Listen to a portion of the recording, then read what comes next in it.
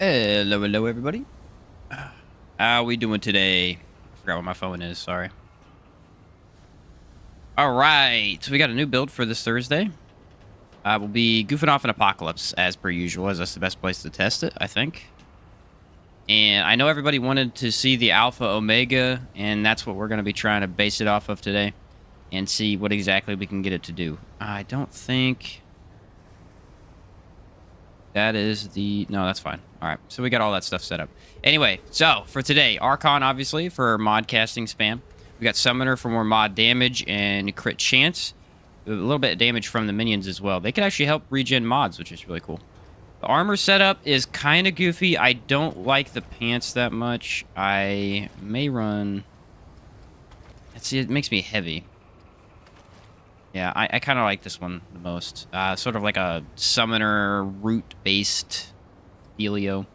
And then we've got the Ruined Heart, so we can increase all of our mod stuff and get a little bit more mods back if I need to. It's just a really solid heart. I really like this one. Melee doesn't matter. It's like whatever. Rotted Arrow. We'll be messing with Song of a Fear as well. Song of a Fear is busted. It's so good. And we'll be messing with that for this build as well. And then obviously Alpha Omega. So, which Alpha Omega is crazy. What's up, Yargo? What's up, Connor? How's it going? Build sounds exciting. It's going pretty well, and this build is pretty cool. So the first off thing we do is we pop these guys.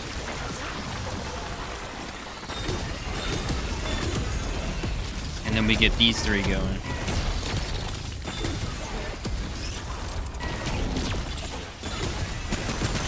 And I'm using this pistol because I never used it before, and I kind of like it.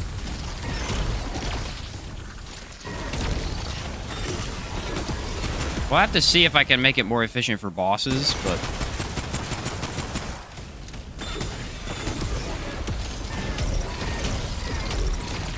we can get thousands of damage from that one mod alone. Unfortunately, I don't have crit, which is the only bad part. We'll have to mess with it and see exactly how I can fix that up. Second Archon shield ability would be really good for more damage. Problem is kind of a goofy skill. We'll mess with it. We'll mess with it a little bit. It does increase mod regeneration quite a bit, but it's one of the goofier skills. It makes you take more damage too, which is not great. What's up, Rick? How you doing, dude? Welcome back. All right, so we'll re-roll the Apocalypse.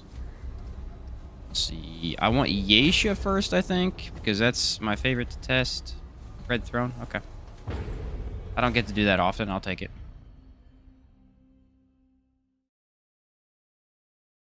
There's technically a better way to make this single gun deal damage, but I'm trying to get everything to work.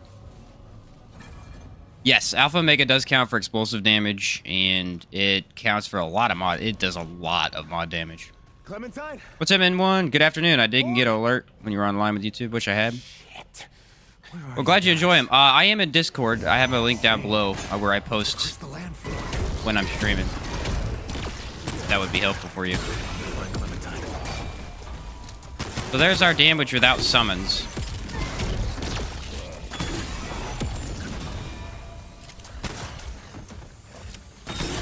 I think, what, extra 40%? I mean, it gets 1,000. It's pretty good. Now let's pop this little guy.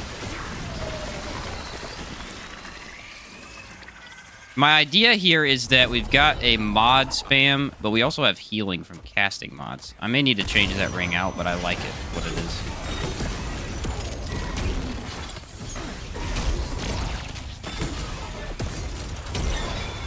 Well, he walked in the way. It's on him.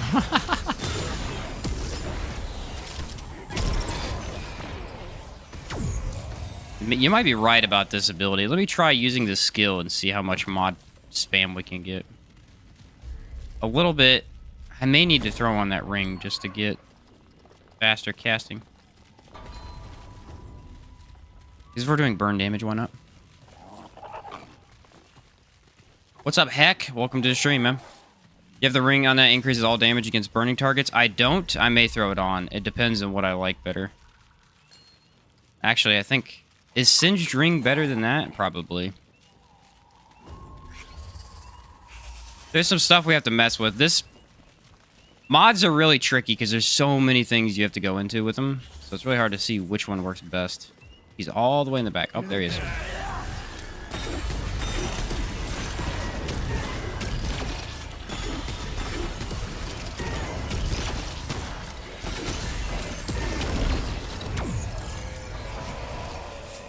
We could get that crit a little bit higher. I'd like that.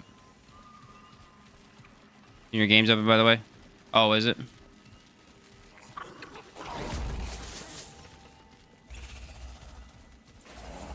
That's fine. I'll just leave it open. That's not a big deal. Caught Nightweaver for the first time today with a buddy. Adventure mode. Still haven't attempted the final boss just yet. Wanted to cry. Nightweaver's tough. What difficulty did you fight her on? She's a beast, man. She's a beast.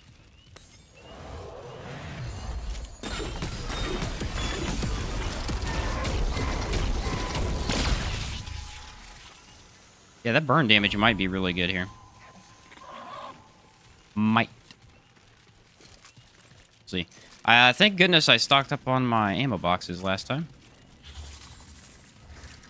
I might need to put a mutator on the weapon, but I just don't really care that much.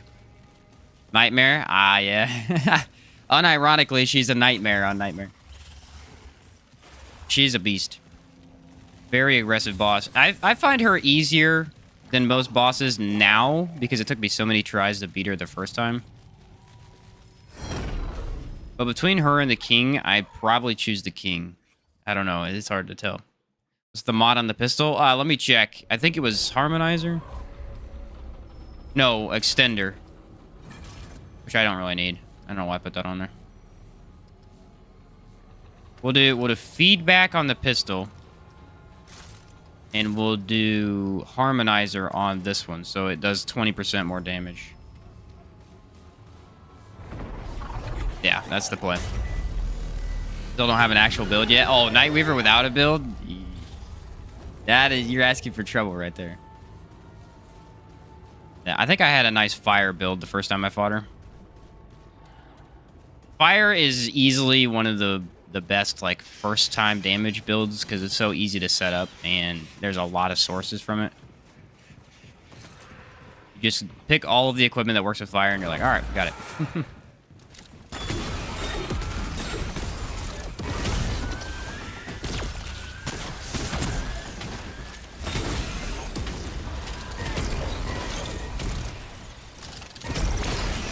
Woo, 2,000 damage. So we have to stack the mod. If you don't stack the mod, it doesn't get near as much damage. We have really good health regen, though, which I love. That ring is actually pretty good for health regen. Take a relic so we get a little bit more mod regen.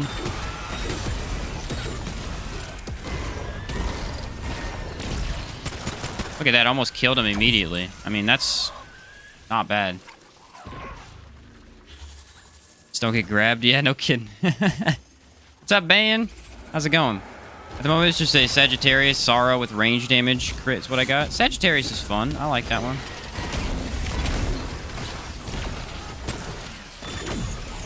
I made a explosive build out of that one time. It was pretty cool. It wasn't my favorite for Apocalypse, but it was a fun build. You dirty dog. Did I put that on? I'm wondering if we want to go into, like, extra crit.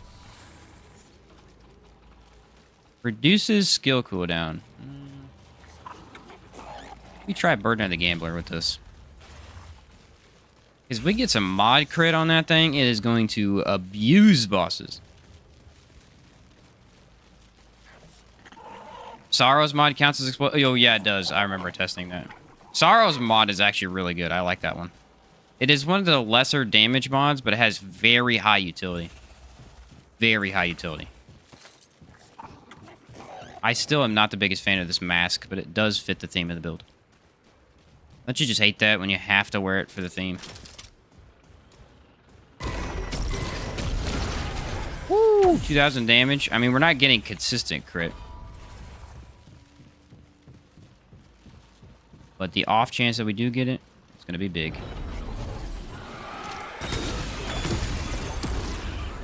I think this kills me, doesn't it? If it does, it doesn't do that much damage. Or I'm out healing it. It can outright kill basic enemies.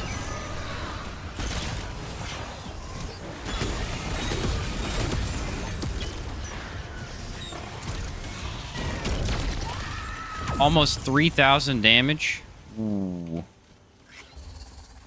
That is big. There is actually a ring that I do not have that would be really good with this. If I can find it. It's like Burden of the Follower, I think.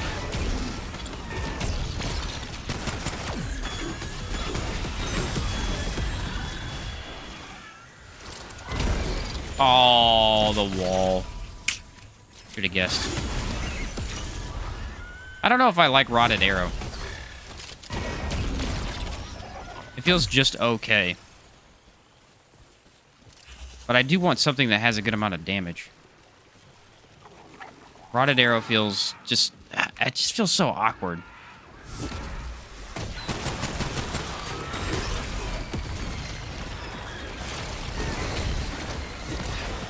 Ah, these guys are a pain, aren't they?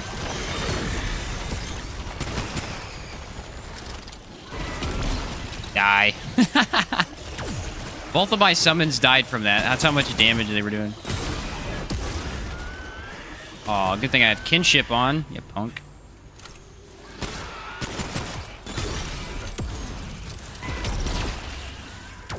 We have to really play into this one because this does so much more damage. What's up? Why? How's it going? Helix? I thought about trying Helix. What is Helix's mod regen? That's the real question. Love that. Alright, here we go. Here's a good test. Pop our relic.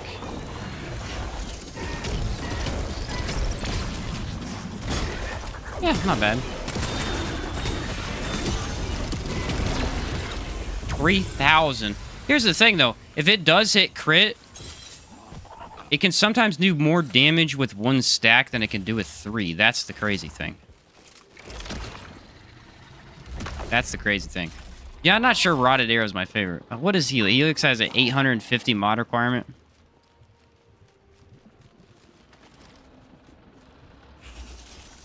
Blood Draw does do AoE. And comes back way faster. I don't think a familiar would help me. Skewer... Skewer is one of my least favorite abilities. Let's try Blood Draw first. You have tips for quick archetypes leveling? Not necessarily. I just now fully leveled Explorer. I just played through the game. I didn't really think too much about it. EXP stuff is the best thing you want to go into. Great. Now I'm hearing music. Sure, it's only the explosion that can hurt you? Yeah. Yeah, luckily, this mod here doesn't actually kill me. So this one can't hurt me, thankfully. But look how much healing I get. Heals 1% of max health per second, but it lasts 30 seconds. Pretty cool. And I think I can use another mod and get it stacked more, right? If we're not getting hit, we could take that off and just do some more damage, I think. Space crabs deal explosive damage as well. That could be something we could play into a little bit. How much is the space crabs? They have low... They're also summons. Ooh, they're 450. Bad for bosses, though.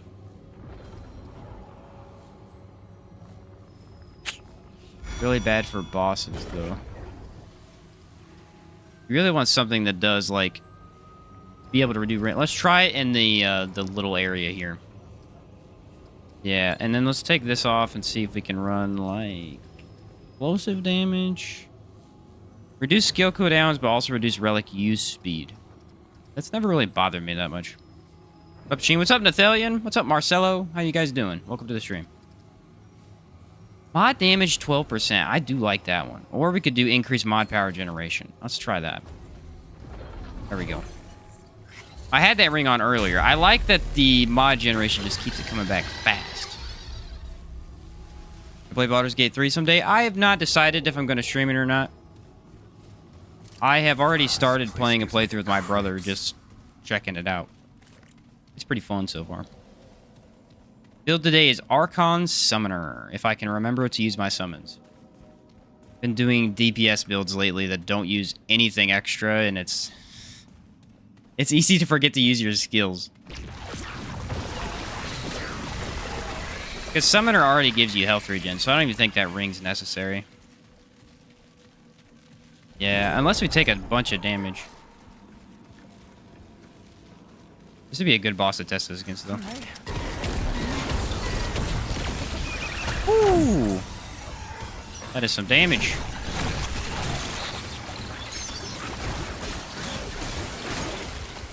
Oh my word, that's beautiful. The space crabs truly are one of my favorite mods.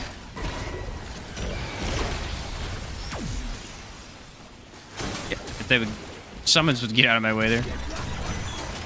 Pretty much every time I use a mod, I get a mod back.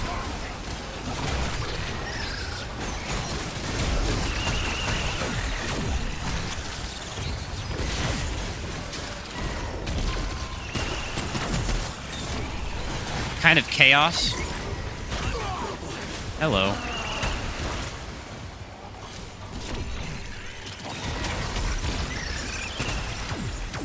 Yeah, Song of a Fear may just be the way to go.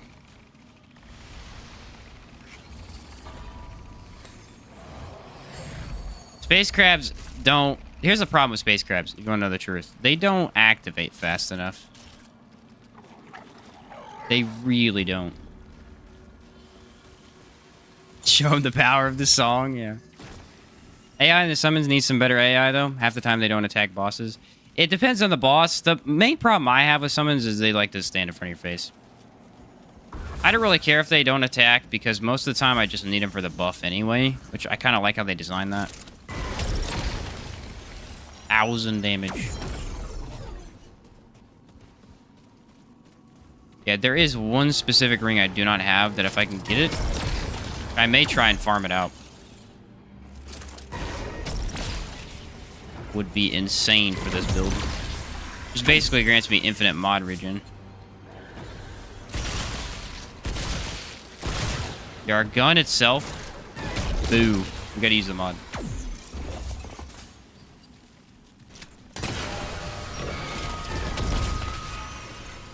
Song of a Fear is busted.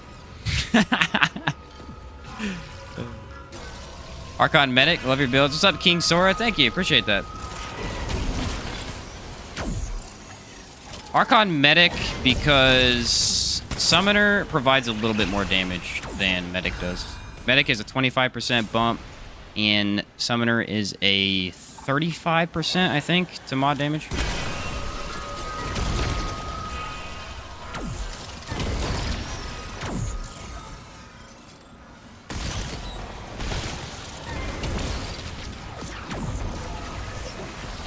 For it.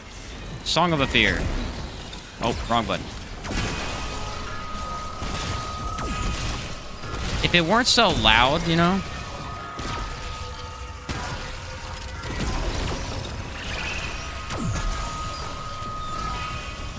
It would be much... something I use in every single build. Do we even have On the Ring? No, we don't have On the Ring of Malevolence right now. It's kind of crazy. What's up, David? How's it going, dude? Bag's full. Summoner gives a mod crit as well. Yeah, which you definitely want.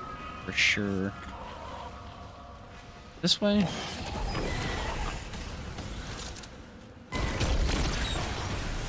I'm not getting as much. I might need to play into crit a bit more.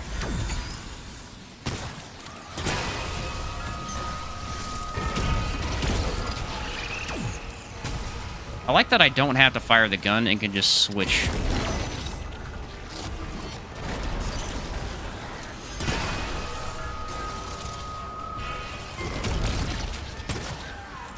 Just extreme ad control.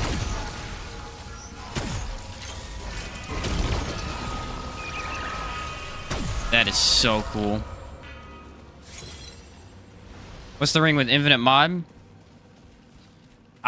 There's a ring called, I think it's Burden of the Follower? Burden of the... I think it's Follower. It provides way more mod regen, like 50% or something. It's kind of crazy. Any theories around DLC or where Ford's disappeared off to? I have no idea, honestly.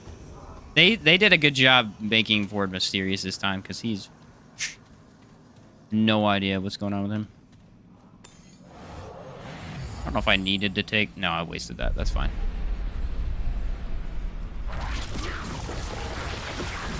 This is not a bad place to test this, because mod power is king in this fight anyway.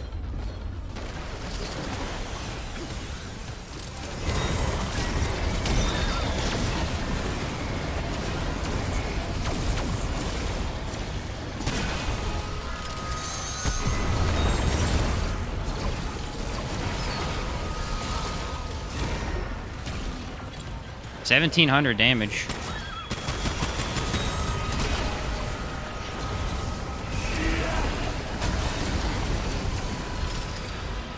Yeah, the summons are definitely in the way. Man, that's doing good chunks of health, though. Holy cow, that is good.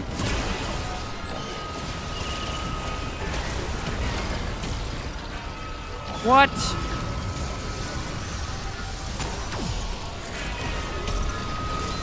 What the literal heck? Why does that take so much of his health away?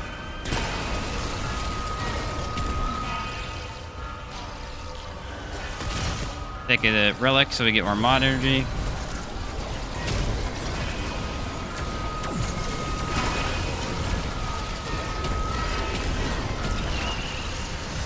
Oh, I think he didn't take any damage there.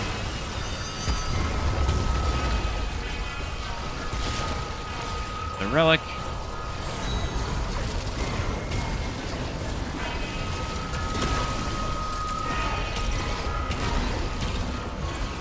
Jeez. Wow. It's in Andaria's End, 50% mod gen, minus 15% fire rate, perfect for this build. Yeah, I just don't know where it's at. I think it's in one of the secret walls. I'm pretty sure that Hopefully thing we would've get been to the dead if we cave. did. If not, I'm just going to roll an adventure. That was pretty good, though. Here's the thing. You're not getting a ton of mod regen from your secondary mod, right? But what you are getting is complete control over the battle. So, like, no ads can come near you. Or anything like that. Locate a climbable ledge with a statue. There'll be a hole behind some pots. Dropping down the hole will lead to a library. Okay. I don't think it spawns every time, though, does it? It's, like, random in that dungeon, or is it guaranteed? Playing Remnant for some time, and I'm convinced the game actively tries to give bosses the worst of fixes for your current build. I 100% agree with that. Most of the time that I do elemental-based builds, I get elemental immunity or resistance. I'm not even joking. In Andaria's End? Okay. So it's just guaranteed in there. Well, do we have a chance to get it? I don't think we do here, because we just fought this guy. Random chance? Okay. We'll look for it, because I think that, honestly, will make this build insane. I'm surprised I don't have that ring already. 50% mod regen? That's a nutty number, honestly. 1,400 damage? Jeez. I really do hate the sound effect that the Song of Fear makes, but it is undoubtedly one of the most powerful abilities in the entire game.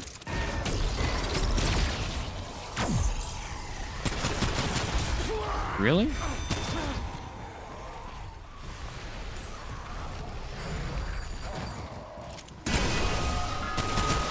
Plus, with this, you're actually making it burn because it does AoE damage. Next patch, we've nerfed a mod regen so she can't break the game. Listen. No more patches, okay? No more breaking my stuff. They do need to patch a few things, though. There's some stuff that I keep trying to use and cannot use because it's broken.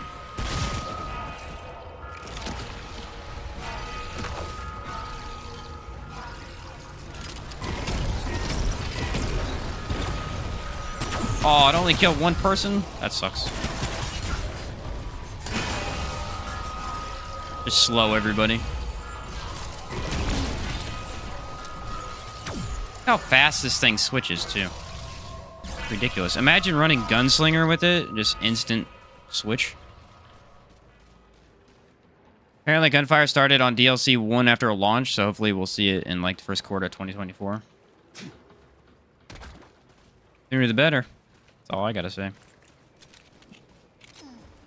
I can't remember when Remnant from the Ashes second DLC, or first DLC came out. I think it was, like, half a year after the game. Don't remember. Shouldn't have to wait that long, I don't think. So can't risk using the Nebula mod. Oh, because he crashed his Xbox? That sucks. This is it.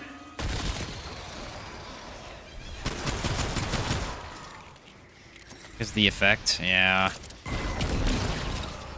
I can't imagine what it's like playing on console. There's been a lot more issues on console. Should I try do this? Ugh, probably not, but I'm gonna make the mistake anyway. I like it. I like the pain. Mod really setting off the Titanius in my ear. Gonna hear that mod ringing out of my sleep. Yeah, that's the problem, you know? I wonder if there's a way to turn off, like, that sound individually. You guys hear that?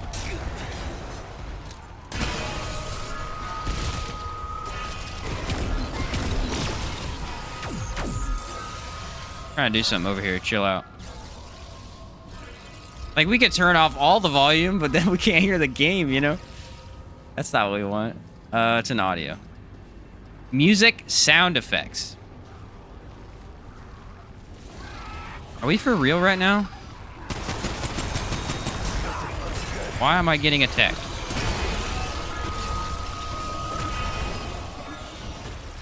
And how am I alive through it?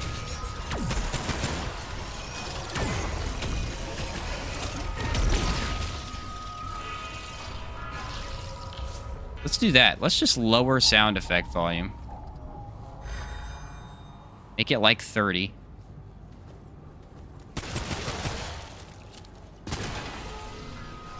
Come on. That's a lot better, actually. Let's lower it one more time, see what it's like. It is deafening.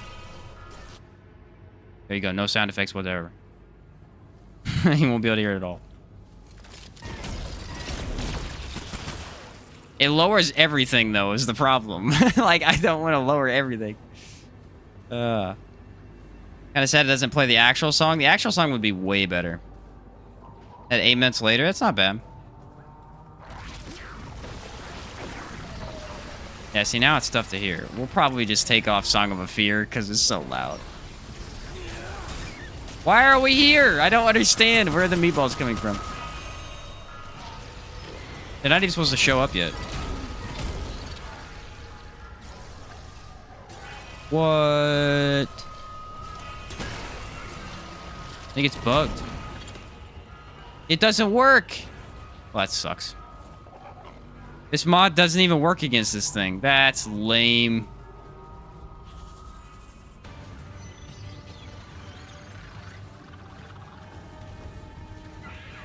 Who's attacking me right now? Insta-kill that. Yeah, that's actually kind of lame. I can't believe that's a thing, but whatever. All right, we need a different AoE. I'll try Helix. I'll throw it on for a little bit. And we won't do that since my gun doesn't work against it. Subject 2923 was amazing. It was a fantastic DLC. Here they come. Good night, Wide. Get you later, man. All right. Oh, you get 2 charges in Helix? I did not know that. It's been a long time since I've tested that ability. Has a higher mod requirement is the only thing I'm worried about. Holy cow.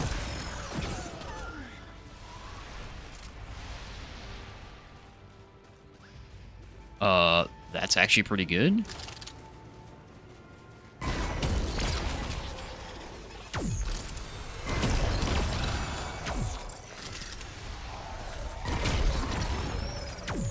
That's actually really good. Does it burn? I think it does. It counts as explosion damage. Yeah, it counts as explosion damage.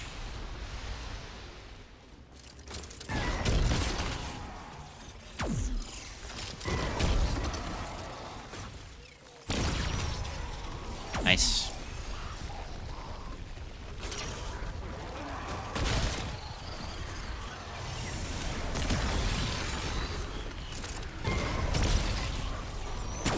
Yeah, if I can get that ring, we'll be in business.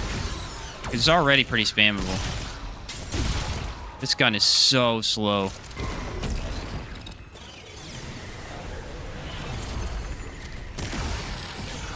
Yeah, I take it back. This is actually pretty decent here with the setup. This mod generally sucks without mod spam, though. Must have high crit chance or something. Really high crit chance.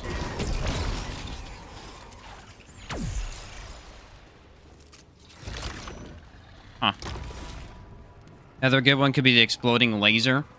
That one could be good. Doesn't that build up mod regen really quickly? Prismatic driver, I think it's called.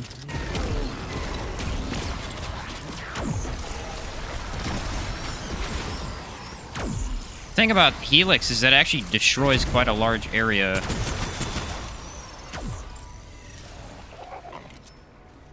Oh, here we go.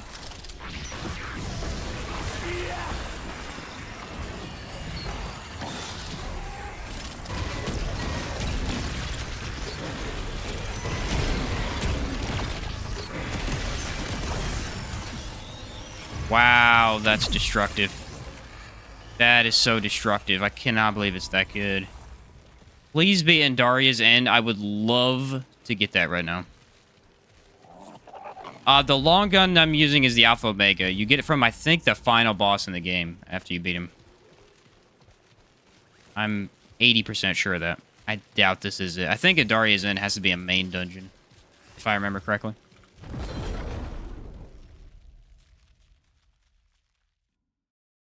You know what? There's a potion. Cathedral of Omens, yeah. There's a potion. Reduces skill cooldowns. Increase mod power generation by 10%. Oh, we can make this work, boys. We can make this work. I just need to get that ring, though. And Daria's End's a side dungeon? Oh, is it?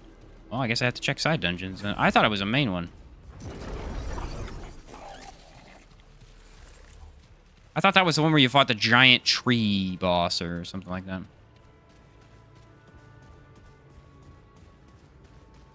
Actually, I kind of like Helix with this build. It's kind of a fun mod. I did not like it originally because all in by itself with like no mod upgrades or anything like that, it doesn't feel that good. But here it feels pretty solid.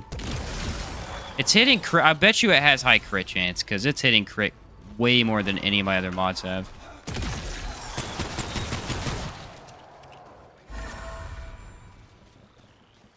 That's Kaula's Rest you're thinking of? Oh, okay. Well, that's why I haven't found it. I've been looking at Kaula's Rest this whole time.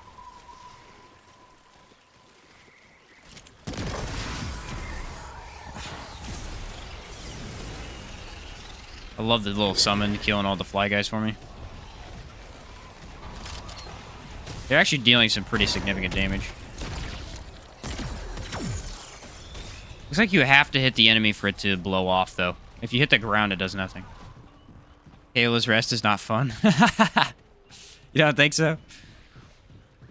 Hey, Kayla's Rest is pretty brutal, I'm not gonna lie. Listen, those gun guys, it depends on the build. Sometimes the build is like, whatever, it doesn't matter that much. But on some builds, those gun guys will just shred you so fast. And it's so hard to get out of their range without just hiding behind walls constantly. Widow's Court is, I believe, the Archer. Could be Broodmother too, though. I don't remember which one is which. But I know it's one of those two.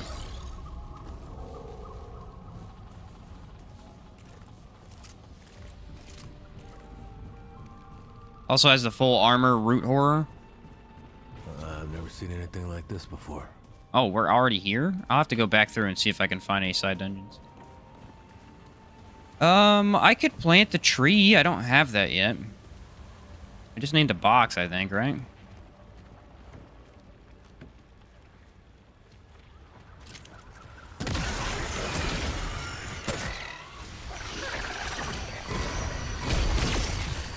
I really love that it doesn't hurt you. It makes it a much safer AoE-based mod.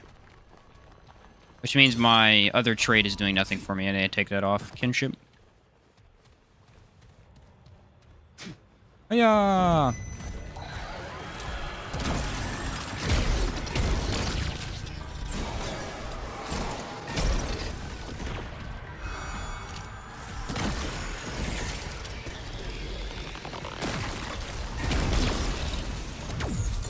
Oh, this is good, dude. This is insane. And I don't even have the extra mod yet. Wait till I get to that.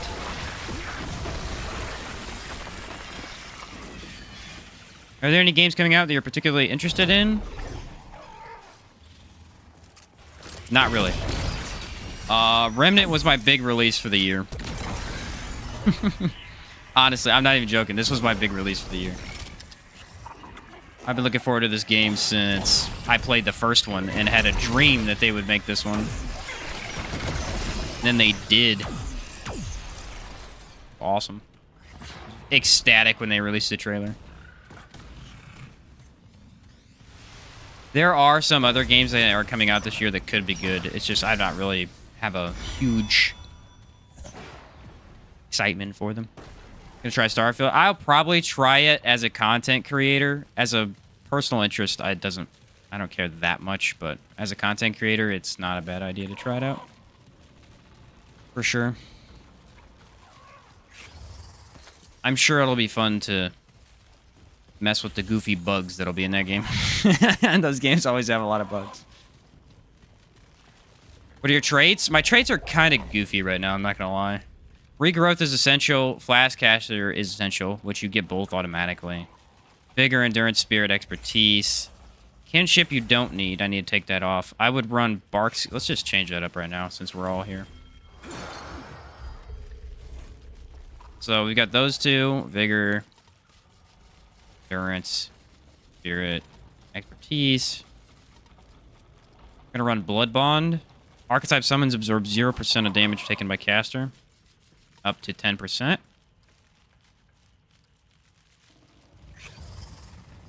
AoE size. I don't think you need that here.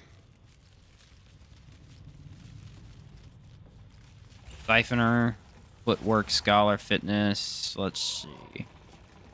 AoE size with the mods? Yeah, I'll try it. 50%, why not? Why not? I'm on Handler, still got rinsed pretty quickly. Should I go for extra healing? Or armor? Increase movement speed? Our armor right now is only like 32. It's not that great. Hope they release more archetypes so they can up the trait cap. Yeah, no kidding, right? No kidding, right? At least like 2 more traits would be awesome. Let's run with...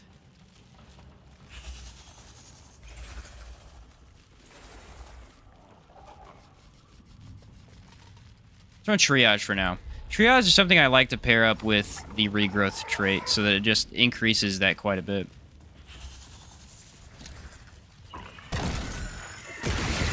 Traits are weird for me because sometimes I feel like I either have not enough trait points or I just don't really care that much about what they're going into. Right. Depends on the build, but it's usually one or the other.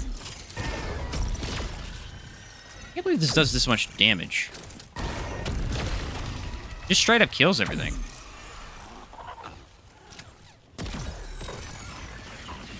Whoever said Helix was a genius, because that was definitely the best way to go. Like, Helix is trashing right now. Helix is being a beast. They said they would in Reddit? Ah, I got you. I know the devs are pretty active in both their Discord and Reddit. What I've heard.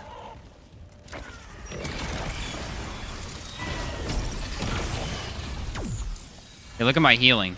It's pretty good. I basically don't need to heal. I should at times. Like in boss fights, I'll need to occasionally, but... Alright, I've got the key. The box is in the bottom, I believe. I use a fear so much I don't hear it anymore. No, see, here's the thing. I love it. I love it. And if it was just me, I'd still run it. But since I'm streaming and it's extremely annoying, yeah.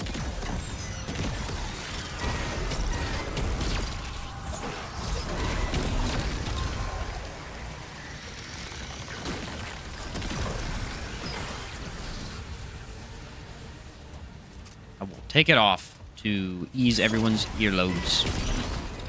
Eardrums. I guess your earlobes don't actually hear, do they?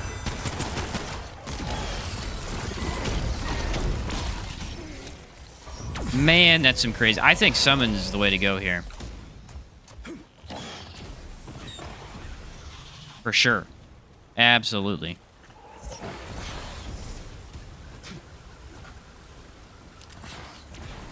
See if I remember where the box is. My favorite mod, 10 out of 10. Yeah, it's amazing for sure. I think it really is the best mod in the game overall, because if you think about it, it has the ability to do some damage, it has good utility, and it has amazing control. So it really just has everything. I feel like they're upping it slowly on purpose. Didn't they not have trait cap in Remnant 1? They did not have trait caps in Remnant 1, no. Which actually makes Remnant...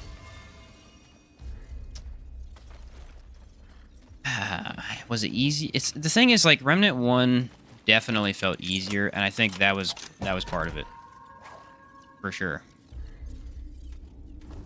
Because think about it realistically. If you have more traits, right, and you actually look at the traits that we had in Remnant 1, they were insane. There was so much variety. You had reload speed was the first one I always went into.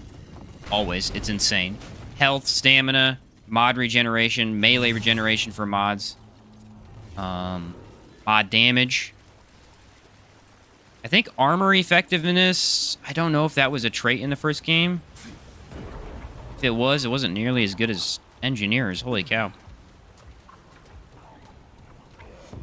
Remnant 1 was kind of like the ultimate power fantasy, where they just, once you've played the game long enough, you had enough traits to just bully everything.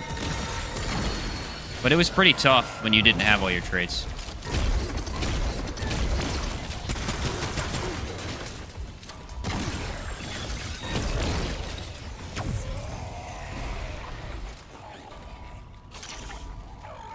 Mod damage and summon damage stacked on the turrets. Yeah, that's... You could... The thing about that is I think summon builds were actually better in the first game. I don't know if they put out enough damage, but I think they were better overall. There was a lot more stuff you could do with them. Although you had DLCs, so, you know, there was more stuff in it. Ah, what's up, Lars? Yeah, this is the Alpha Omega. It's the one you get from the last boss. Unfortunately, we're fighting one of my least favorite bosses, so this could go very poorly.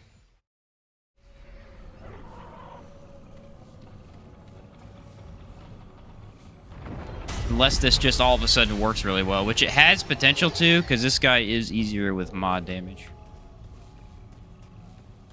I could also suck it up, and then that wouldn't be fun either. One of the two.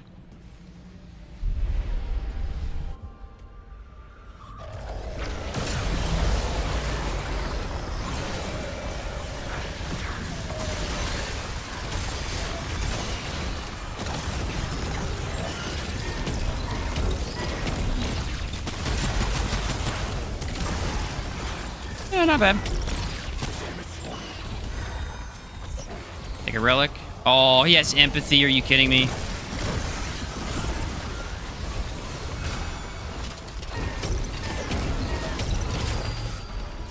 You punk.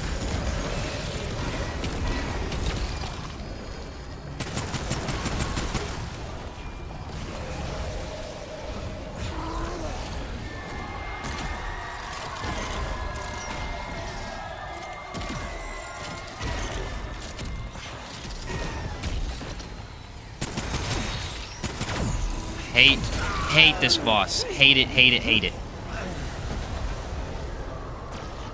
There is more ads in this boss fight than in any boss fight in the game. Problem is he has empathy, and I don't have a way to get my mod regen without my relic. Why is it always empathy, bro? It's the last boss I'm stuck on right now in Apocalypse. Gotta see how you do it. It's a tough one. And watch your Neo video soon. One of my absolute favorite games up there. Oh, it was fun. It was also very brutal too, but it was fun. We're gonna switch out this for the bubble, so that we can slow down the birds or moths. I hate the moths so much. Should a tornado? Tornado would be good. You're right. You're right for mod regen.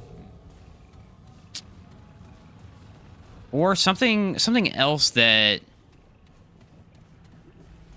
the couple options we have. It's better to start over anyway, because they put you way too close to them.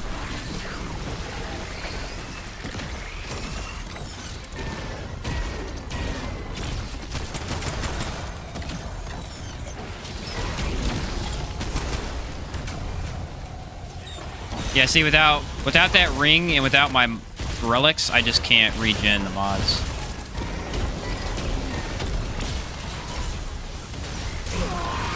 Yeah.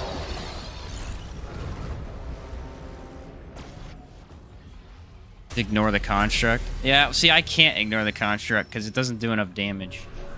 I think you're right, though. I think this boss fight, you just go with the fire tornado.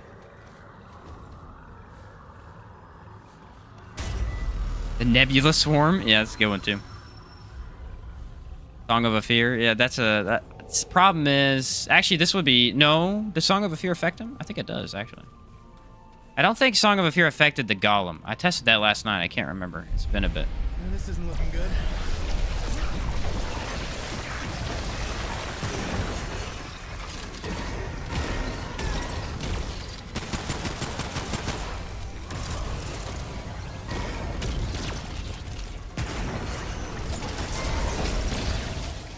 If the little dudes would get out of my way. Holy cow, that's really good for mod regen. Are you guys seeing that?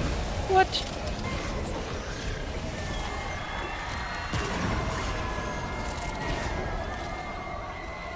I think it missed.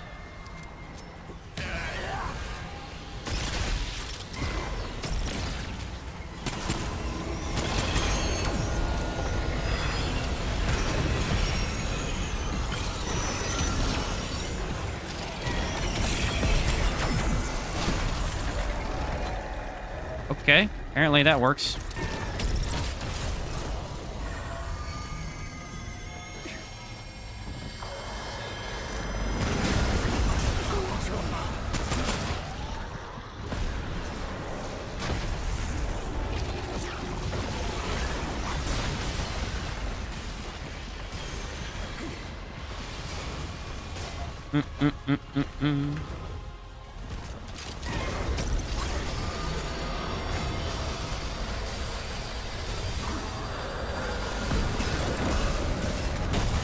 Oh my word, it's destroying my frame rate right now.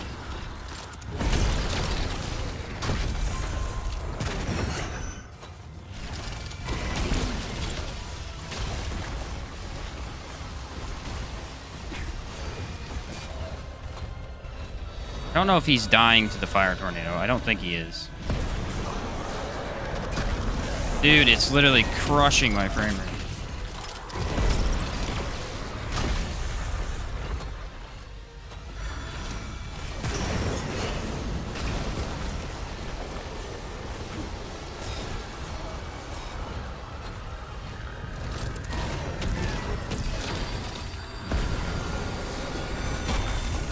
Every time he jumps, it breaks the frame rate.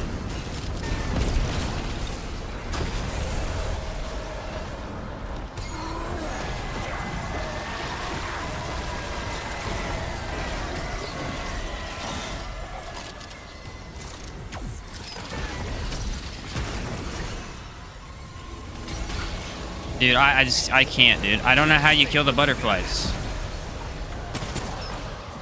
I have no idea where they're coming from. It's literally my least favorite fight in the entire game.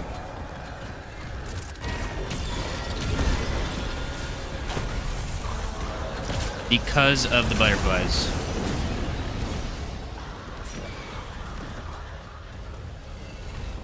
Although we are shredding this guy. This guy doesn't usually die this fast. Yeah, of course, dude. I freaking hate the butterflies. Funniest thing happened to me in my mate's game today. I accidentally killed a boss with the elevator in Narude. Wait, really? That's cool. I genuinely think this is the worst boss fight in the game. I genuinely do. It is all ads. The golem is an ad. He has 4 arms, which are all ads. He has butterflies, which is at least 15 that can attack you. The Reaver? Reaver might be a pretty decent idea, actually. I think the flyers are dying too fast. Okay, that took way too long. Fire tornado kills the arms.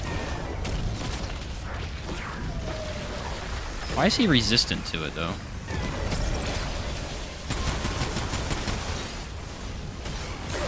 Yeah, nothing I could do. What a dumb freaking fight, bro. What a dumb fight.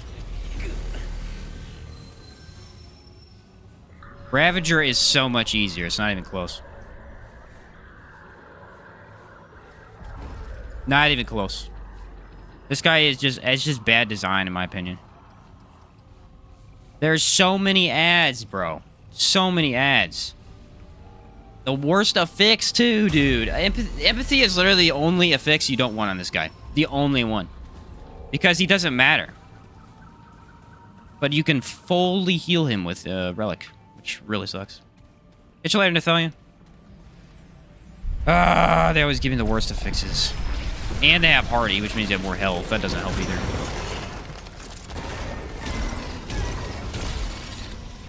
We're just going to take the Relic so that I can spam the mod.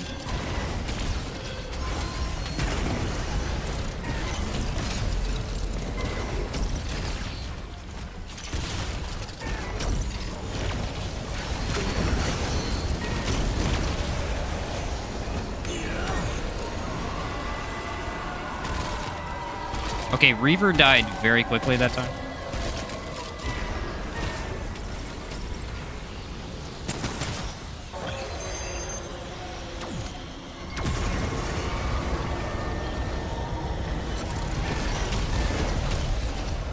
Alright, damage is good, sort of. I don't even know. I hate this boss fight. Problem with Song is I lose a lot of damage, and I gotta be able to kill the golem quickly. That's the only reason I'm not throwing on Song. The bubble does apply slow, too, though. And with the AoE, it basically is Song of a Fear. Yeah, I didn't throw on Kinship because of the... I wasn't using Fire Tornado, and now I am. It's a mess.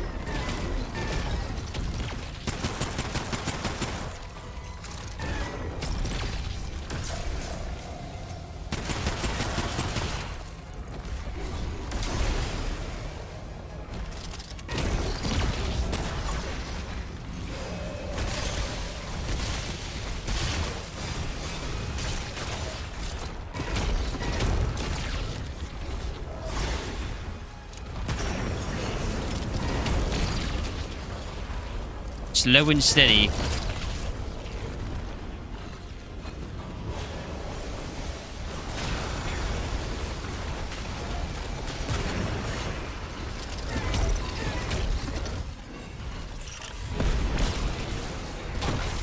can actually kill him when he goes over the thing, which is kind of cool. I haven't done it in a long time, but it is possible.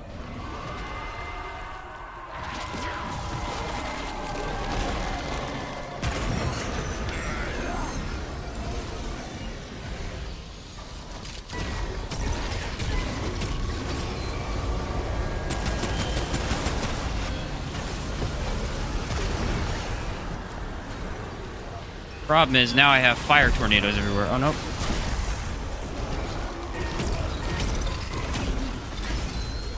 I'm dead. No way I can make it. Yep.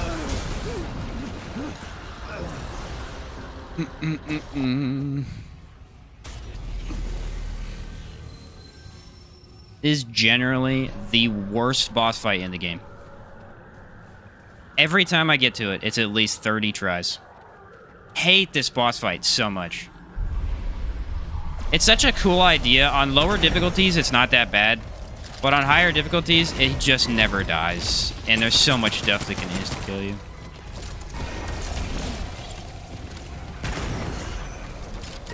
Including myself, apparently, with my own tornado, which is not the best idea I've ever had, but it is kind of funny.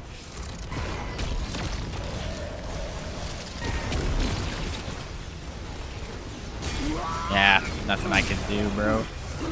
Oh, man. I can't use the tornado on him. I have to use it on the guy in the back, I think. I really need that ring. I do not have enough mod spam to keep this active without taking a relic. That's stupid. Wait, can I summon my guy out here? Will he stay out here? Let's try that. See if I can get the tornado to just go on the other guy. Or I could just launch it through the air. That was something.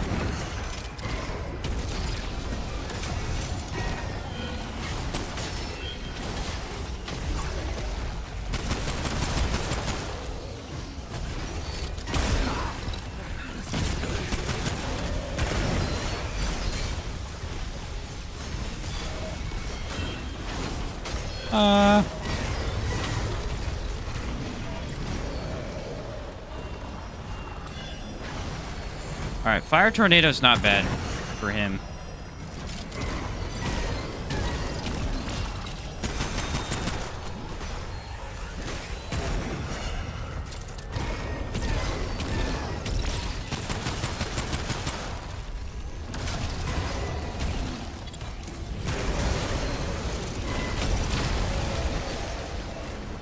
Okay, jump to the other side. That might give me enough time. I don't know. These are one of the worst 2 affixes I've ever gotten on this guy. Seriously.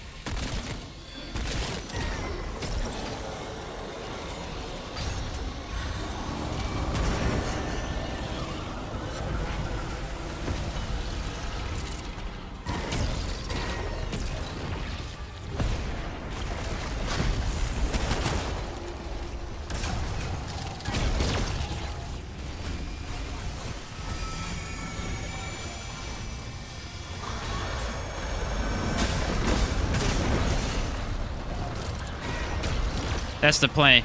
What I have to do is I have to... Nah, too early. I have to get the fire tornado on the big dude and then wait for the... Why is his delay, his dodge or jump so delayed right now? That was way delayed than it should have been.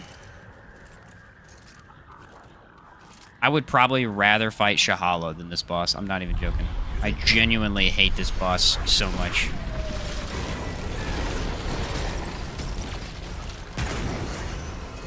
Is that enough? Nah, I hit the wrong guy. Dang it.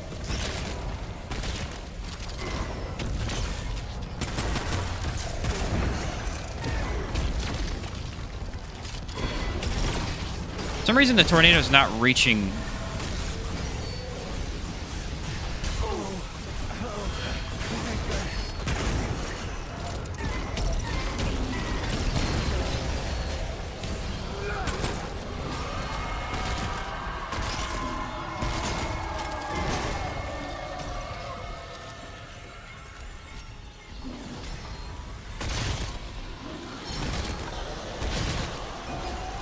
Should I leave the platform? I'm gonna leave the platform.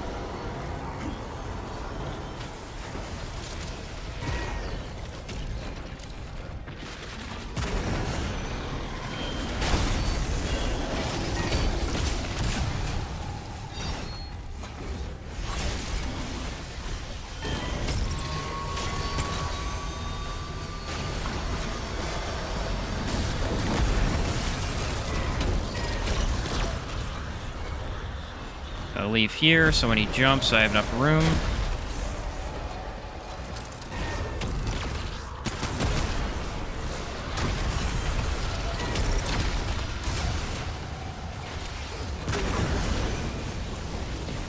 There we go, he's moving.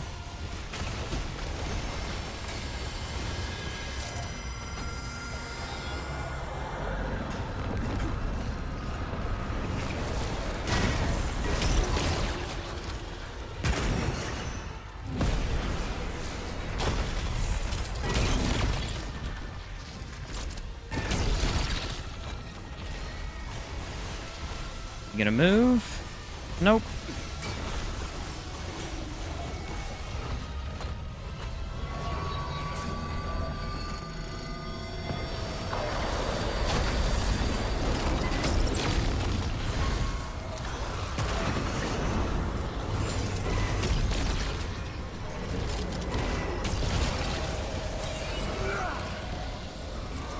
Okay. I gotta watch for the little dudes.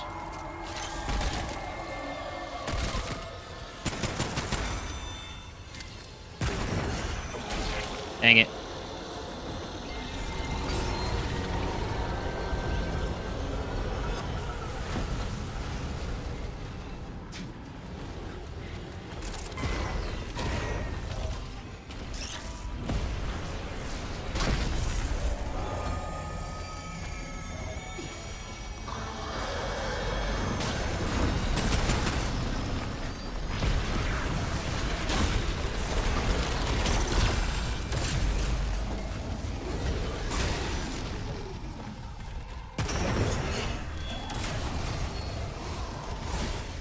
That was perfect timing.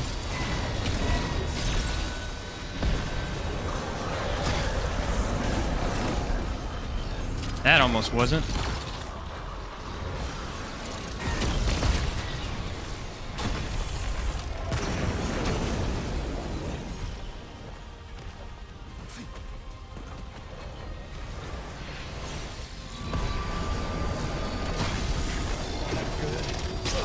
Hate this boss fight. I seriously hate it. It is all running. There's no actual fighting in this boss fight. What's up, Unbrium? This is the worst boss fight in the game. You're not actually fighting. You're just sprinting across platforms. They need to decrease the amount of time the laser happens because it is way too soon. It's stupid. It's just stupid. There are way too many ads in this freaking fight. This is worse than any ad fight in the first game. By far. It's not even close. It is 10 times worse than any ad fight in the first game. I guess I'm going to throw on Kinship, because literally the fire tornado is killing me.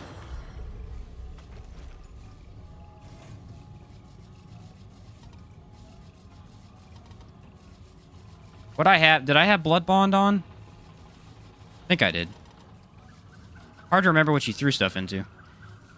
Expertise, and then... What was the last one we had? I think we had Untouchable, Swiftness, Triage, Revivalist...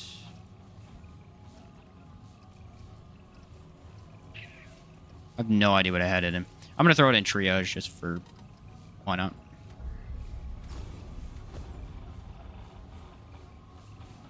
I should be able to get it, Rick. We'll see. If not, I'll have you up him.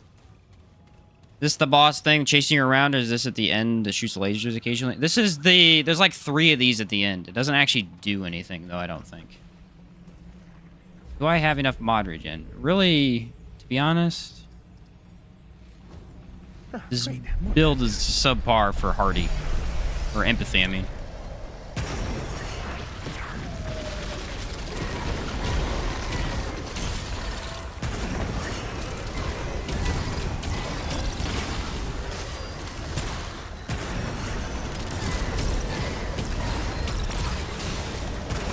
Oh, I had on AoE. That's what I had on.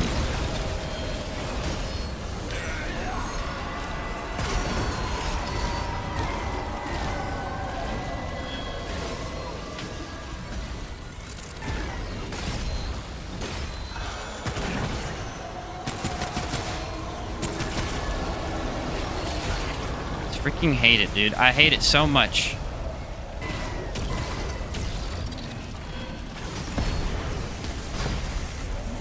Fight adds 90% of the stupid fight. Hey, you were right about Reaver, though. That's pretty good. He's literally just chomping away at this guy. Also, he gets health back when he does laser on the guy. It's truly just so horrible, dude. So horrible.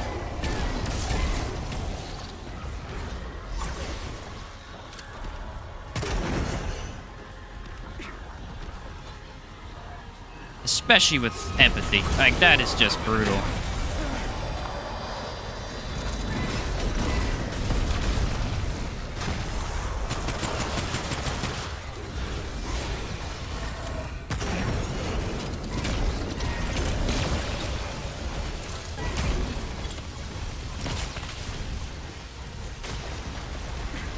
Nope, not gonna give me any time.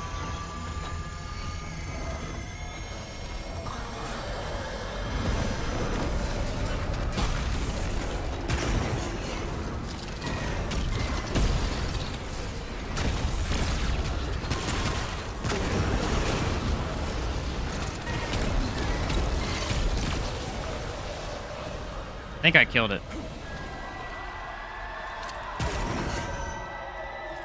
I'm not 100%, but I think it... Yep, I got it. There's no way to know. There's no way to know where the bugs are.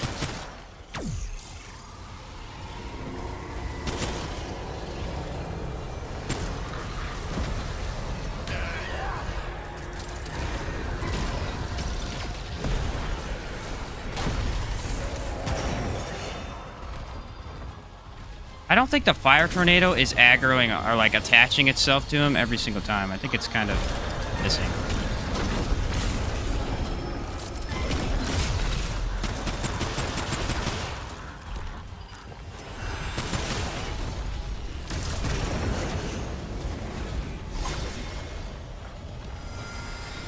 Running.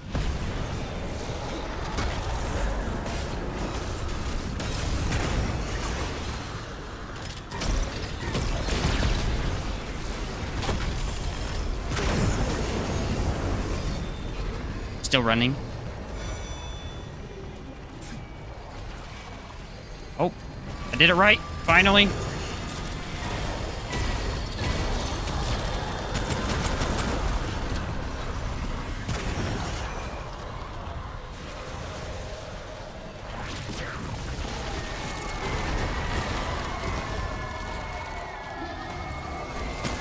I'm telling you, the damage is really good. It's so good. It's just that, you know, getting the damage is the hard part.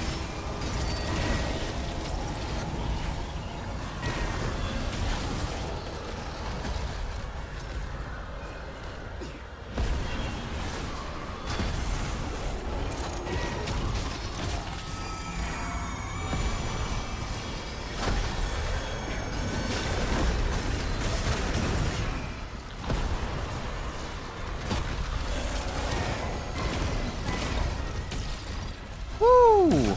Just chunking his health.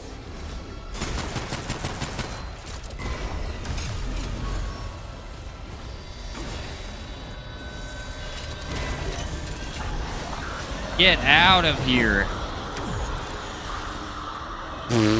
That boss fight sucks so much. Man, Hardy's brutal. Giving bosses more health? Like, why, man? Why? Firestorm actually pretty good there. Wondering if I should run Firestorm to just regen the mod. I don't really want to, though. I want to use Helix. That's the main problem, is that I actually do want to use Helix. I was running that one, yeah. Yeah, it really is all about affixes, man. That is brutal. I think they nerfed Hardy, too. I think Hardy used to be 25% more health, only 15 now. They don't mess around, do they? Hate those butterflies. Yeah, the butterflies are really annoying. They're not that big a deal in main areas, because you can usually kill them before they get to you. But in that boss fight, I don't know how many are allowed to attack you before. I think there's phases. And so for each phase, I think only 5 or 6 can attack you at a time. But I've not done it enough times to count, so I have no idea. I think that's what it is, though. I think it's about 5 or 6.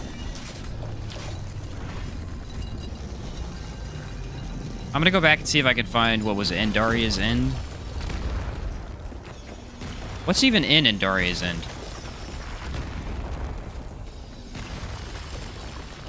Like, what's the main reward? Oh, is that the cave with the ring at the end that gives you health regen? The Krell Axe. Yeah, it's the one with the Krell Axe, I think.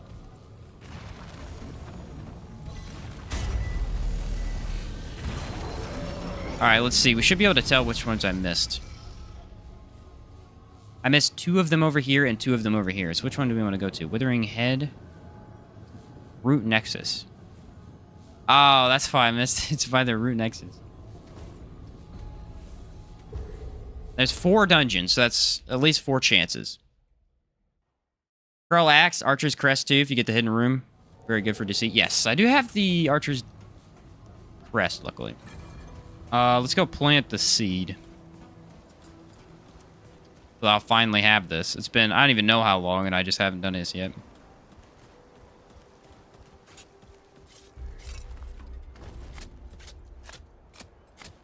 You know Get what to work, I love buddy. about Jacob there? He don't see the seed. He sees the flower.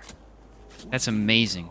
Mudtooth stew is good for something after all. There we go. I wonder how long that takes. I bet we just teleport back, maybe? You ever climb to the top of that tower? Archer's Crest was very, very annoying to get. That's the one by the saw blades, isn't it? I was with my brother when we got that one.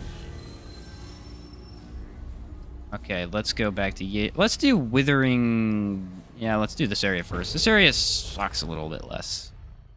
Because I think the root nexus blocks off... There's a door there that I never opened.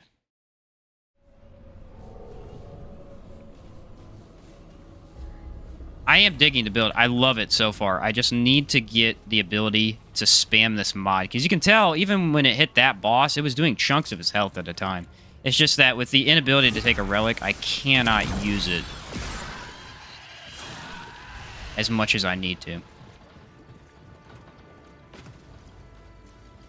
That boss fight's a lot easier in co-op. Because whoever he's on just runs away constantly while the other guy does all the damage. The problem in solo is that you're trying to do damage and run away at the same time. And there's so many things to run away from. You get shot in the back. It's like, dang it! Why?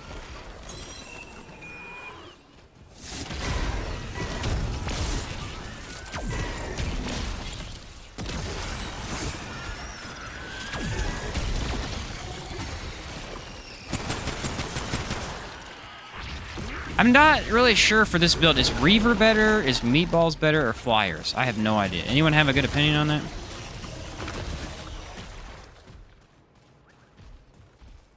I was thinking Flyers, but I actually now think that the Flyers get in the way more than the Reaver does, which is kind of odd. How's it going? What's up, Ghost? Jim, assuming you use the ring that gives mod regen on elemental damage? Yes, that is the... Let's see... Very bottom. The Stone of Malevolence, yeah, I used it for that fight, so I could spam it.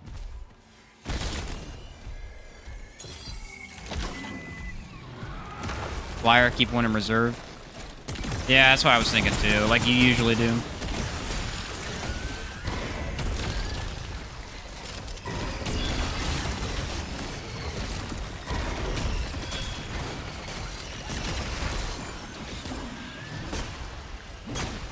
Reaver is kind of fun to walk around with, though.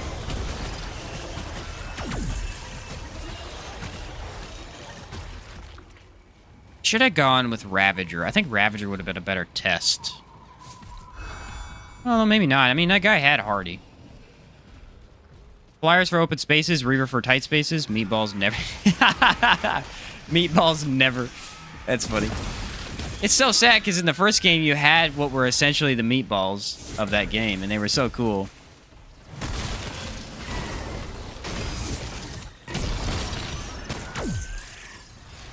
They were so cool. Watched the build videos of yours this morning. Saw content. Appreciate it. Thanks, Jared. Why'd you say that, man? Thanks for watching. Just makes me think the kind for... Just make me think what kind of for future archetypes you can get. It'll be interesting. The Lament? Heck no. Wait. The Lament is where you get the crown, right? Does anyone know where the crown is? Because I will do this. Is anyone... I bet you Rick knows. Rick knows everything. It's a walking Wikipedia for this game.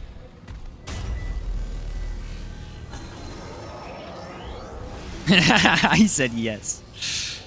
Yeah. I told you. Let's see if I can get through the traps without dying, though. I think there's 2 aberrations in here, maybe. Ground's in the hidden room. All right, yeah, Rick, you can hop in for this, dude. I'm down. Currently running your Root Doctor build to complete Apocalypse. Thanks for the hard work, man. Keep it up. Appreciate it, Aaron. Yeah, glad you enjoy that build. That's a fun build. I'll do the trap one. Wait for me. That was a build that Rick came up with, and I watched him play it, and then I messed with it and changed a few things, ran it with my brother, and I was like, this is unkillable. This is so unkillable.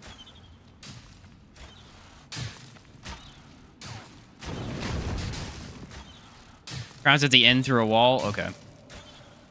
It's the only item in here I don't have. I have everything else.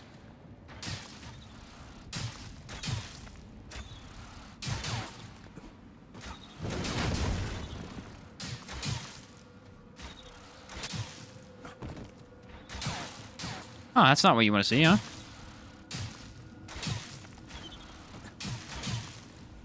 Did just didn't work. Ta-da.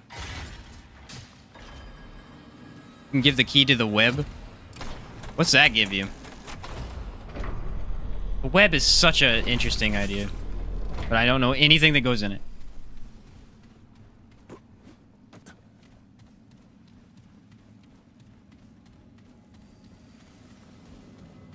Gives you an amulet? Neat. I think the crown's up some stairs, walking through a wall. I think you have to do all the puzzles, don't you? To get them? Any item that I don't have in the game, I just have Rick come and help me get. Rick comes and grabs it. Rick's like, I got you. Although I will say, sometimes when build crafting, it's a bit easier to just look at the wiki, especially when going through rings. Rings can be a pain in the butt when you're just going through the game because you have to go to each individual item and find the stuff. Are we both running the same thing? That's funny.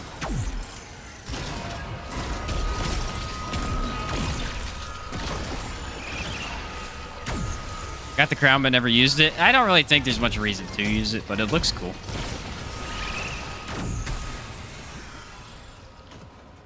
Game have a lot of replay value? Yes. It depends on your replay value, though. So the primary goal for Remnant is to collect everything.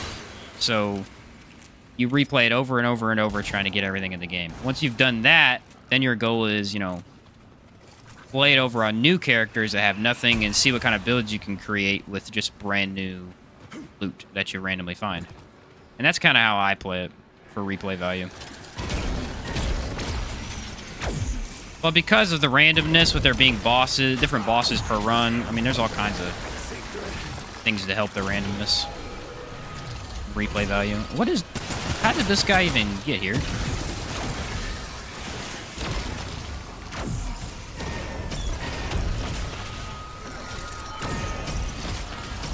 I love the explosion.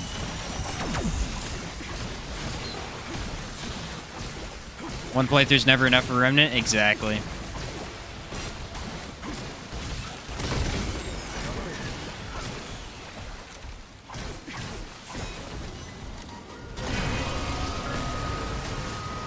Let's go, Reaver. Fight my Reaver.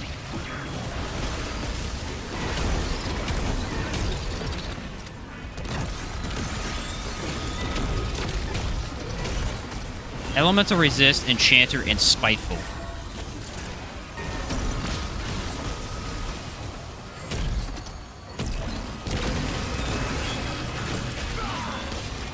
I saw that one coming. Woo! Look at the damage. Oh, this is crazy.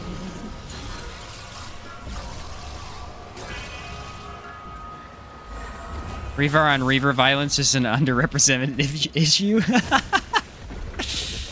That's funny. Listen, sometimes they just gotta go at each other, you know? Where did that guy come from? Loud equals funny. Is that what it is, Rick? Is that how it works?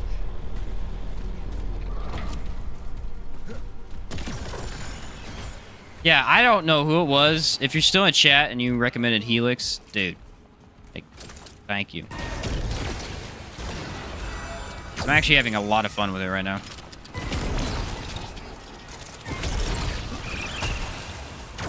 I'm telling you, if I get this ring, it's game over. Started my hardcore run a few days ago. Engineer with Summoners, doing solid so far.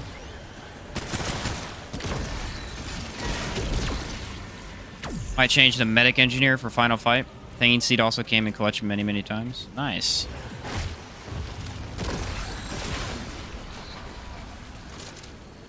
Yeah, I thought... I didn't have the Thane Seed, but I was thinking, oh yeah, you know, that might actually be useful for the hardcore runs. You can start on Apocalypse on a brand new character now, right? Now that you've beaten Apocalypse? Or how's that work? The big guy? Big guy.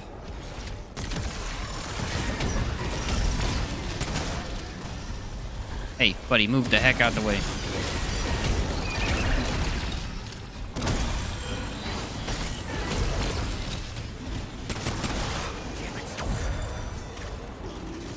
It does freak me out a little bit because those red orbs keep coming at me, and I'm like, it's not an enemy projectile. We missed a purple? A purple? Oh, item? I think I have everything, though. I think I'm going to get this game. Really loving games with good build systems at the moment. Yeah, this game has some insane build stuff you can do with it. Absolutely insane. I've been messing with all kinds of stuff recently, just trying to find perfect setups for a variety of weapons.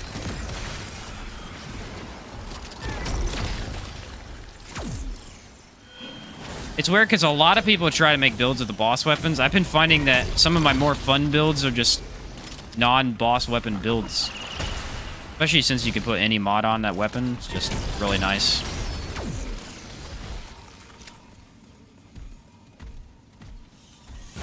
Brand new character on Apocalypse would be possible, yes, but personally I'd be pulling my hair out, staring at a blank character at that difficulty.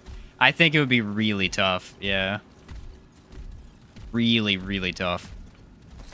But I mean, it does scale with your gear level, so it wouldn't be as hard at the beginning, but you have less loot, so technically it would be, you know? It's just this weird... It's kind of like a paradox, almost. It's hard, it's easy.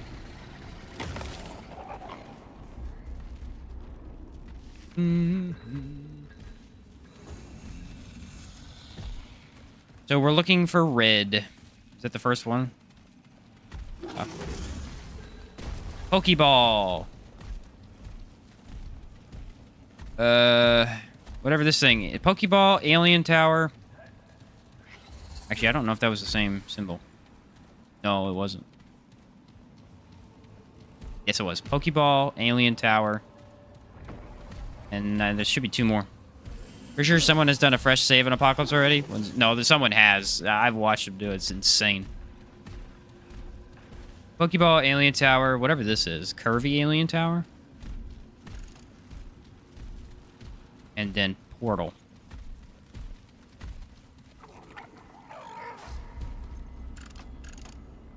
Portal. Look at that teamwork.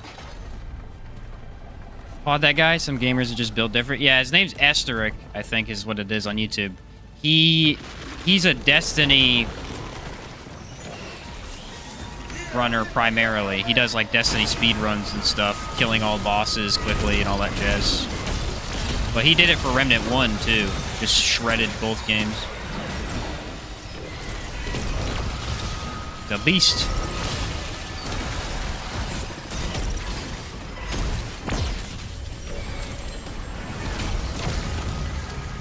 I do think the big guy gets in the way.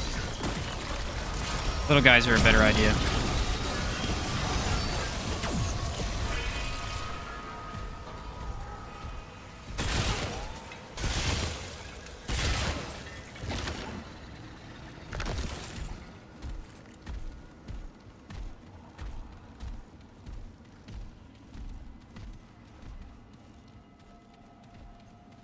Pretty sure the way he beat it, too, is he wore the Space Worker set, which is the lightest set in the game.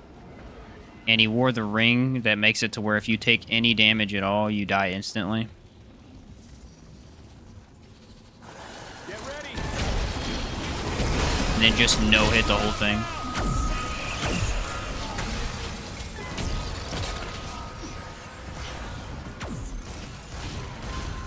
I mean, I can beat Apocalypse, but no-hit, that is a little bit different. That is a little bit different. That's another breed of human right there. At that point, you're more machine than person. Just a robot.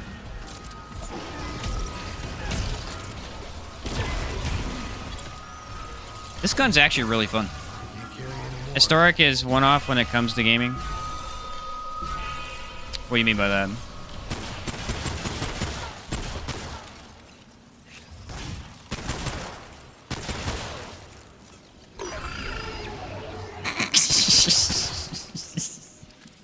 I love that so much. Epic. I think it's this one.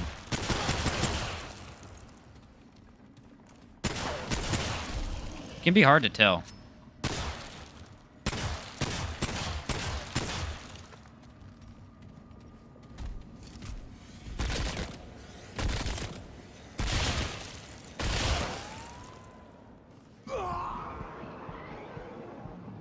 Sounds about right. Esther does some amazing things again. Yeah, he's just a beast. It's really crazy. It really is. Remember watching someone do all Souls games with 0 hits? I've watched people do that, yeah. What I really like is I watch a guy called... What's his YouTube name? Shoot, no, I can't remember. There's a couple that have done Dark Souls 1 runs where they do like level 1 stuff. Those are always really fun to watch.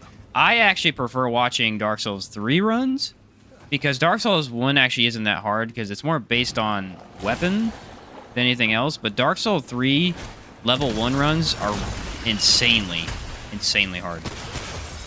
Some of those bosses are just brutal. And it's just really nutty to watch these people do that stuff.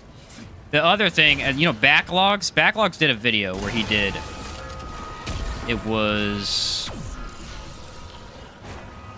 What did he call it? He used consumables only to beat all of Dark Souls 3, right? And it literally... In the middle of the run... Or no, maybe it was Faith. It was one of his Dark Souls 1 runs. Or 3 runs. He literally got halfway through the game, over halfway, and then completely redid the run because he messed it up with one of the NPCs. Like, you're crazy, man. You're absolutely crazy. Gamers are built different. What is man just guessing? It's gotta be by symbol.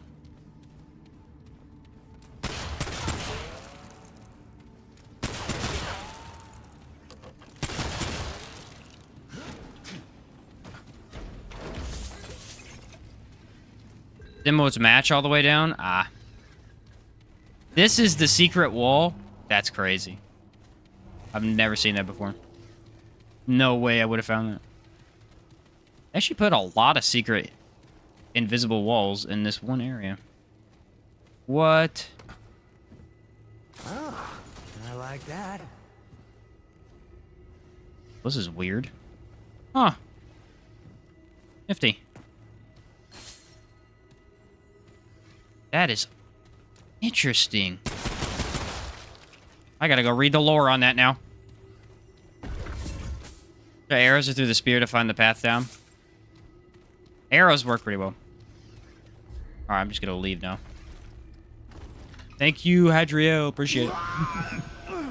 A few people that complete no-hit Souls marathon runs are insane, both mentally and physically. Yeah, I don't know how you do it. I don't know how you do it. Sigurd, or whichever one is in the third. Yeah, the Sigurd guy. Apparently, there's one of the boss fights. It's the giant... I don't know their names. I didn't play it long enough. But he'll help you fight one of the main bosses. Well, if he dies, you cannot complete the boss fight with whatever challenge he was doing. So he happened to die, and he was like, dang it, I have to redo the whole thing.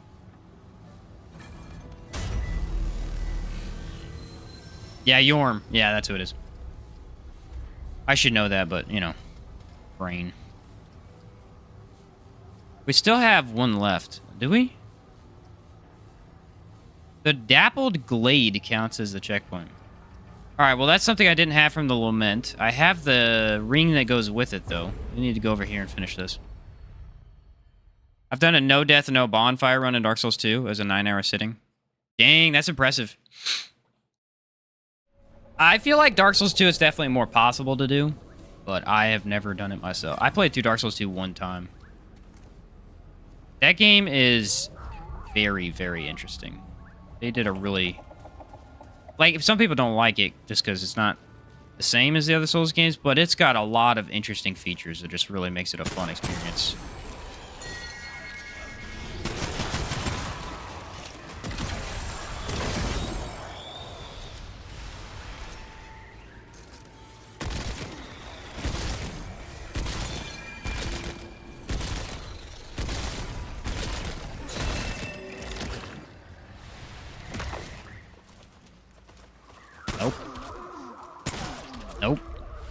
need to go up and to the right.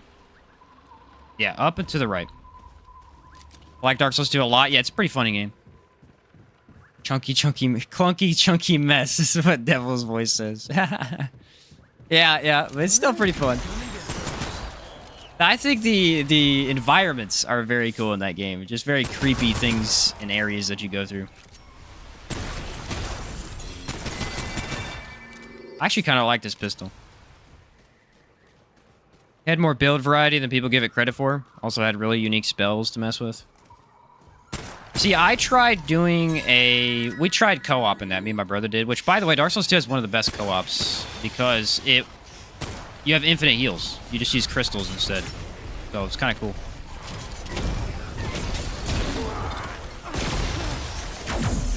But we tried doing, like, intelligence only for spells, and honestly, the spells kind of sucked.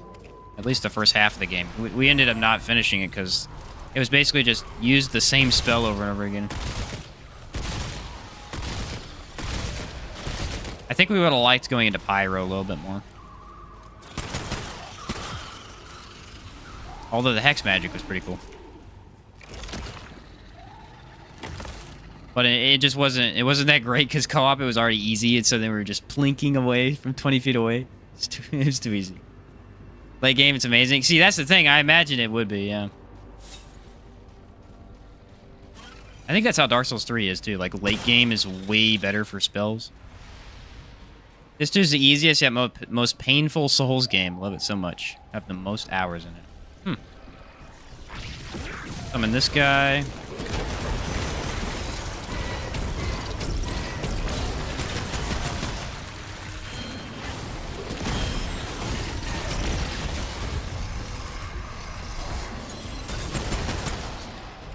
I have the most hours in, I think, Dark Souls 3.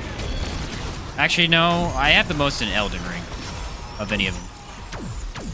Because, you know, that's kind of the one I started with. I mean, I started with 3, but really I finished Elden Ring first. This has got to be in Daria's End. Please. Hex magic was really OP. Yeah, it was pretty cool. And I got all the stuff for it, too. Like, the best items. Especially when you get the blue flame sword that can cast spells. Ooh, that's cool.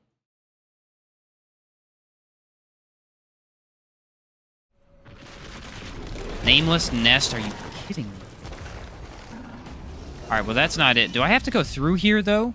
I may have to go through here to finish off the area. Let me double check. Might get lucky. Maybe.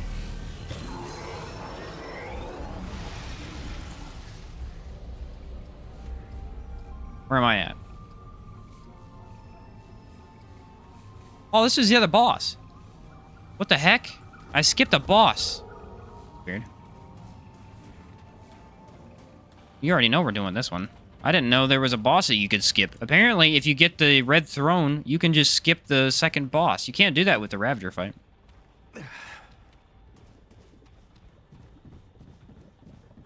I was not aware of that. Cool. No wonder Yasha's so fast sometimes, and then other times it takes a long. That does explain everything. I should really switch off of this guy. There's so much damage, man. Can you imagine if we were playing on a lower difficulty, you're just absolutely blasting everything we came across? That's what I like to think about when I do Apocalypse runs, is like, imagine this build in a lower difficulty. How amazing would it be? Because if it's good here, it's going to demolish everything else.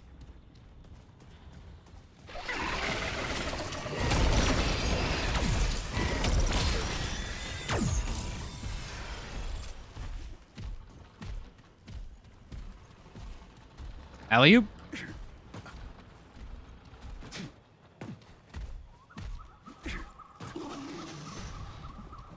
What's up, bud? You ever fight the Nameless King in Dark Souls 3? Yes, I did. It took 33 tries, I think, to beat him.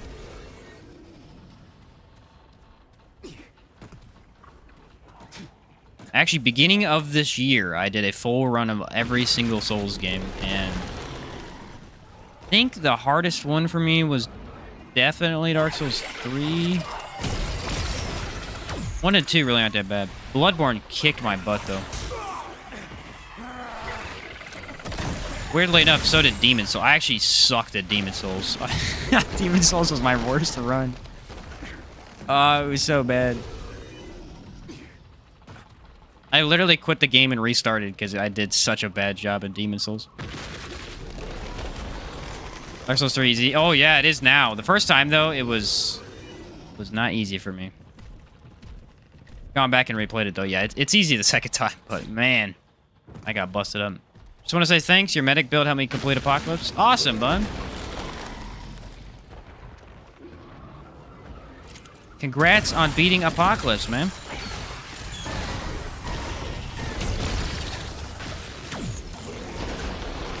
Basic mace is the strongest weapon in the game.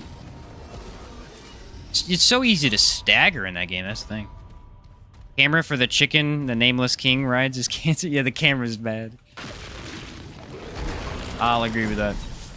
That was one of the more technical games I had to learn. Like when I was playing through it, I just had to slowly figure out how to actually play the game a lot better. Because really, dodging is the same, you know. It's just slightly different timings per fight. But it was a pretty good learning curve. I enjoyed how much better I got at the game towards the end. Sister Freed, however, can suck it. I hate that boss fight. Could have been so good. It's a shame the beginning of the game is so incredibly boring until you get to Abyss Watcher. It does amp up a lot after that, I'll agree.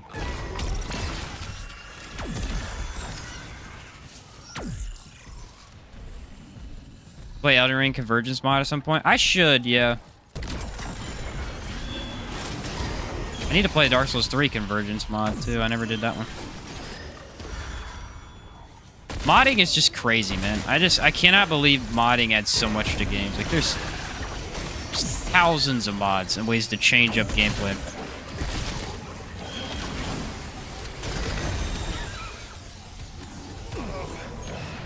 How the heck did that hit me? Would love to know.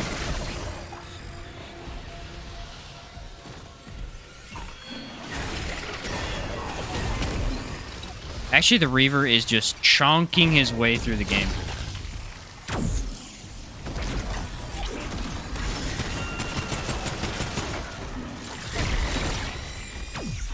Nice. DES remake is weird. There's sort of a blur in the AI, and that it sometimes seems as doofy as the first Dark Souls. Then out of nowhere, it's a generation or two better. I really like the graphics in Demon Souls. It was really, really beautiful. Really, really beautiful. But I can't disagree. The worst was the Flame Lurker. He sucked in the new remake. It was impossible to see anything on the screen.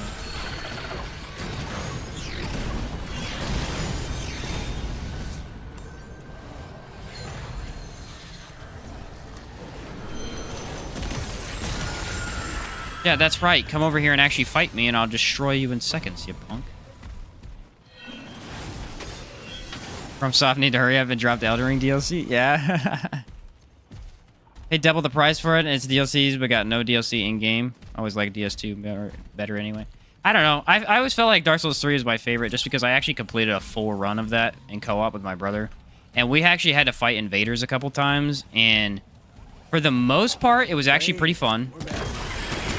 I would say doing co-op in Dark Souls 3 for the first time sucks. We tried that too. Like, not knowing the game already is a horrible experience. It is awful. Because you get invaded and you just die instantly. But when we went back and after we'd both played it solo and beaten it before, it was a really fun co-op experience. We chose the perfect weapon to be able to actually take down invaders so they weren't that big of a deal. Except for one. There was one invader that literally killed us. I mean, he wasted probably 30 minutes of our game time. And then murdered us instantly. He just kept switching weapons every 3 seconds. There was nothing we could do.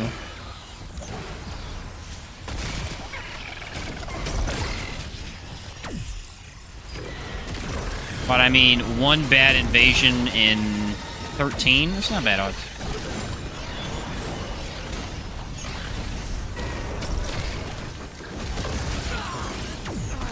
Yeah, Reaver is definitely getting in the way now.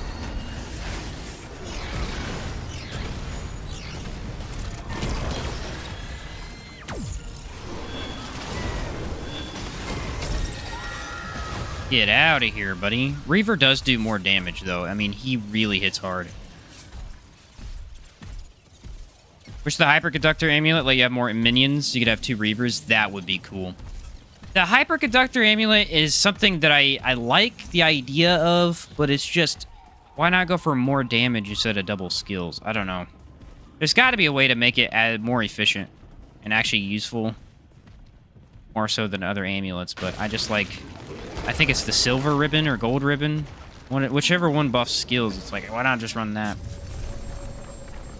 It is nice for the turret, though. You get a lot more ammo, I'll say that.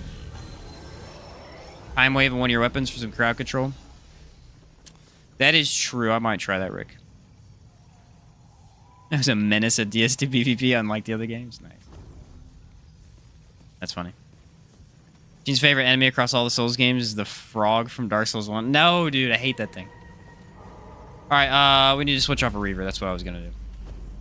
Meatballs. No. I'm not going to use those. Now, what affixes do we think he's going to get? That's the real question, guys. What affixes is he going to abuse me with? Or she, I should say. That sounds about right. That sounds about right.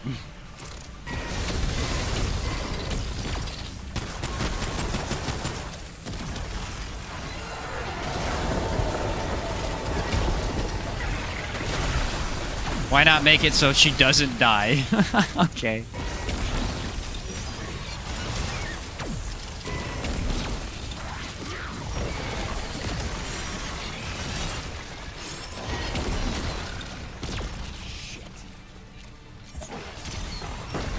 At least she doesn't have...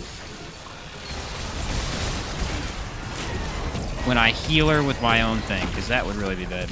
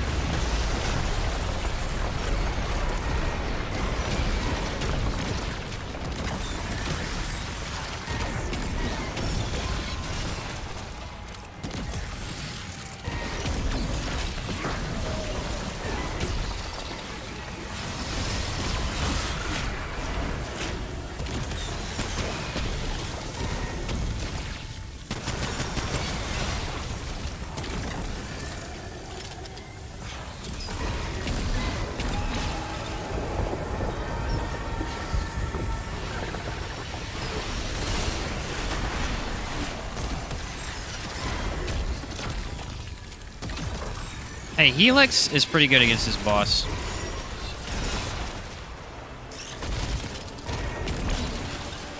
Also, my minions are keeping the little dudes off me better than I expected. A lot better than I expected.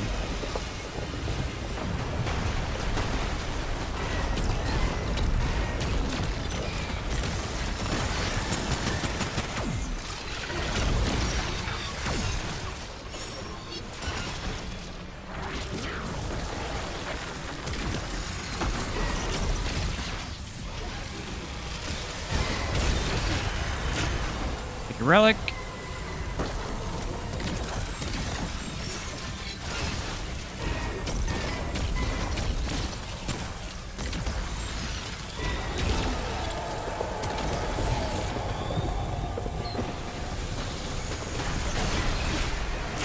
That was almost a mistake. Really? That explodes? That's good to know. Okay. All of a sudden, all their things track? Alright.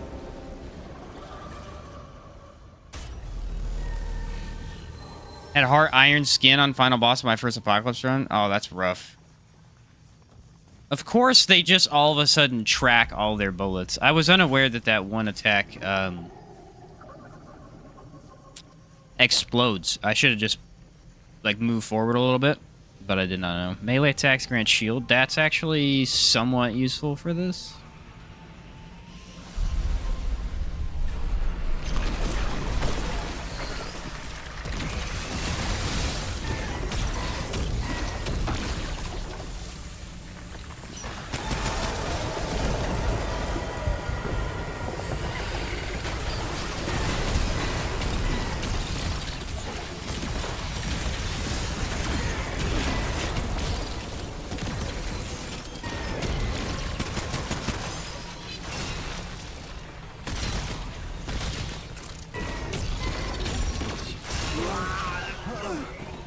Push the dodge button. Okay. Sometimes that dodge is weird. That's why I sometimes don't backdash or neutral dodge, because it doesn't work sometimes. Like, this is just more reliable. Daria's end dungeon's rare. Seems to spawn more in co-op. Anyone confirm? Really?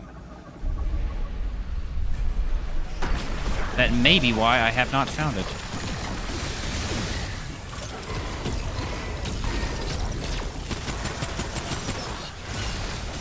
Yeah, see, it worked that time. I can see how to do it a little bit earlier than I was thinking you could.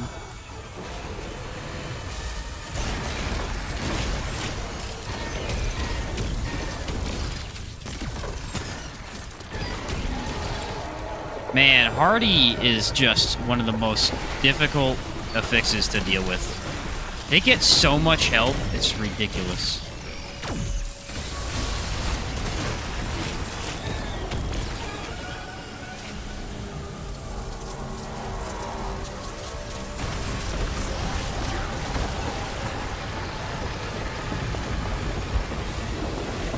Got any rocks falling on our heads? No, we don't.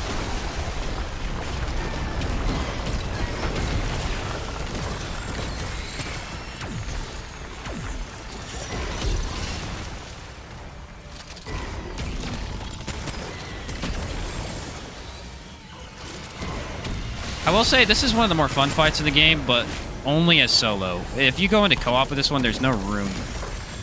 It's very difficult to do anything.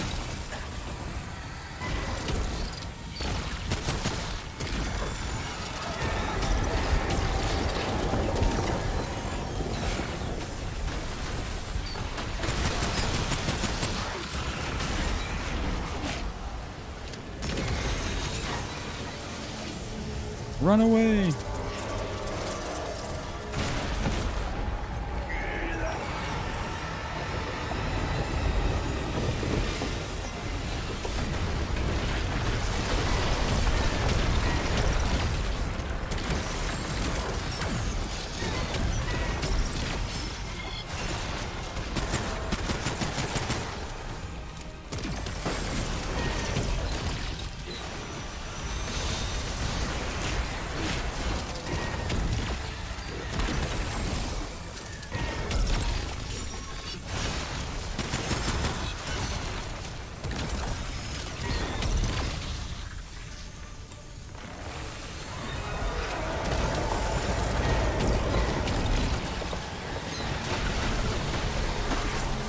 See ya.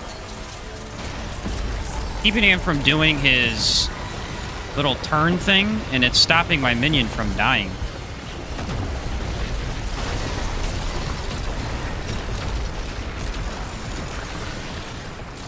That's got some serious ad clear.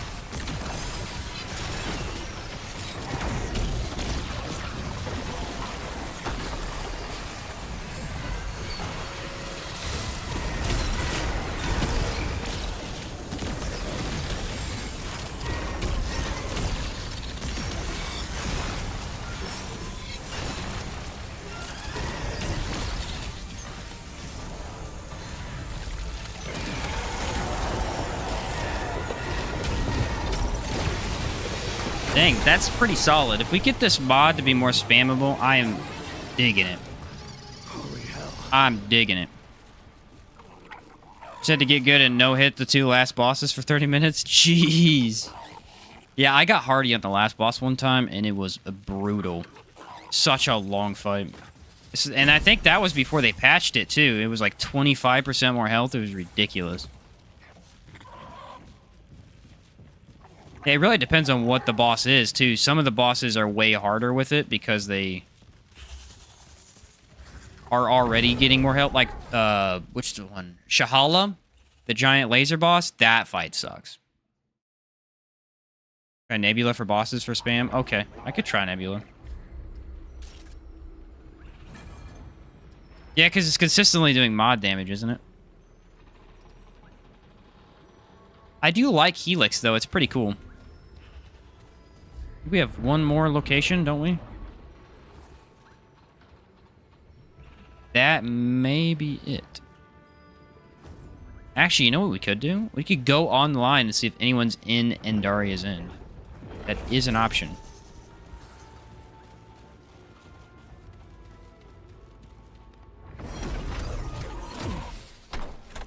Elemental mod damage. Oh, yeah, I could throw on the other ring, too. Well, my idea was I was going to try and not use the ring just so there's other options out there. But, you know, the ring is so powerful, so it might just be a better idea to use it regardless.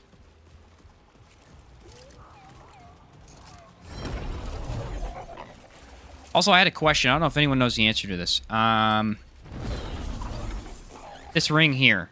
Reduce skill cooldowns by 15%. Oh, no, not that one. This one. Increase skill cooldowns, but generates 10% additional mod power for each skill on cooldown. Does that work with Summoner? Because technically, my Summoner skill's not on cooldown, but it also is at the same time. The ring is fixed. Oh, okay, so it is fixed. I didn't see it in the patch notes, so I wasn't 100% sure. I mentioned it in the video, but then I left a comment down below because I wasn't 100% sure whether it was fixed or not. Well, we're not doing this. The giant flying moth creature. A permanent doom and death. Not a great experience, guys. Only if you blow them up. Yeah, so it actually doesn't work that well. Well, I was wondering if it worked with them because I was like, well, if it does, that's a really good way to run it. You just put on summons and then you basically have it infinite as long as they're active. Alright, let's see if anyone's in Andaria's End. Able is rest. Twisted Chantry. The Great Bowl. This is what people are playing on Apocalypse. Oh, there's someone... Ooh. Hadriel's on an adventure over here. Nice. Doesn't matter the difficulty, really.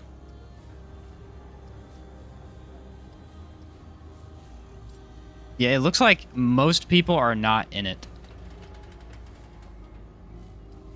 Pillar's Rest.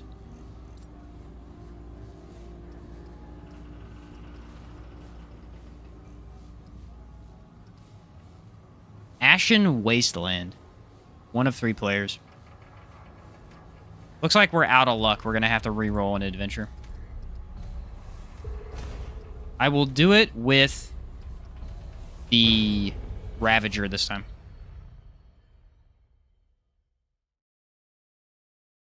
Can blow 1 up and have 1 summoned. Does that work? Because are they on cooldown like that? Let me see. Oh, yeah, good point. Blow him up. Activate him.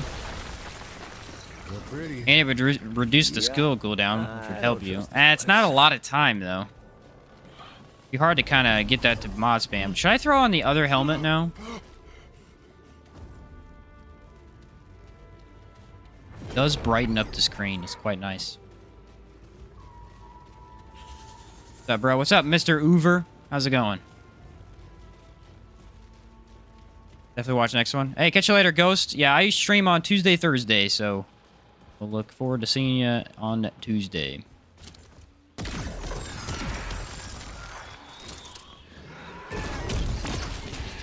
You seriously immune to everything I do? Be immune to that, you punk.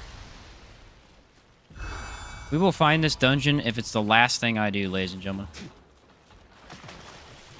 Dungeon hunting machine. It's not even ring hunting, it's dungeon hunting. We have to find the specific dungeon.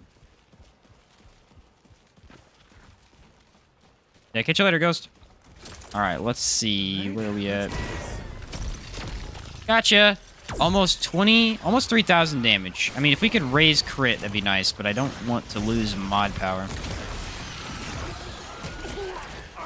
That was odd. I really do like how fast they come back already. It is kind of crazy to think that we can make this better.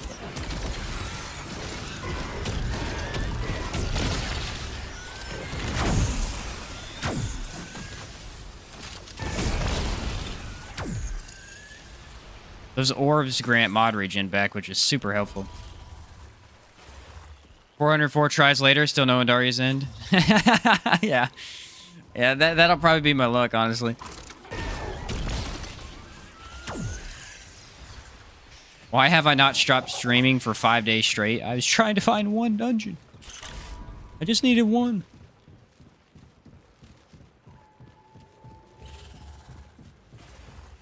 Crazy thing is we got it in hardcore yesterday, just off of a whim. Didn't even notice.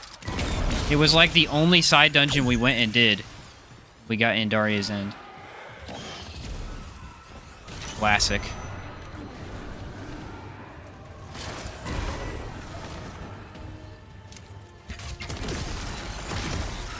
No chance to hit me, buddy, but I think you're dead.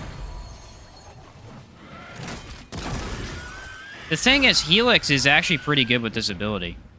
Explosion. Not necessarily on one target alone all the time, but it's really good for groups. It hits all of them. Hope I missed an item up here. Made it back. What I missed? What's up, N1? Welcome back. We beat that world. I'm now hunting for a dungeon, so... I don't know which world I want to... I want to try Nightweaver. I have not fought Nightweaver solo in a long time.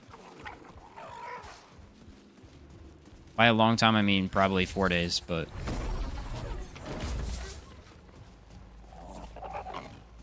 Get it.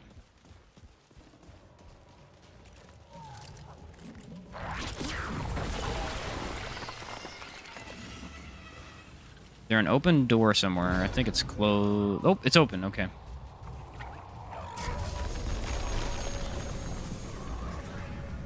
Yep, still looking for that in one. Yep.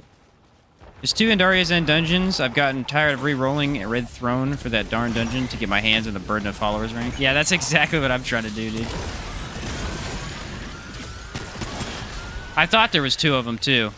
Because I've been in there before, and I've never seen the, I guess, statue it's supposed to be by.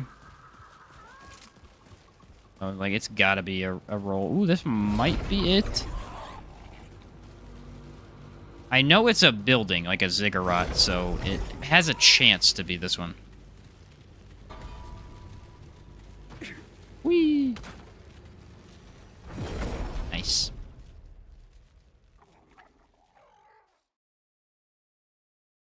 I haven't ever used any of those tiny consumables the last 60 seconds. I wonder if they're worth it. In Daria's End. Well, well, well. Here you are. Now I just have to scour the place and find what I need. What the hell happened here?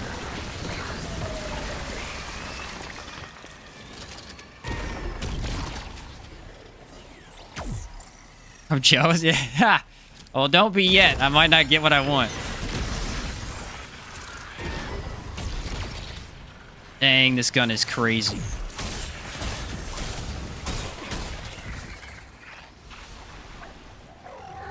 It's near a statue, so basically what we have to do is just find statues.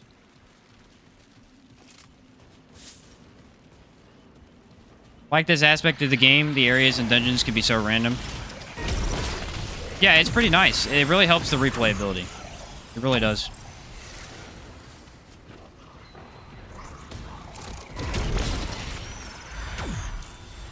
It's crazy to think about the difference between this game and the first one is that they really do have a different aesthetic to them.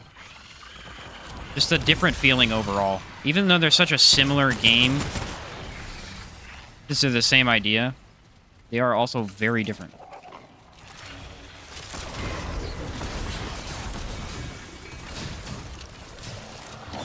This is where the summons come in handy.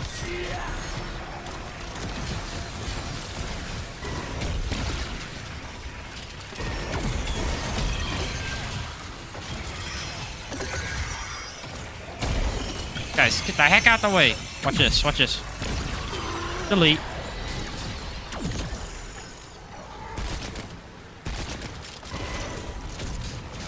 I mean, he didn't want to move. That's on him. Then I get extra healing. Nice. What is the ring that drops here anyway? Oh, the Guardian ring? Nice. It's a decent ring. If I can't find it, yeah, I'll have you hop in, Rick. I will have you hop in. For sure. I think this is the dungeon that has like a tower, And if we don't have the tower, I think we have the ring that I need. But I think if we end up getting the tower, then we don't. I could be wrong in that, but I think that's how it works.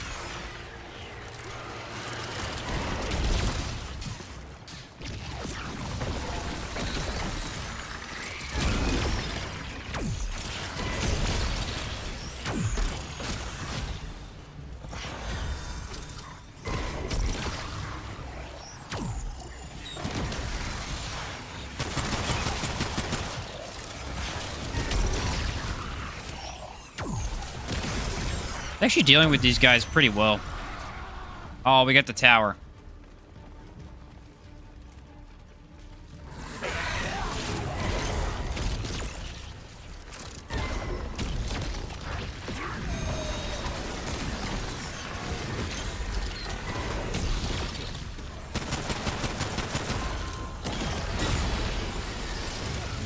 Well, that was pretty easy.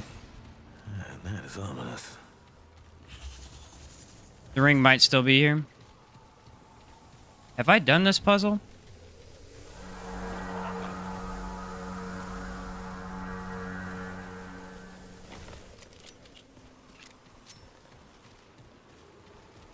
think it's down here, isn't it?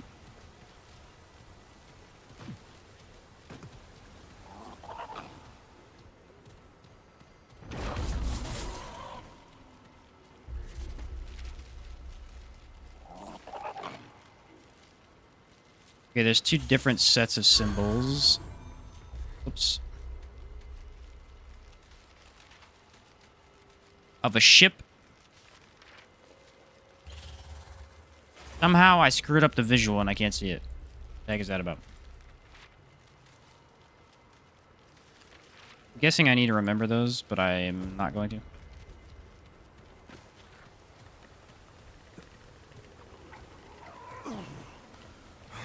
What's this one for, anyway? Kind of weird. All right, well, maybe I'll have you hop in, Rick, after I go back and see if I can find the other thing. I've been here, I've seen that book, but I've never done anything with this, I don't think. They put this tower in the trailer. It was kind of a cool moment, actually.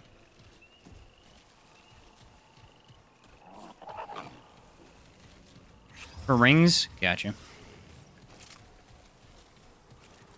Well, we know that's here.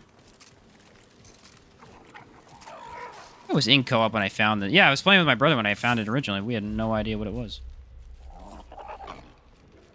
Yeah, let me run back. So I'll just die so that we can go back through it. That'll be faster. You can honestly just stay in for a bit if you want to. We're not doing much else than looking for this ring anyway. Slaying bosses, I don't mind. Yoink. Yoink. I like a little better dodge if I could get it, but I don't think I can. Not with the fashion that I have going on.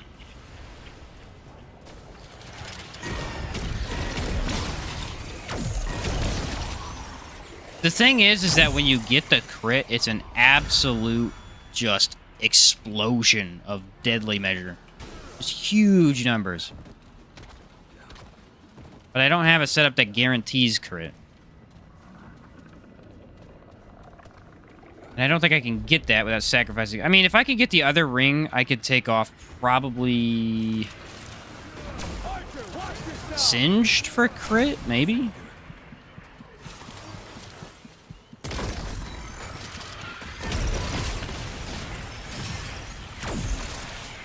Well, you found everybody. That's cool.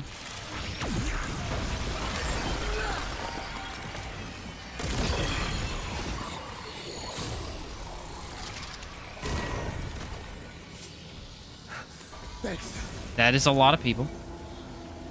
Thanks. That is a lot of people. I found 2 spots in the game. There was a spot the other day as well where just if you enter unprepared, you will die. There's just so many enemies.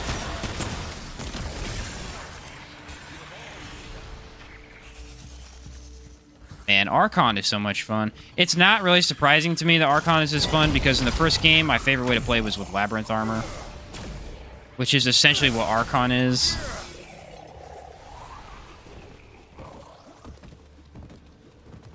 It's just absolutely incredible because mods are definitely one of the more fun things in the game.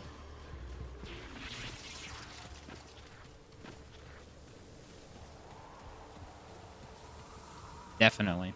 Oh, there's a chest I didn't open. Nice.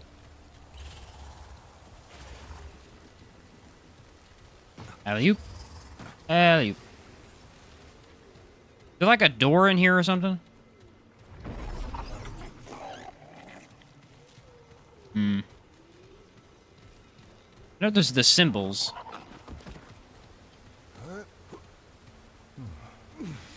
I didn't actually check the tower. I don't know if there's some sort of contraption at the top. Wait, what the heck was that? Something moved.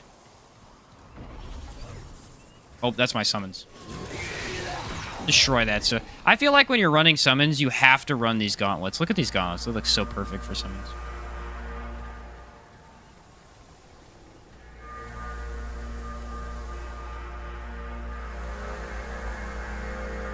Oh, it's like a flute.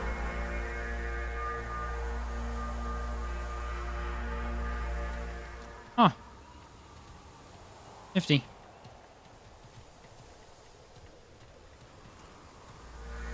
You gotta do it in some sort of order, I bet you.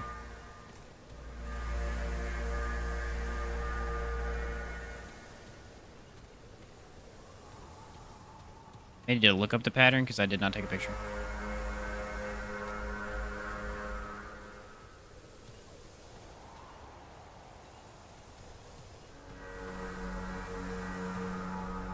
Is it higher? The higher you go up the tower, it sounds.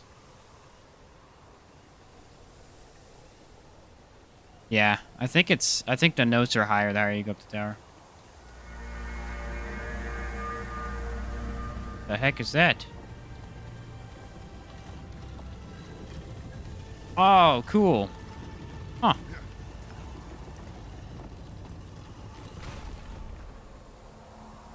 Why do you have to be in co-op for that, though? Shouldn't that also work solo? I didn't do anything. I mean, I didn't really do anything. What is this one? Wind Hollow Circlet? Increases reload speed by 12%. Oh, wow. That's better than Gunslinger Ring?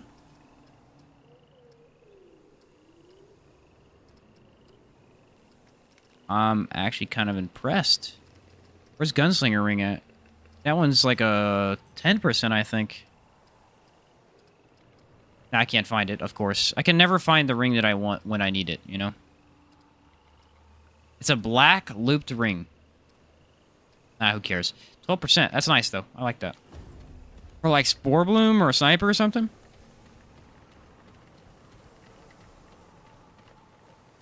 Takes 2 people to get all the notes in time? Oh, I see. All right, let me look at the bottom. The bottom notes.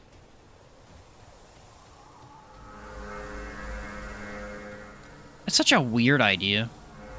How did I not notice that they make a sound when you step on them? Huh. Okay. Let me go... Which one is it? Is it the bottom one or the top one? Let me go look. Oh, I get it. I get it. So this is the one we did. The one we haven't done is this one. You have to hold them at the same time. Ah, I see. Okay, so I'm doing bottom row. I got dot eyebrow, trio, dot eyebrow, trio. Gotcha. All items in alphabetical order. I still can never find it. I still can never find it. Dot eyebrow.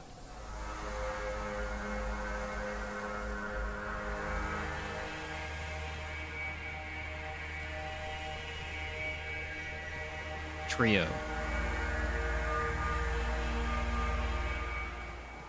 Back down to dot eyebrow.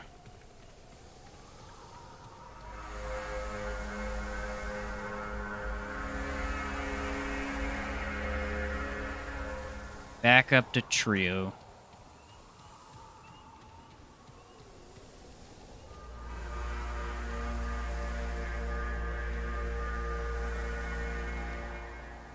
Oh, I need to time him? Okay. Have to hit your notes in sync? Well, that is way harder. Where am I at? Is this the first one? Okay, dot eyebrow. Yeah, dot eyebrow. Okay.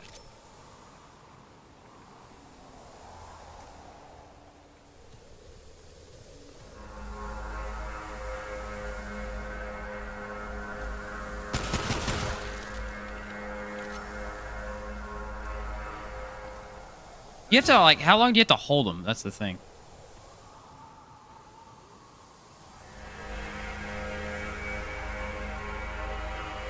Because I could see you through the wall.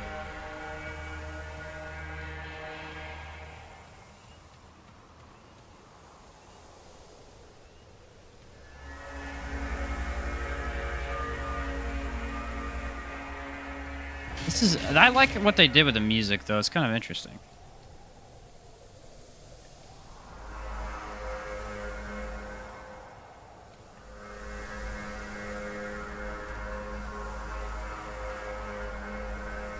I may have stepped on it too early there.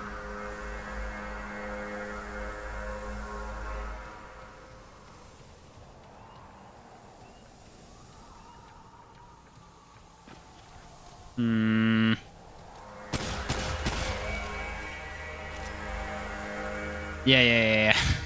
Bro, let's just get in Discord and do this. This is way harder without. Let's just get in Discord and do this. Oh, man. That's literally impossible without being able to communicate. Like, there's no way. Hello? Hi. Alright, he's here. Okay. Okay, so we gotta step on at the same time. Okay, so I think I have both of mine. Are you at yours? We're gonna start at the beginning, so... Okay. Countdown. 3, 2, 1, go. Does it have the sparkles? No, it does not. The middle has to sparkle? Yeah, get like the blue sparkles, and then it should work. Okay. So, all right. So I think we may have done the first note, but I'm not 100%. Let's try this again. 3, 2, 1. Yeah, there we go. There we go. Yeah, okay. Time for second note. All right, I am at my spot. Okay, 3, 2, 1, step. It's not doing it. It did a black one that time. And then failed. Why did it fail? We can try and step on the note again just to see if it sparkles. Puzzle's my lifelong nemesis. Yeah. The second note you said? Yeah, 3, 2, 1. No, okay, first note again. God damn it. I hate this puzzle so much. So the second one... What do we even get from this one? I cannot remember for the life of me. Okay, well, I'm at first note. 3, 2, 1. Okay, first note we got. First note we got. Okay. Oh, did you just touch it again? I walked off of it, and maybe I triggered it again. Okay. Oh, hey! There we go, there we go. Okay. Third note. Tell me when. 3, 2, 1. Got her. Okay, now I need to find the I wrote 2 dots. No, that ain't it, Chief.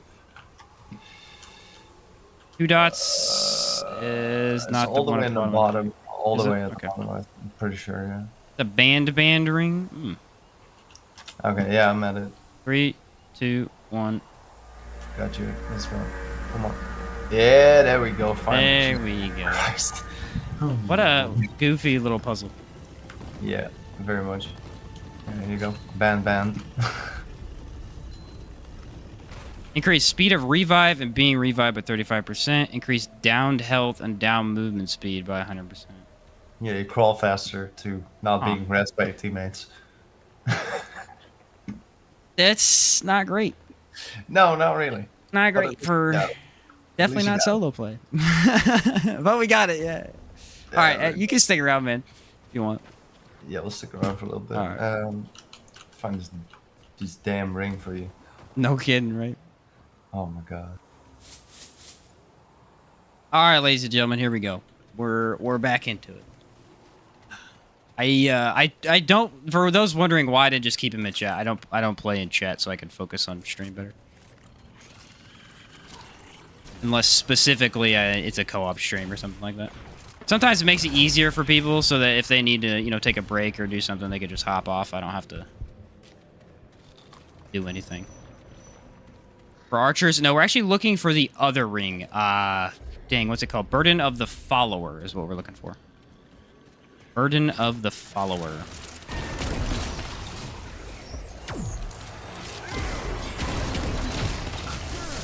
Holy cow, that did a lot of damage.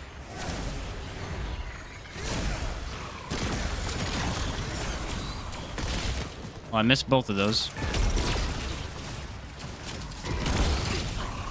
I did do explosive damage, but it didn't actually kill him. Ever understand how people find these types of puzzles? I saw that tower, just assumed it was some really cool scenery. Yeah,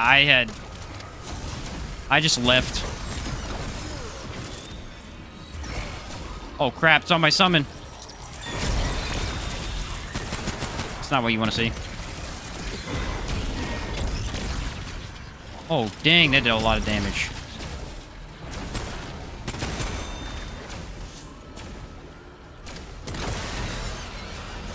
Alright, I'm gonna take a relic so I can get my mods back. 5,000 crit. What the heck? 5,000 crit? Almost 6,000. It was at 5,900. That's the highest I've gotten it. I just need a way to make that more consistent. It's crazy. The absolute power, though.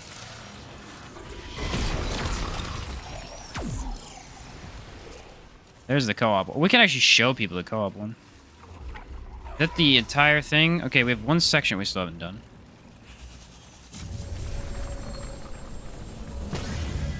We did not get the ring.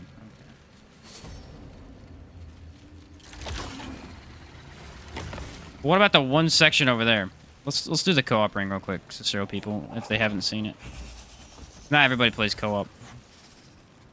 Actually, wait. I can't be over here, do I? I have to be all the way over there. Let me over the freaking platform. Okay. I'm going to go push the button. So here's how it works. This door right here will open up if you stand on this platform over here. It's pretty cool. But yeah, you got to be in co-op to do it. So this one right here opens up the Krell Axe puzzle.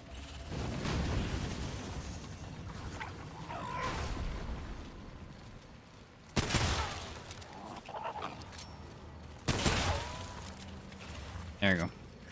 And then I gotta walk all the way over here. I think this is Archer's Crest, isn't it? Which one is this? This little thing right here will open up. Ta-da! We did it. Skip the wall for Krellax. We do already have Krellax, but... Ta-da! We did it. Now here's the unfortunate thing. To get past the blades. And I don't remember if there's an extra item down here.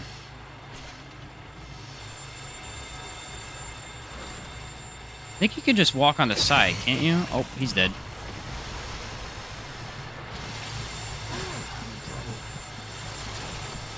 Did not make it, my friend.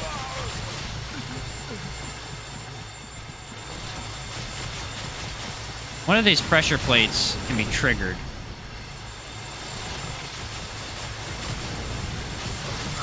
Oh, I wasn't fast enough. I don't remember. I think we have all the stuff in here, but...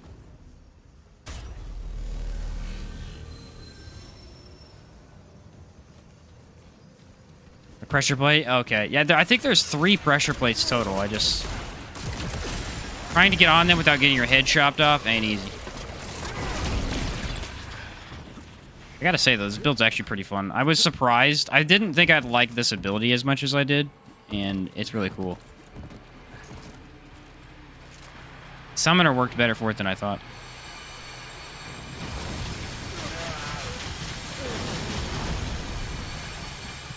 I got this. You guys ready? Full an elite gamer moment.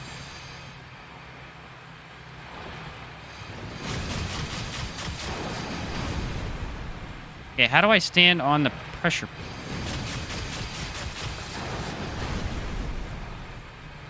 I'm guessing you have to do this co-op too. Okay. Had not seen this before. Pretty cool. Yeah, it's a hard one to pull off because it's a bit finicky, but it's a pretty neat little puzzle. This entire dungeon is basically just entire puzzles. Like 4 or 5 of them, I think. Quite a few. Only sucky thing about this one is if you actually miss, it does nothing. Slightly unfortunate, you know? Yoink.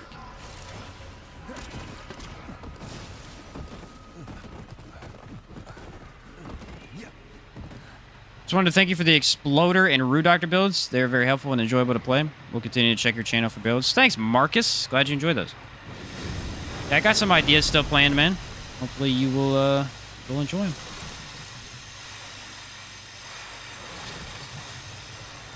I could stand right here.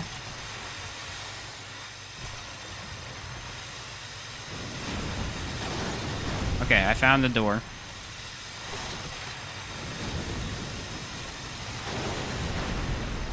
There's no way for me to stay on it unless I go...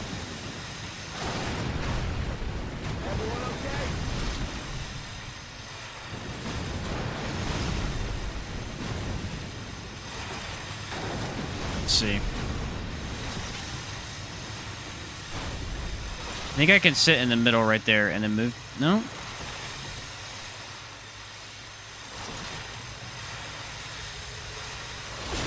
Yeah, there's no way to...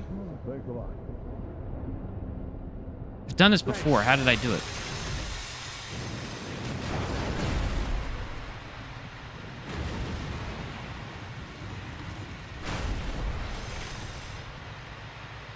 Is there anything in here? I think this is empty.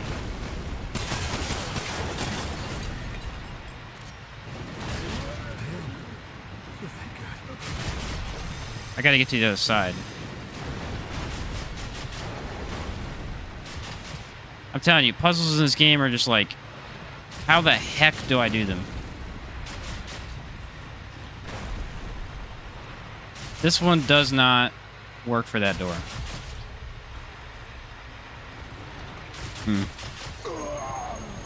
Alright, let's not do that. That's not worth the time. I don't remember how you do it, and it doesn't matter. We already got all this stuff anyway.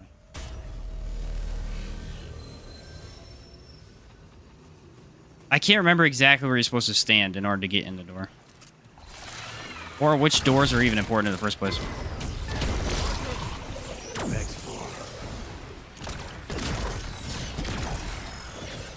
Look at them just jump. Anytime you have them, they just, nope, I'm out of here.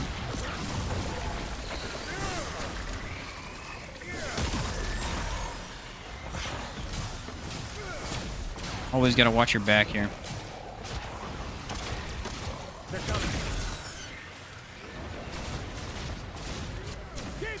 You can stand and sit from the left. Ah.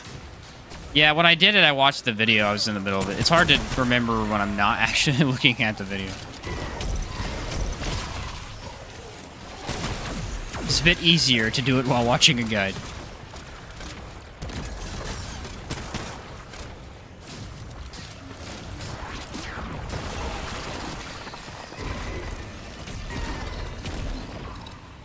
I nailed him.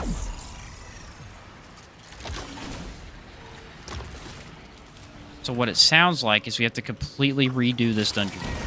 But in a new world? Jeez.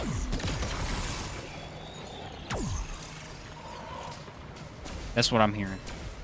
The safe place there to avoid saw and press the button? Ah. Yeah, I probably just hit it last time. Found it by accident, got lucky. I think the statue that you were supposed to be finding, it's like in a crevice on one of the sides of the map.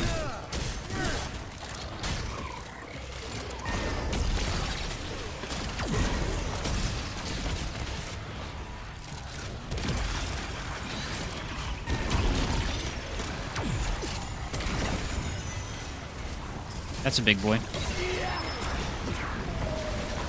Odd regen.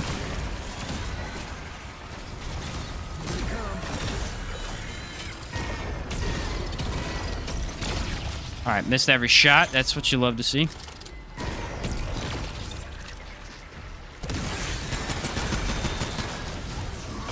Get out the way.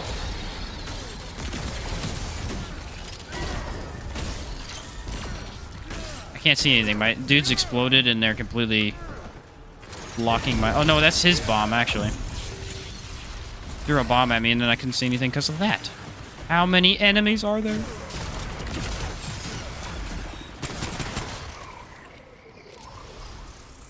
This pistol's not bad. I've seen better, but it's not bad. Yeah, darn, we didn't get this one. Your favorite race from Elder Scrolls game? Personally, I love the Argonian and Wood Elves. I played Argonian my first time. I played Khajiit one time too, but I didn't really get anything out of his perks.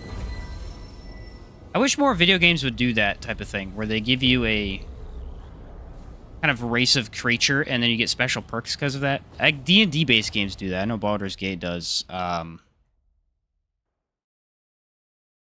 Skyrim, obviously, but that's a cool concept.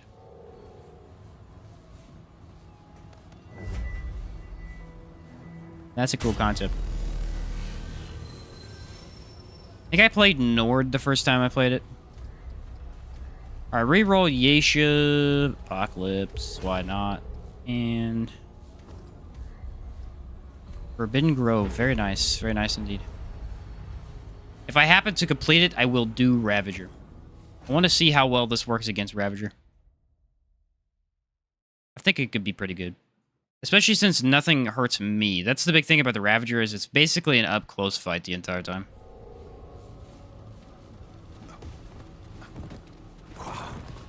This place. Can't stand the Nords. High Elf and Imperials. Despise High Elf and Imperials and Nords are too bland. Ah. See, my first run I picked everything pretty much the most basic, and Nord was the most basic. That is what I chose. I do have that one. It is cool, though.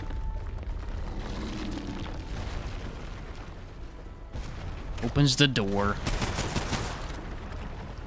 Ravager's Mark. I don't know if any of the rest of them work. Talisman of the Sun, maybe?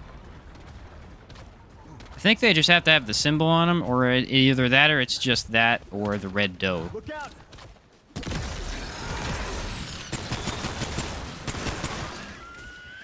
Not 100% sure on that mechanic, because I always use the one that has the Ravager's mark on it. Got back from Dragon's Dogma and Holy Great Cannon for Mystic Knights. Too good. What's up, GOD? Heck yeah, dude. Red doe in the court. Yeah, okay. So red doe.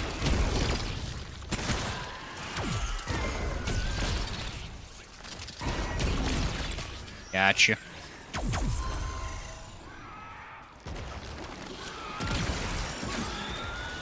Nice.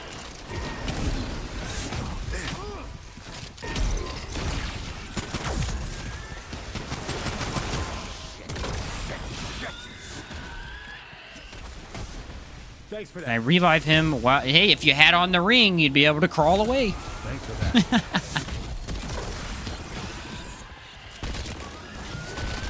At least the rings that are locked behind co-op gameplay are actually for co-op, so you're really not missing anything if you're not able to get them.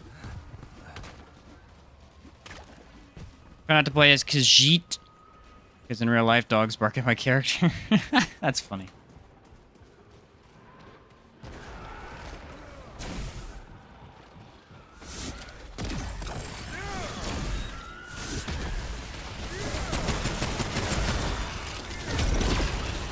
It's just so fast is the thing. Like, look how fast I can instantly apply it and then switch off.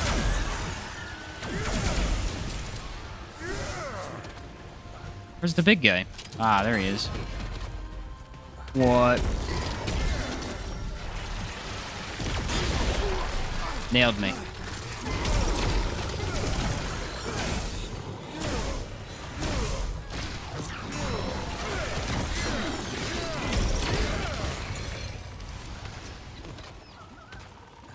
I like Skyrim to the point in the game where every dungeon's 5+ hours of spelunking. No, what I liked about Skyrim was the quests. Every quest felt really, really well done. And then you had the quests that were large story parts of the game with big dungeons. Those were always really fun. It's very different. Like, this game here has basically no... You're not really doing quests. You're doing dungeons and combat consistently. You're always fighting something. That's a main dungeon. Gotcha. Let's build this one. What's up, good time? This is the mod spam build. Unfortunately, we can't 100% make it because I'm looking for a ring currently. But we're making the Alpha Omega into a really good gun. So far, it's been really fun. It worked great for 2 bosses. I need to try it against some of Nerud's bosses. Nerud is pretty much where you go to be like, yeah, this build doesn't work. Because some of those bosses are so tricky. Pure Magic running dragons, though? Yeah, Jody, that's a lot of fun. Pure Magic, it's a blast. The Lament. It's a hard pass. that's a hard pass. I have every loot from there. We're not doing that again. Not doing that one again. I don't even remember what you get from that one. There's a couple items. That might not be a bad dungeon to find on one of your just random runs. On a hardcore run, though, you don't want to do it. It's so easy to die by accident. For the rewards, like, nah. You get the crown. You get the ring with the crown eventually. Just made the Root Doctor build from you. Just missing the Ring of Robust. I think Ring of Robust is a bit of armor and health, right? Yeah, what's really nice about that build is it works really, really well with the exact setup that I had, but you can kind of mess with it and not use those exact rings or equipment and still make it work. That's so much fun to run a co-op. I mean, you literally can just... If you're going full DPS and your buddy runs that, you just can't die. It's been a blast. It's my brother's favorite build, is just max out heal. Which is great, because then I can do all the damage and never die still. It's a win-win situation.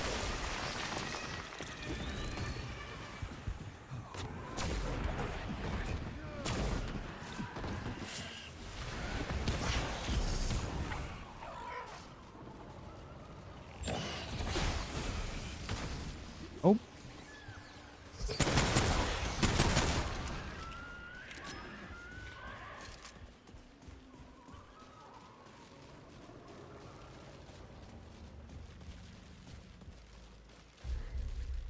All right, this is a dead end. I think. Yeah. Unfortunately, we have to go do that main cave. Okay. I love your brother's reaction when he saw it. Yeah, what did he say? So, it was against that boss we fought earlier, the Corruptor with the Golem in it. And we're sitting there, and Rick's like, oh, hey, you want to see my cool healer-based build that can keep you guys alive forever? And he was like, what? That's cool. And so it puts it on, and me and my brother just doing damage, right? And we're just standing at the front of the battle. The guy goes to do the beam attack, which, right, the beam attack is an insta-kill. Pretty much for 90% of builds. It will insta-kill you no matter what. And we just ate it. We literally just ate the attack. It did nothing to us. And we're sitting there like, what? And my brother goes, I want that build. That's his first statement was, I want that build. Yeah. And he has not taken it off since. He has changed up a couple of the classes. Like, he's messed with Challenger, Medic, and a variety of things. Well, he just can't. He loves Summoner with it too much because it's just the better option. It's so easy to get your heals back with Summoner. I wanted to mess with the Engineer, because Engineer has some pretty good damage from the turret, so I was thinking maybe we just, you know, work off of that. Yeah, it's brutal. You weren't holding a mirror for the boss? Right.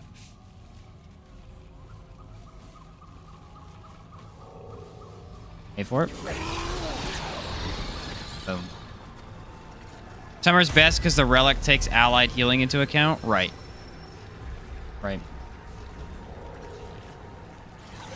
And then overheals your allies and stuff. Yep, I like turret too, but turret doesn't really die that much. Handler doesn't work because the dog doesn't really take damage from... The dog's kind of weird. He either doesn't die or he insta-dies. It's like, there's no in-between. So it didn't work quite as well with him. Even though you would think maybe it would.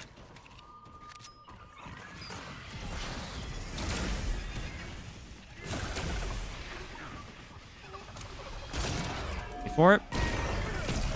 Boom. The other nice thing is this has a lot of range. For a mod, this has insane range.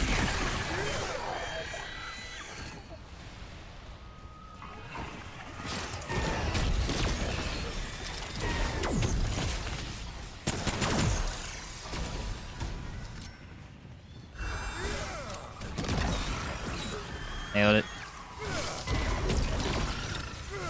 1,300 damage.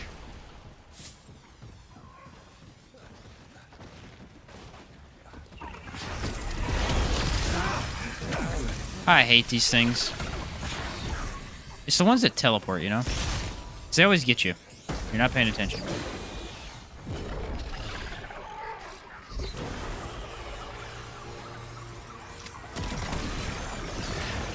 I'm running!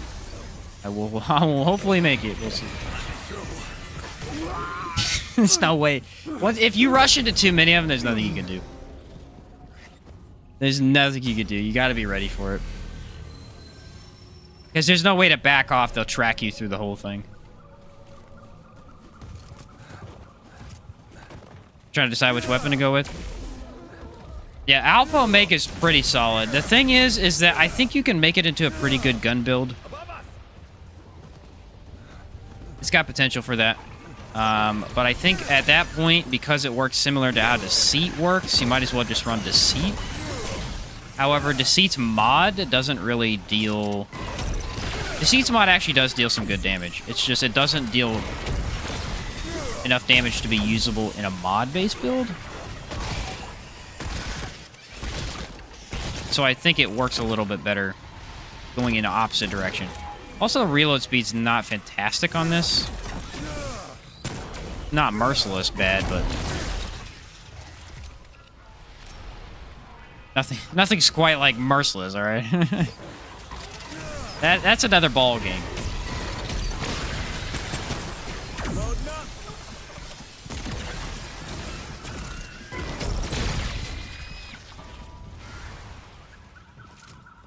Have to use Enigma for those guys to stagger and max AoE. Yeah, Enigma's insane for these little fly guys. 100% agree.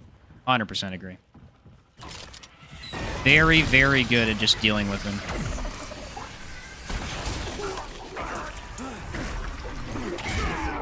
Yeah, he grabbed me. Oh, my word, man. You know what else is really good for these guys is... There was another gun that I had. Song of a Fear, obviously, is really good. In solo, they're not quite as bad because they're more predictable. It's in co-op that they get really goofy because if they switch off of one person to the next randomly, all of a sudden they could be a foot from you and just attack. It actually happens with a variety of enemies in co-op. It's just sometimes they're really wonky and all of a sudden you have no idea what's going on.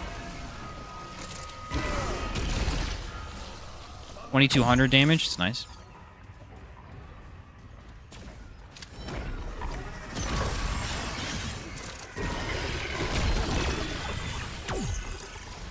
Yeah, see, that's kind of scary. It looks like a bullet that's coming at me, but it's actually my own buff.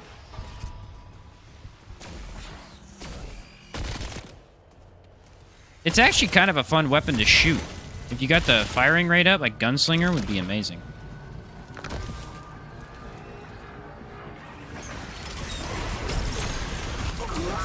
Jeez, dude. Didn't even see anything. Oh, I think the guy summoned a thing above my head. That's probably what happened. Let me actually summon my guys so I can deal damage. It looks like a really weird crossbow. It's kind of like a butterfly wing on the end of it.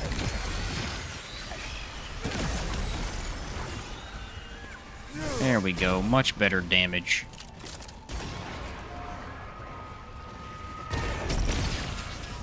Much better damage. Where are these guys? Oh, these are my guys. They look like the enemy.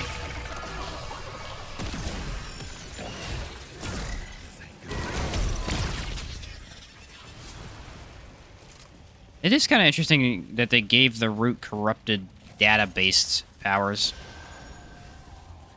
I wish frag was better. I think it's what it's called.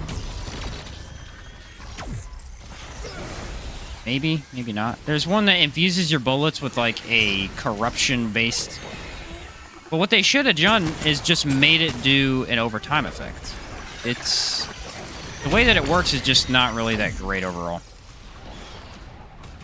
It's really insane for ad clear, but there's a lot of things that are good for ad clear, so there's not really any advantage to using it.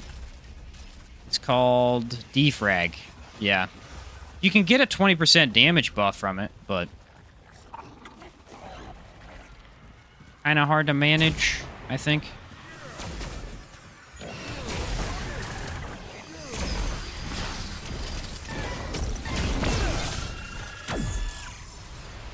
Just a wee bit.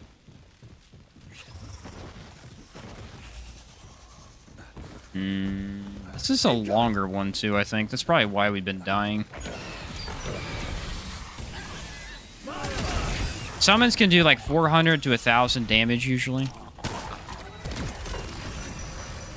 1,400 from my mod.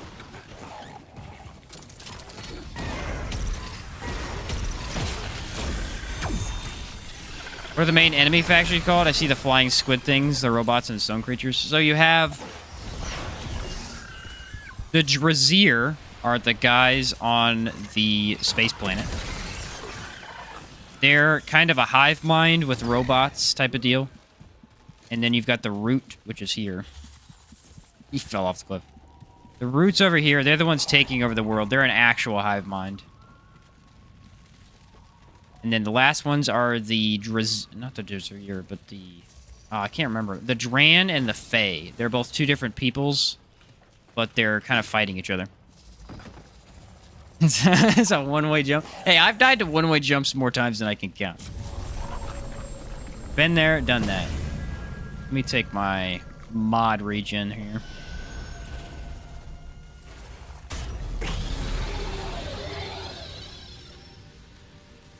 The crazy thing is that the mods are already regenning quickly, so when we do get this ring, it's going to be insane. I may not actually ever have to shoot my gun. Game looks pretty sick. Hi, Sheen. What's up, the one lurker? How you doing? Oh, watch out, bro.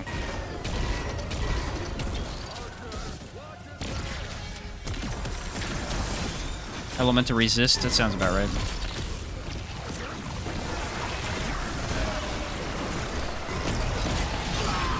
Okay.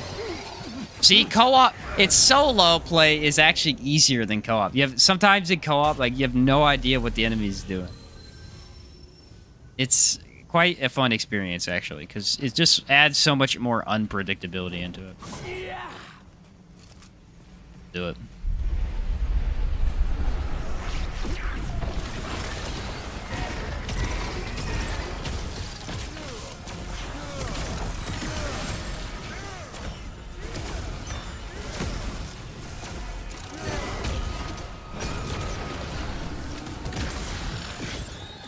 See, he's not on me, so he's not doing what he normally would.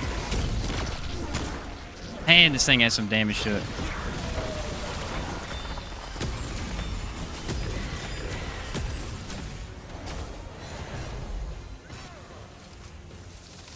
You know, this fight kind of reminds me of the Bloodborne fight in the DLC where you have to hide under the tree to not die from the blue giant spells. Now that I'm thinking about it.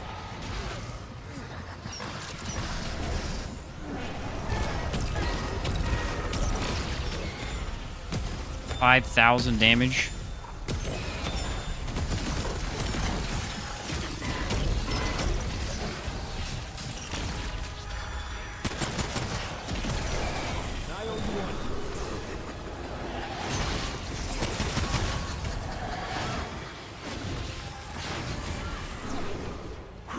What? Am I going to get this revive off? I am the best. How do I do it?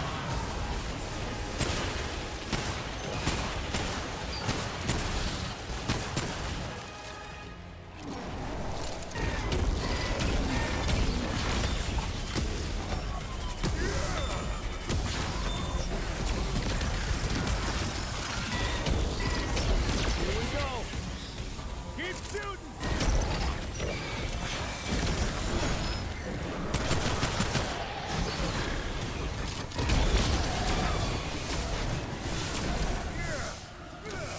Oh, we are shredding this guy.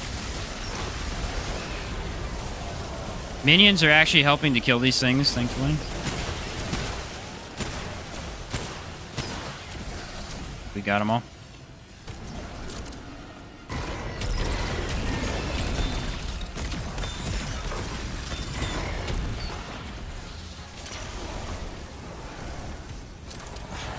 Where's he at? There he is.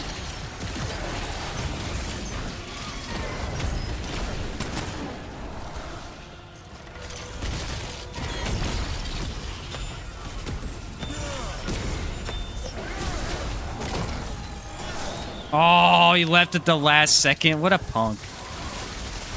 If he didn't have elemental resist, he would have been dead a long time ago.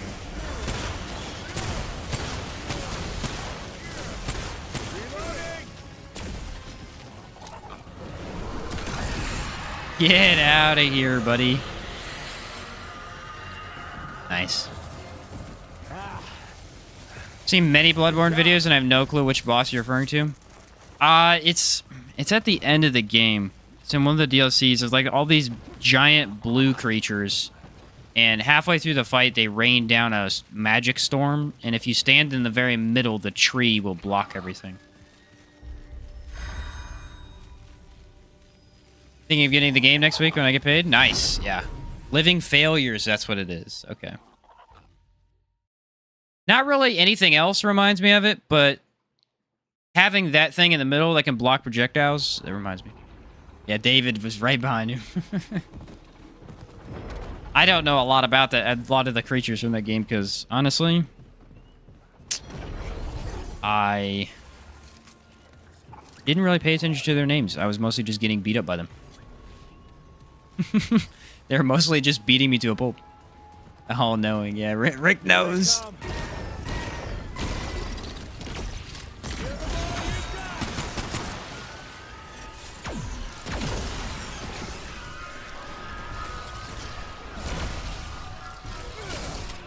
This weapon is kind of finicky too, so sometimes it won't actually explode the detonation, and it'll keep it there, and you can switch weapons a couple times without it doing it.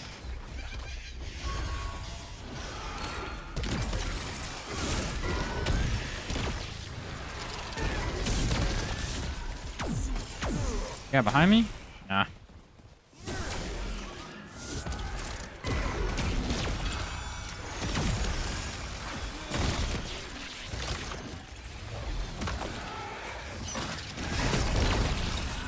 Nice.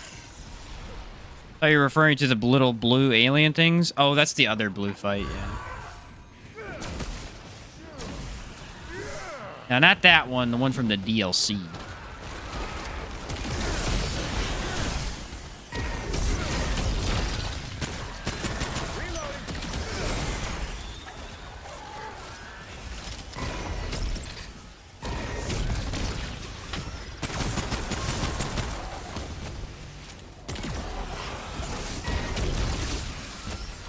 Man, this gun just works.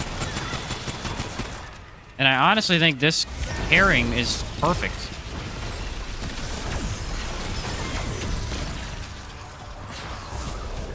That's the wrong thing.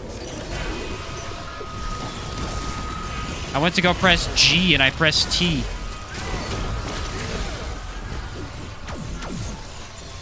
You don't want to be looking at your traits in the middle of battle. It's not really ideal.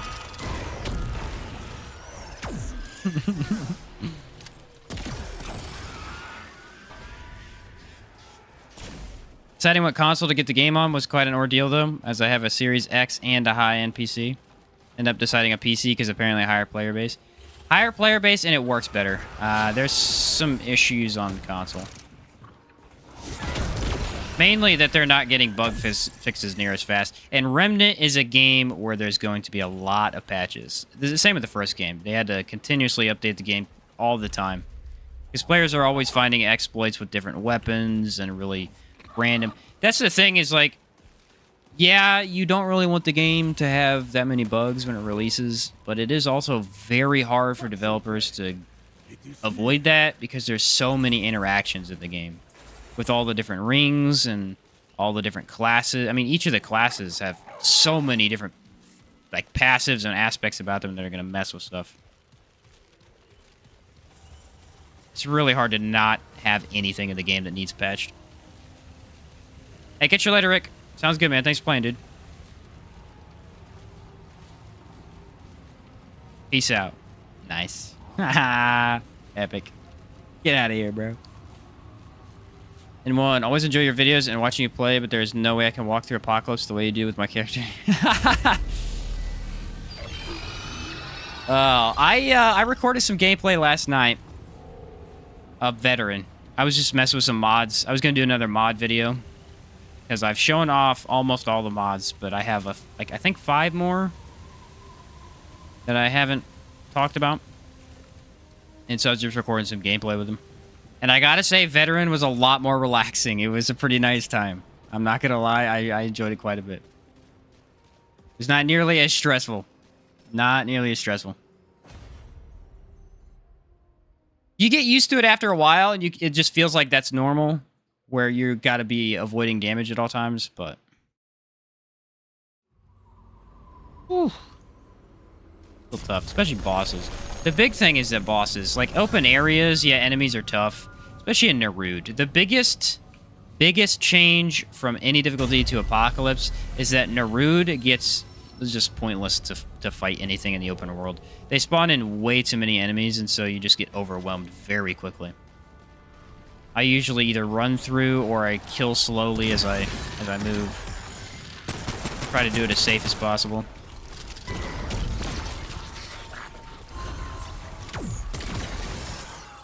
Tough. PC's GPU is at 3090 and it's barely had any challenge running games, so I mainly play order games. Oh, nice. Yeah, it's a pretty high-end one. Do you play older games? What do you play on there, Lurker? What do you mean by older games? 10 years or 20 years?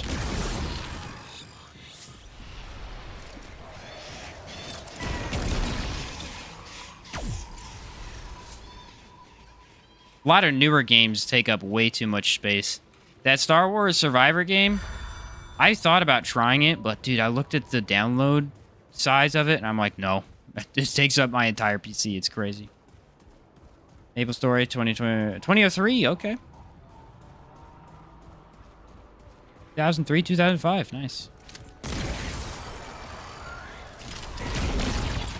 You know what's really cool is this mod actually works against roly-polies. The blood draw does not, and it sucks. Only older game I wish it got ported to Xbox is Shadow of the Colossus. I want to play that game so much, but I just can't. Really? He somehow got through that?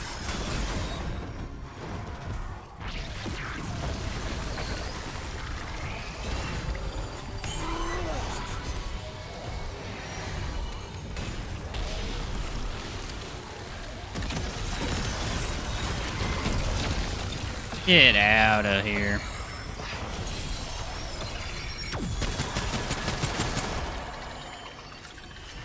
What a punk. 2003 is older for me, dude. I was 3 years old in 2020, or 2003. I almost said 2023. I was 3 years old this year. Wow. No. A long time for me.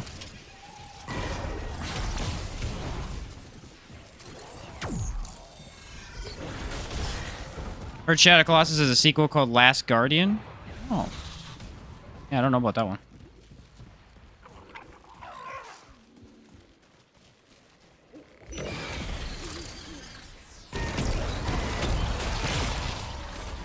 What?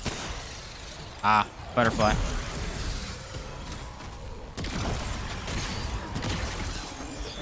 The thing about summons that's really nice in ads is they will just take a little bit of aggro and a little bit enough damage so that you don't actually get swarmed near as much.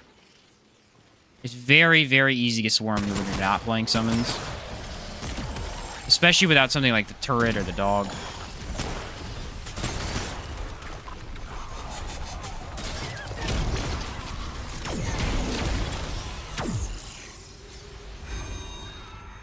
I feel...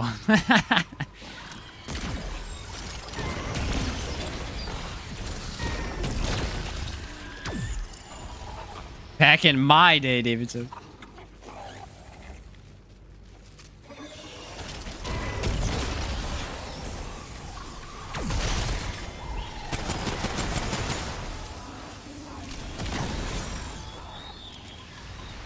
What do we think the average age of gaming community is today? I honestly think it really depends on the game. Like, different games really bring in different audiences. For Remnant, I'd probably say 25. No. 20 to 40 is the age of gamers.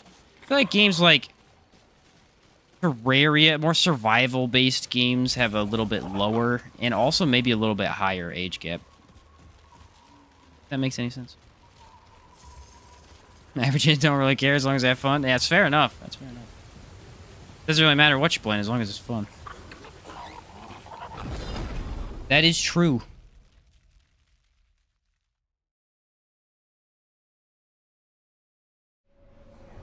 $56. Is this the chimney?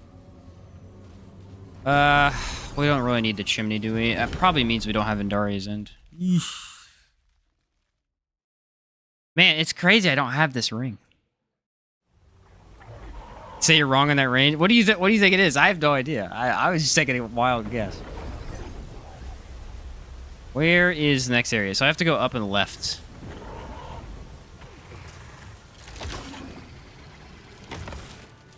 This gun does look mean, I'll give it that. It looks like an absolute monster.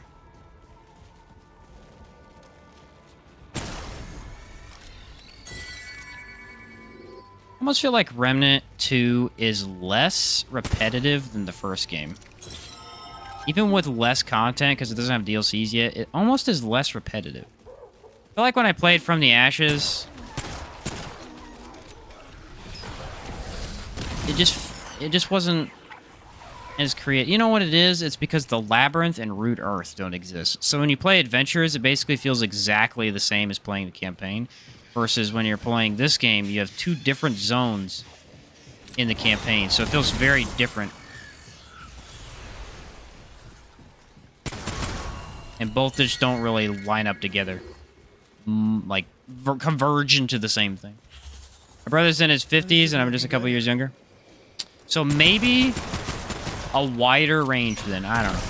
I told you I had no idea. 2,400. Nice damage.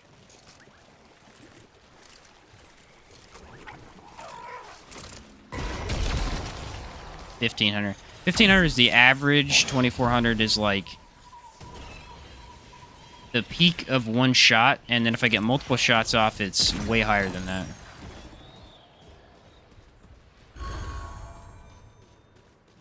Late 20s, early 20s, yeah. This has to be it, right? Oh, it's main cave. Darn. There's one more dungeon, yes?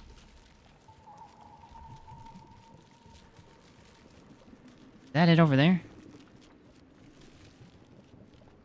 Aww. I think I have to go through this door to get over there. That's the thing. Yeah, because I got to get to the puzzle, and then I can go through the back door.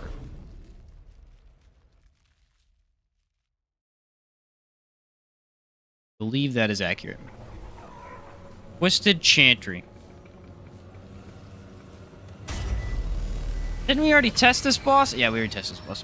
We'll just shred him. I have it a little bit better set up now. 30 dip my toes into any game from Pokemon to Call of Duty. Guess Remnant and Outward fits somewhere in that range. Last couple years, I've mainly played RPGs like Outward and Dragon's Dogma, stuff like that. But that's mainly because once I started, you know, really doing videos consistently, you really want to be sticking to a game so that you're not, you know, you have the time to make the videos. Before that, I pretty much play anything. I got a Terraria for a while. Call of Duty I played for a bit.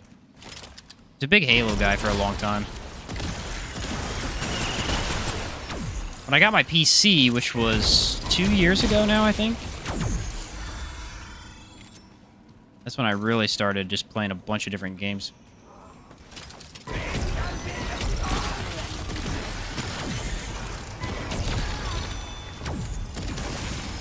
PC really does open things up for you. There's so many... Pretty much everything is on PC, other than a couple of games. A couple of the mainstream games aren't on there, I mean. Like Bloodborne, you have to play on a console, obviously. I did enjoy Spider-Man quite a bit. The Marvel Spider-Man that came out a couple years ago. That was a really fun game. I have the Miles Morales version. I have not played it. I heard it was much less content, so I don't know if it's worth it, but... I did enjoy that gameplay loop. Swinging around as Spider-Man is a lot of fun. Say I'm in the mid-early 20s, that's all I'm saying.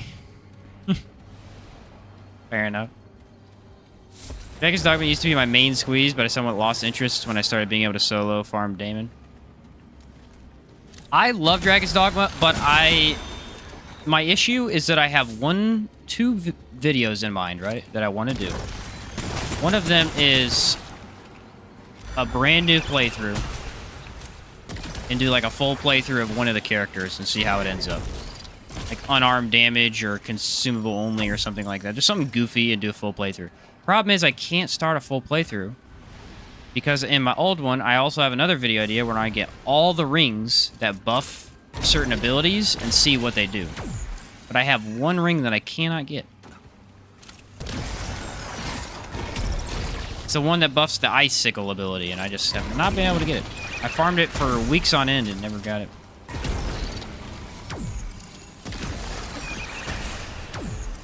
I await. I await the day I have it.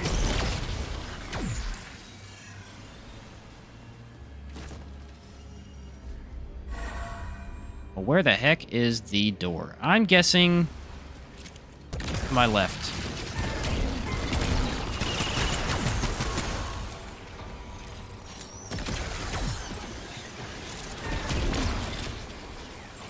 The only big disadvantage of Apocalypse I've noticed is that it makes me not want to play Lawson.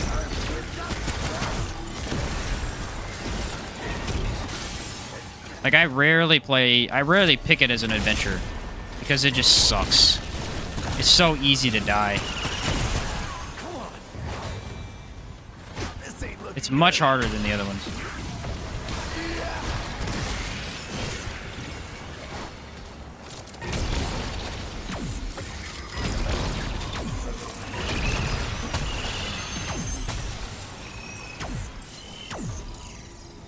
Even Narud, I feel like you can clear it a little bit better. Bosses are harder on Narud, but I think that the areas are slightly easier. Just because they're mostly hallways, you can kind of get away from enemies if you need to. I guess we'll reset that.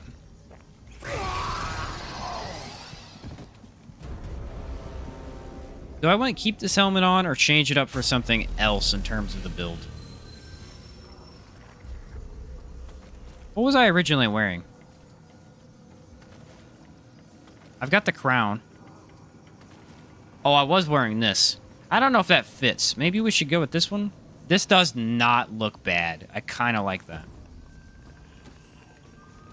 That's pretty cool, actually.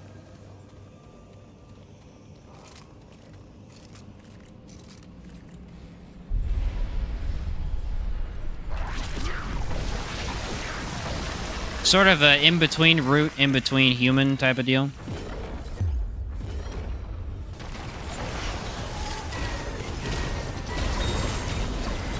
Look at that. That's Apocalypse. And that he has Hardy, too.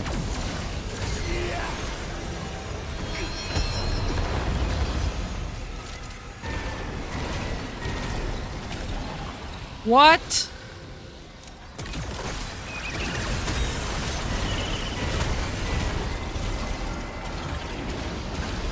Well, this is the easiest way to kill this boss.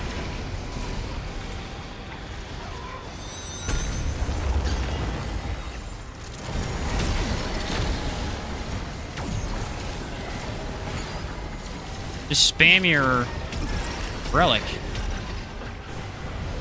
Can't get away from the madness, though.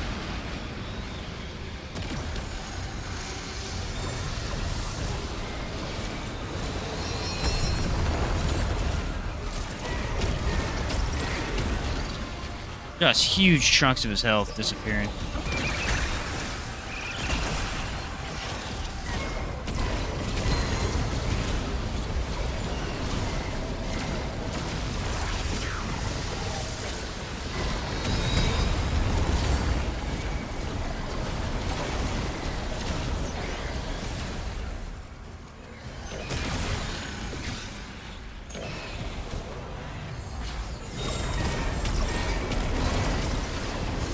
Look at that! That is stupid.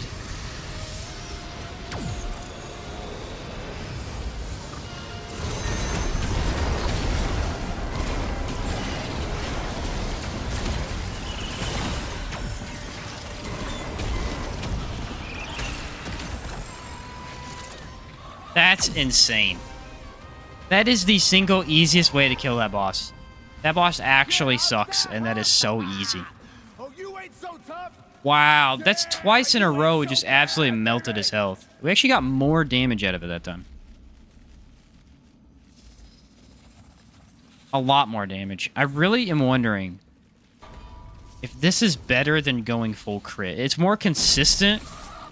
It's less damage, right? Like if you get crit, I think you can get up to 7,000 damage in one shot with this thing. But it's hard to keep that crit going. Right now, we're just crashing. I didn't even really need the ring for extra mod regen. Not necessarily. Because especially with this, our mod generation is actually pretty high. This increases all damage in general. What if we just increased crit? I can increase crit damage, but I can't increase crit chance. Need something else to do that for me.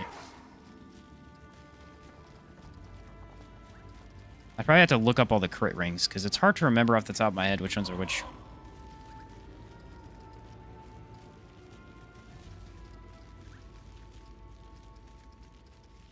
There are a couple, though. Oh, here's the Gunslinger's ring.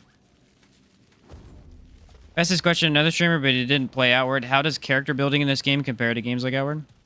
Came back to say Akari Warband. Fair enough, Rick. Fair enough. Fair enough. How does it compare in terms of character building? Here they come.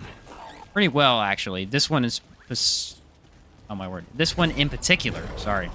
So, like, Remnant from the Ashes, build creation wasn't really as high, because essentially what you have is your gun, your armor, your mod, and your rings, and your amulet. So there's 5 things that you're changing, right?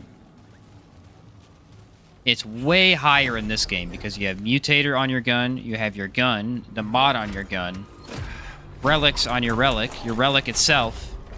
It's actually really, really good in this game.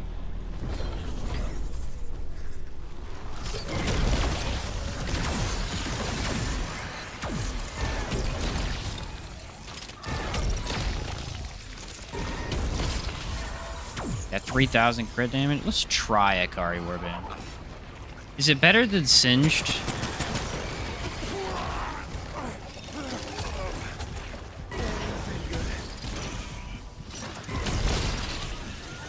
Well, he irritated the crap out of me.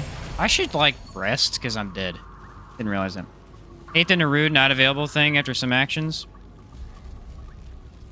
Oh, you mean if you do it a certain way and then it deletes your...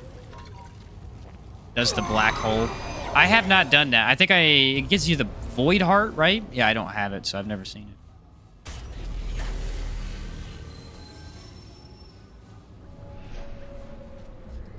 it. If we go Akari Warband, I think we could honestly just take this off.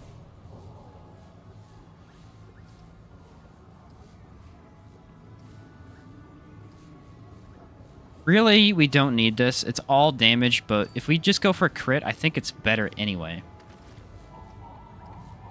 So now what's our crit chance at? To tell me mod crit chance is at 10% from... Well, when I summon a minion's at 15. Yeah, it goes up. Oh no, it's only ranged in melee crit.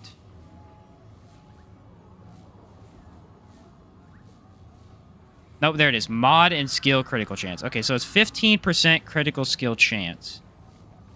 With a 15%, so it's 30%, 10%. We're getting 40% crit chance. It's not that high. That's pretty good, though. I mean, that guarantees at least 1 out of 3 bullets. Play Singe with the shard bearing. Which one's shard bearing? S's.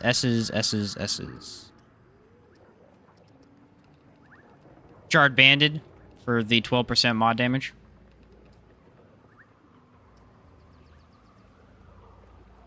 If I switch this out, maybe. Just go for more damage overall. Because mod regeneration really isn't that important, as long as I take my relic. That's the thing.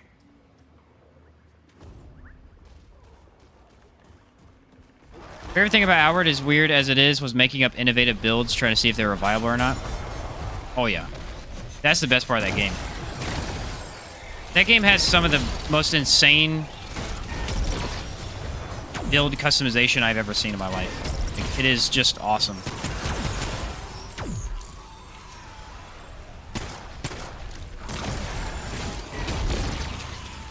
Just awesome.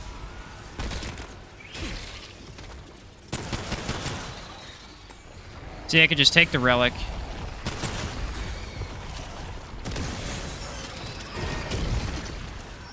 Look, it's instant 2,500. That's per mod, guys. That mod stacks 3 times.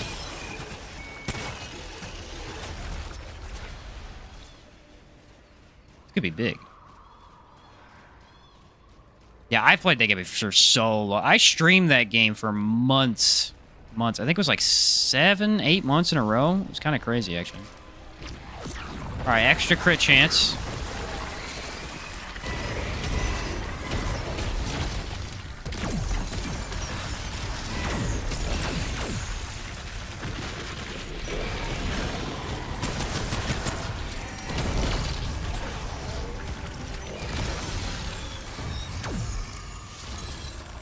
Wow. For sure puts in some work.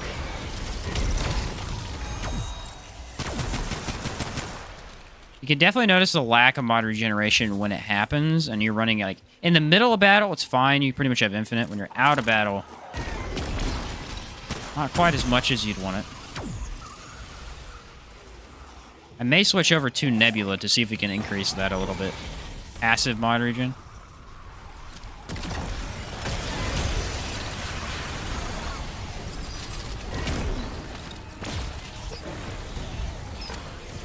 Did I kill him? No, but I did set him on fire.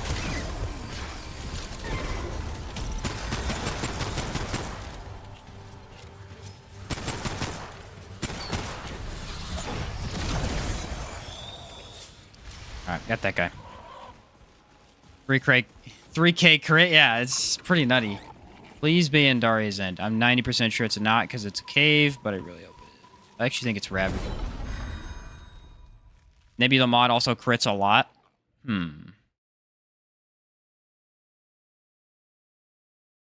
Definitely have to get the game as soon as I can. Yeah, for sure. It's a lot of fun, man. I'd recommend it. Yeah, this was Ravager. I think I did. I can kill Ravager and then check. Problem is, spamming this mod is so much fun.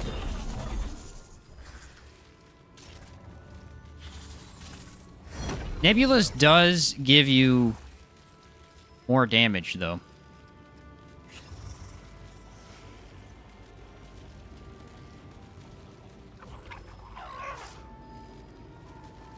10% of mod damage dealt over time. Generate 25 additional mod power for stowed weapon. Let's try this. See what happens.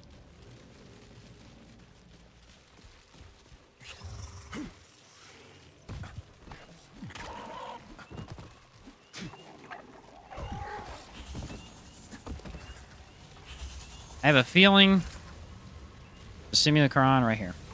Yep.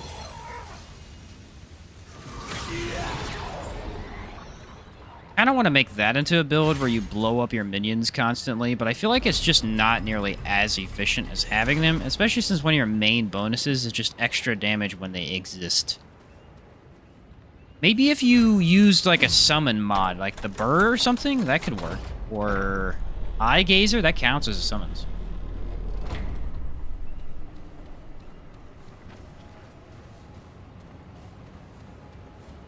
Went through pretty much everything. We'll beat up Ravager, see if we have any extra dungeons, because, I mean, why not fight the boss right here? It cannot hurt us. Unless he has some really bad affixes, that would be extremely inconvenient.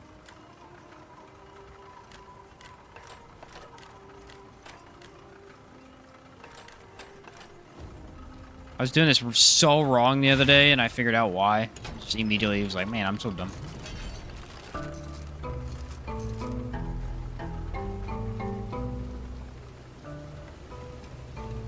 Iron skin and empathy? Yeah, that'd be perfect, wouldn't it? that would literally be amazing, right? Or maybe elemental immunity or something. Since burning and poison gives us more damage. Sounds like something that would happen.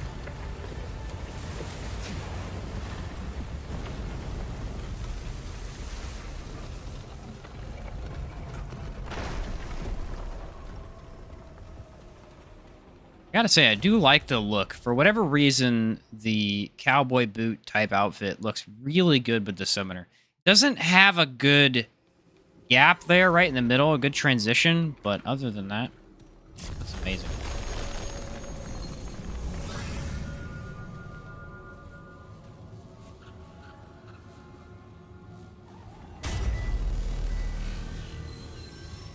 Okay, let's see what we got.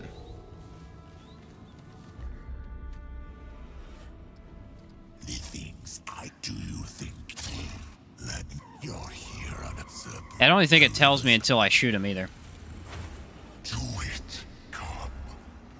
Join me. You can't run from destiny.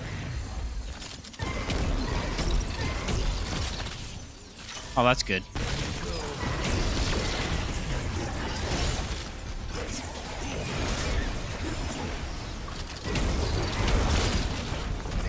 I got greedy. How much damage is it doing, though?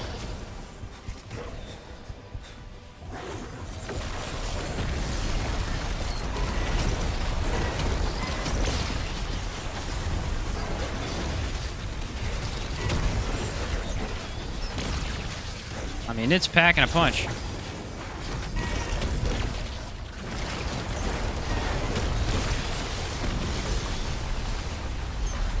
As long as I eat these to get my stuff back, should be fine.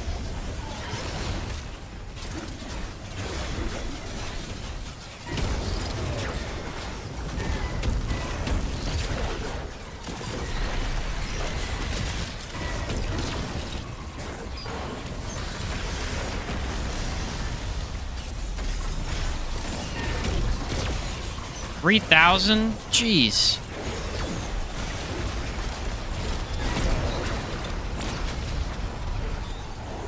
Yeah, we get that ring to where we have infinite mod, and that is going to be big.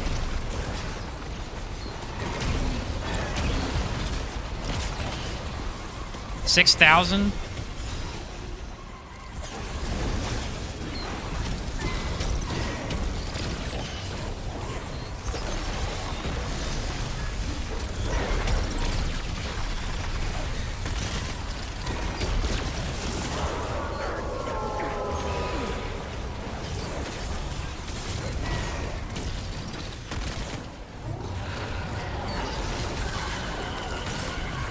And look, my minions are taking care of the meatballs, so I don't really have to worry about that.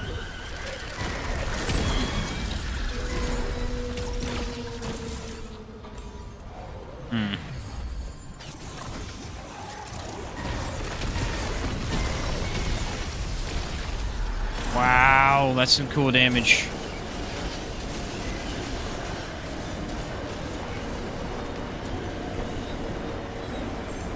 I might be eating through my relics too fast.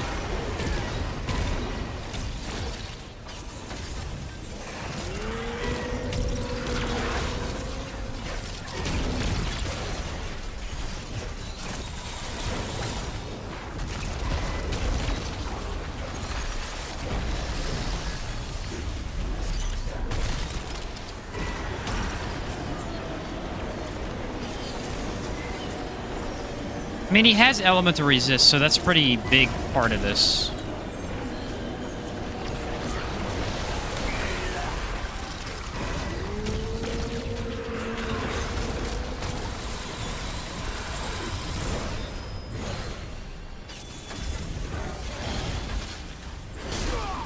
Oh, I thought he was switching to phases. Okay.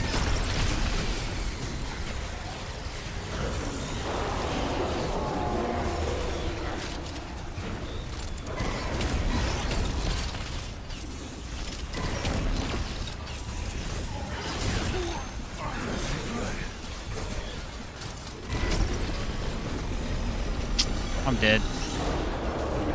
There's no way to go anywhere. I got stuck behind the deer. Catch you later, Rick. Yeah, the spam ability is a big part of it. Let's switch back off of this one and see if that other gun was better. Because the problem with the corrosion gun is that it's just not easy to hit bosses with. Range is a huge issue with it. I always forget that if you get stuck behind the deer, you can't move. There's no way back out. And unfortunately, I forgot to kill the deer, so it was still there. It would have stayed there regardless anyway. Summons dying is definitely an issue too, but as long as we only summon one, we're fine.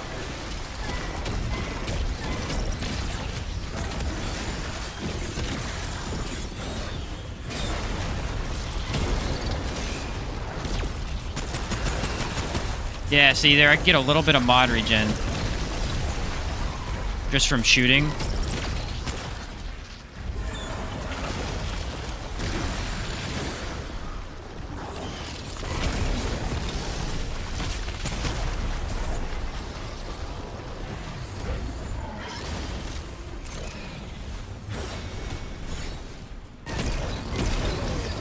It's the most predictable boss in the game.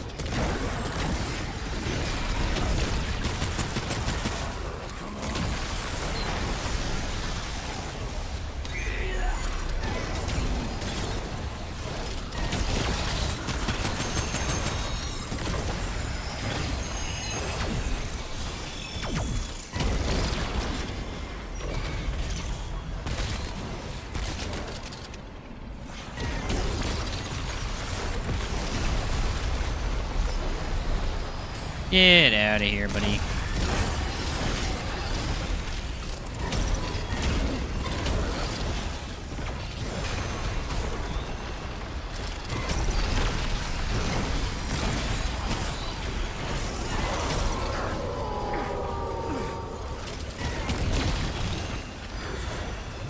Why is the deer still alive?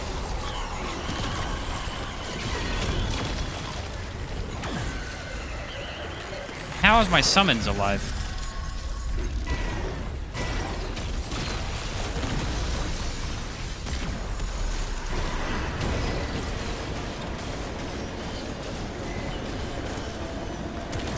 Well, he ain't alive no more.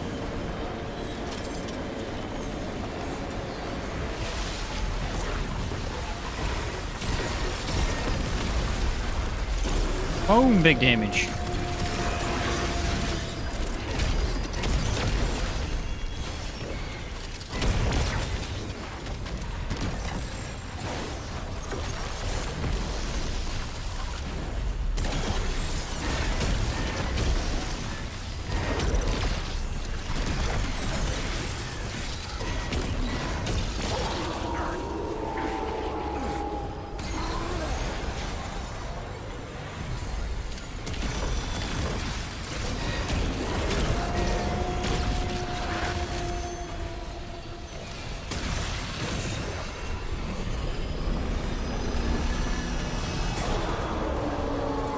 I barely got out of that range. I should not do that next time.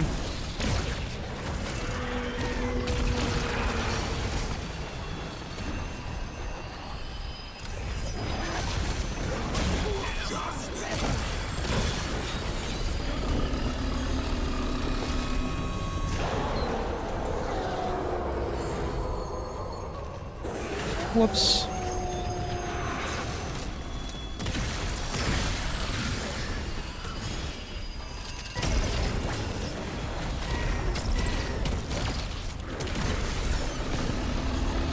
Messed up, buddy. You let me live.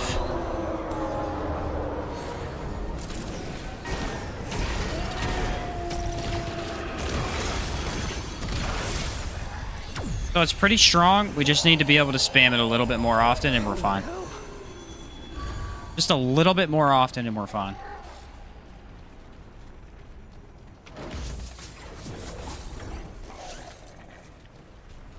The mod cast speed is big. That's one thing that you really got to go into is being able to cast faster. Because you really don't realize it for most of the game because a lot of the game you're playing without Archon. I mean, it's like the last class you get. You don't really realize how slow some of the mods actually are. And being able to cast them faster is just huge. Just huge. Okay, let's see.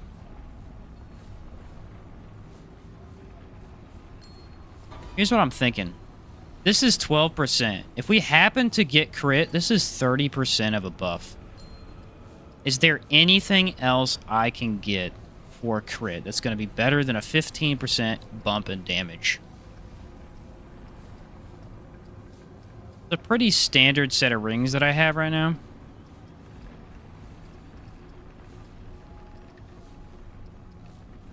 I mean, I never reload my gun. I don't even use my gun. That's the cool part. That's the cool part. 10% mod regen. The thing is, I'll probably have to take this off when I get the other ring. You know? So we need to test it with the damage I have now. Let's go with this one for a little bit better and see exactly how much damage we actually have. Damage is good. It definitely works. And depending on the boss, it works better and better. Because that's a very tanky boss. Pretty much regardless of what you do. I did everything but one location. Do we think that it could be here? I doubt it. But what are the what are the chances that it's that and I don't check it, you know?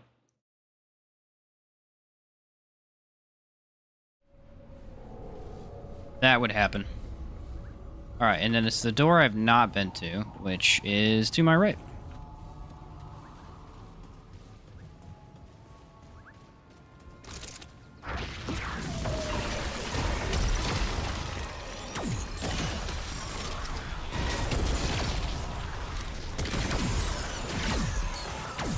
Yeah, look at the crit damage now. Crit damage is huge, and I don't even have guaranteed crit.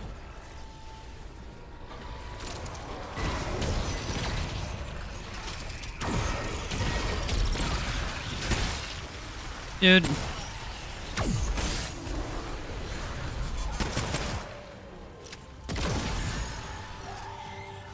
I think the more we have on him, the more often it crits. I don't really know for sure, but... Dang it, stupid meatballs, dude. They throw off the roll just enough for you to get hit by everything else. The meatballs are sucky.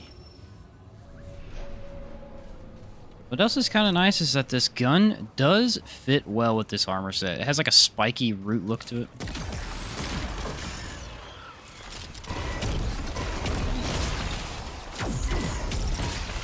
I think that ring is more powerful than I'm giving it credit for. It's basically giving me increased mod regen rather than just giving me more mod power.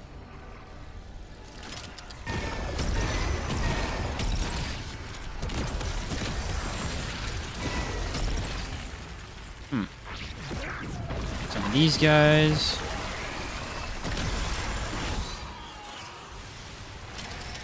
I don't know if Helix can crit after it's been... What the heck just happened, dude? I just died from an attack that doesn't do any damage. Okay. Well, I had one hit, too. I got one hit killed by an attack that doesn't even do hardly any damage.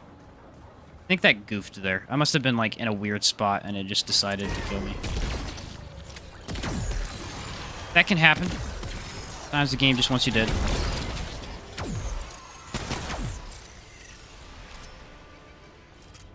Sometimes it just wants you dead.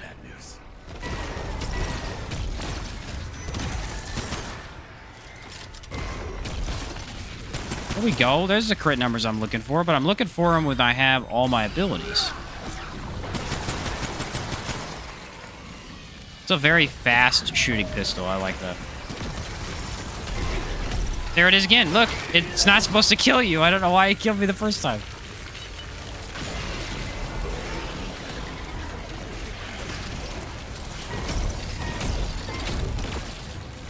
$5,000 crit. Almost 6,000.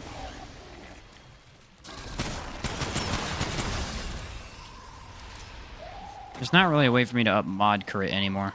It's actually kind of hard to get mods 2 crit.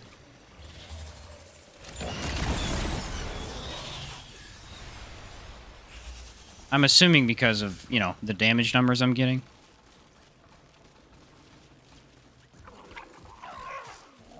I mean, 7,000 damage almost is nothing. Oh, it's 6,000, I guess. It's nothing too small. This is probably Cathedral of Omens, I would assume. Maybe? Yep. How'd I know? That's the real question. How did I know?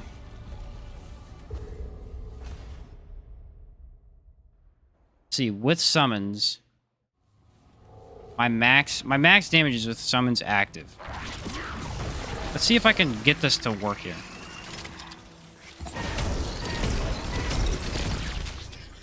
$2,000.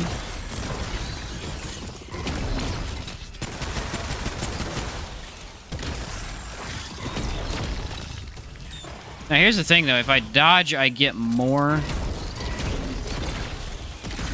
crit chance and damage. So technically, works. I think this ring is a hindrance. Could go for explosion damage. I mean, it is all we're doing. What if I went explosion damage and I went back to that other ring I was running for just extra mod damage? 12%. I think I can switch this one off for something else too. And maybe run... I don't think Devouring Loop does anything for us. A crit chance have is... Yeah, they reset skill. That's not really valuable for us. Revive speed, mod power requirement. Activating a mod costs 15% health is gray health. Activation cannot kill the wearer. You know what I'm thinking, though? There is actually a heart. So this converts 5 health as gray health to 40 mod power per second for 25 seconds. It's actually insane for mod-based builds. But if we threw in a ring that was able to deal with gray health, like this one here, increased gray health regeneration rate. Hey, I need you to calm down in the background.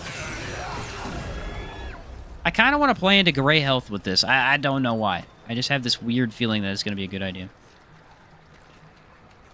Gray health.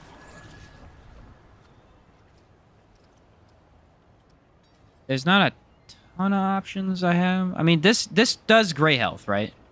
But I need to be able to get my gray health back. How much is this anyway? If I take this.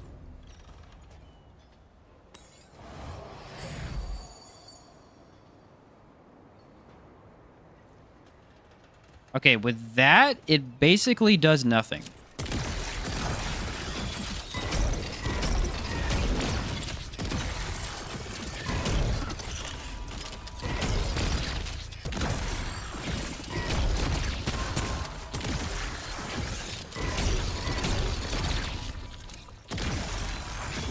I have to wear a ring for that, though. And I don't know if I want to do that. That's a lot more mod power. But then we're entirely reliant on the fact that we have this.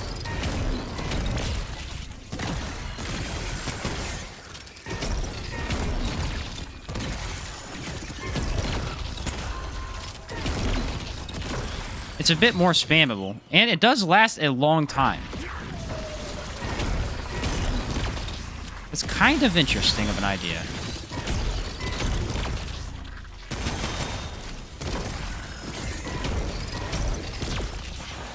Let's play around with that and see if that works. I gotta reset this anyway.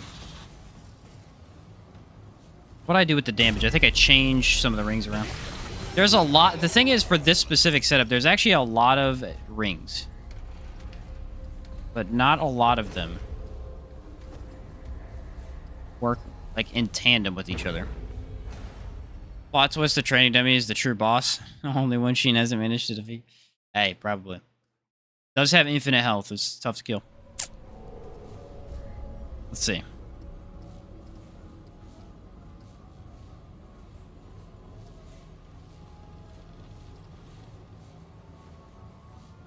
Explosion damage is increased by 25%. Crit damage in general. Extra crit damage and chance.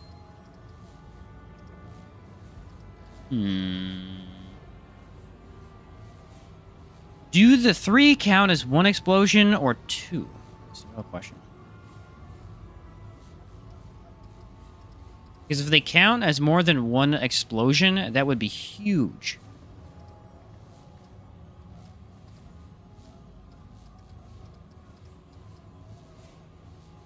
There's got to be more rings for gray health. I remember picking a whole bunch of them up, but I don't see them in here.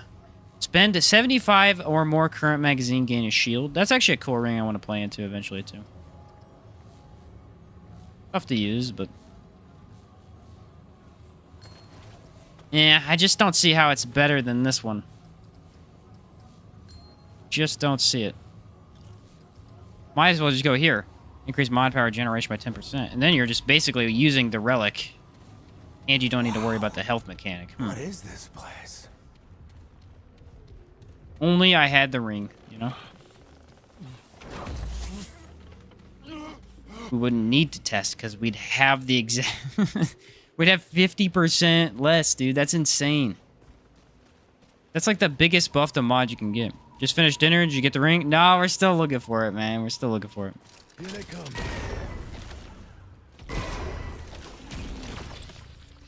I've been messing with damage numbers a little bit, but I am still looking for the ring. It's always that one item you can't get, you know? It's the staple of Remnant. That's like the entire purpose of the game is to have some items that just are impossible for you to get. So that you can be angry about it for a long time.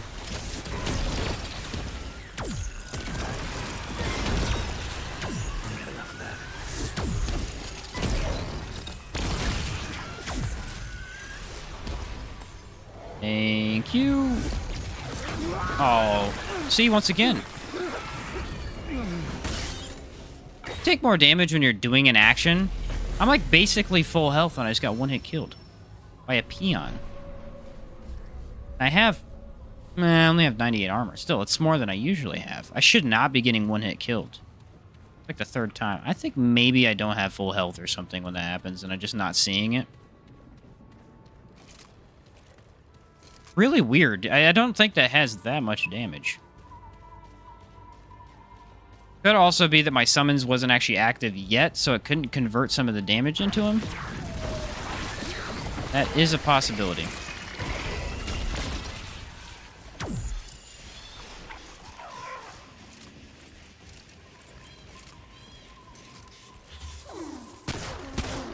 Okay, you guys can die. Thank you very much.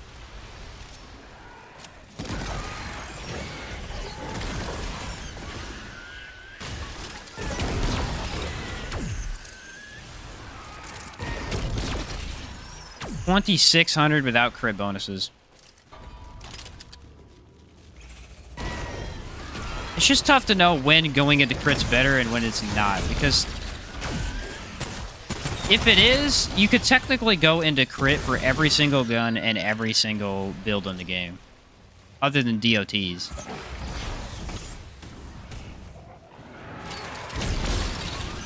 But there are a lot of other options.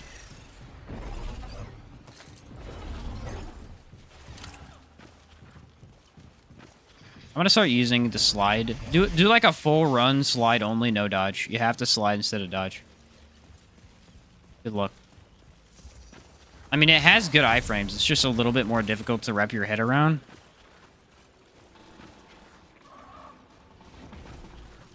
I wonder if it... Does sliding actually grant iframes, or is it just dodge, like, higher attacks?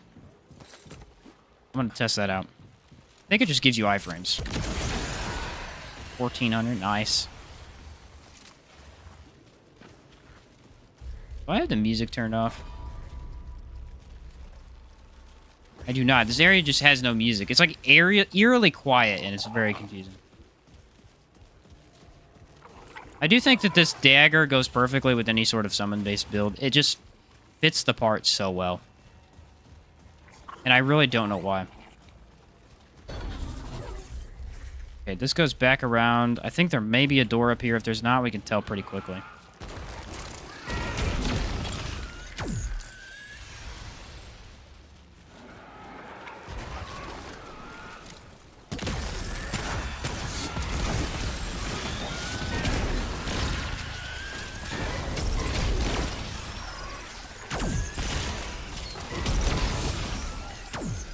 It's so cool that it one-hit kills a majority of enemies. I think that was the only direction we needed to check. Everything else is connected, so we can just go this way.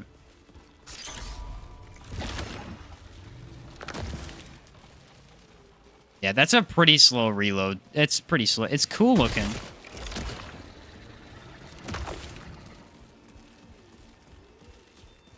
I don't know if I would use this gun as an actual gun. It does have a really, really good... like, stagger, I think. And it's hard to tell because I haven't used it that much, but it feels like it has really good stagger, and I think it would have really good weak spot damage, too, based on how it plays. As long as you increase its fire rate, that'd be pretty big.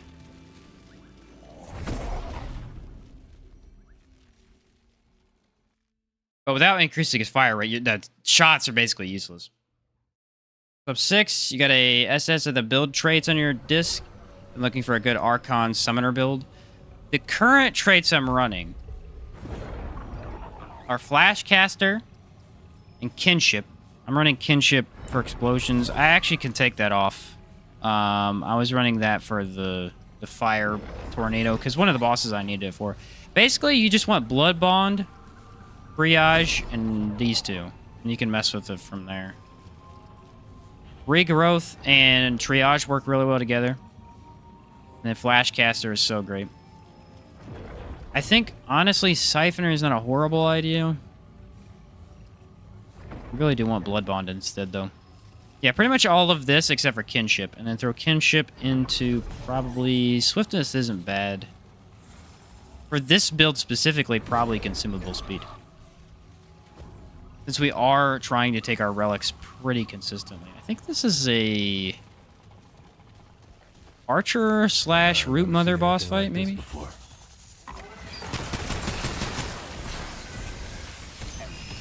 This is a side dungeon, though, didn't they?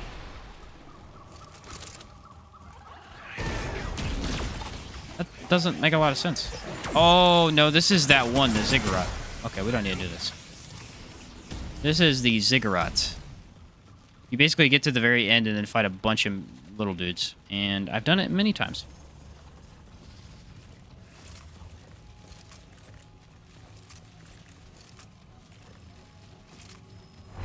Many, many times.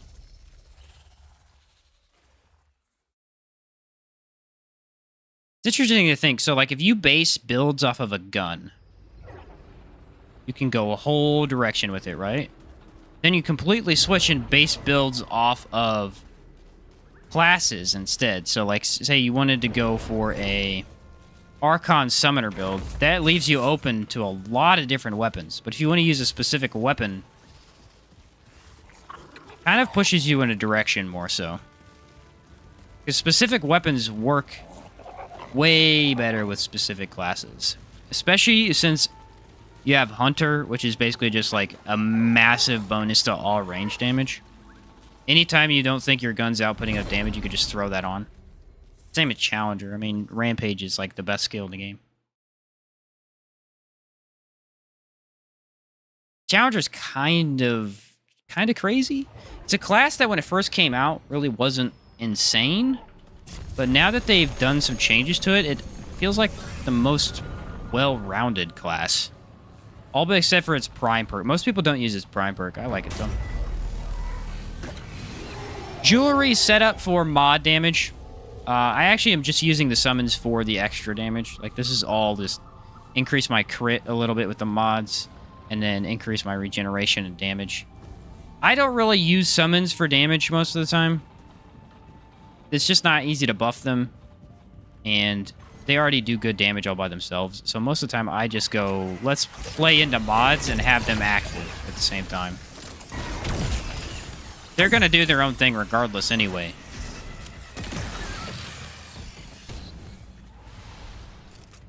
So why not do your thing and then get 2 times more damage? Essentially. That's how I like to run the turret as well, an engineer. That's why I haven't made a build where I actually pick up the turret most of the time yet, because I like to just set it down and then do my own thing, so I get more damage out of it. Okay. Although the dodging with the turret is freaking awesome, so it would be nice to have that. Wish we could have more control over them, like the dog. Yeah, the dog's pretty nice. Unfortunately, if we did, it would take away some of the... Dude, I'm taking way too much damage. All my summons aren't active, that's why.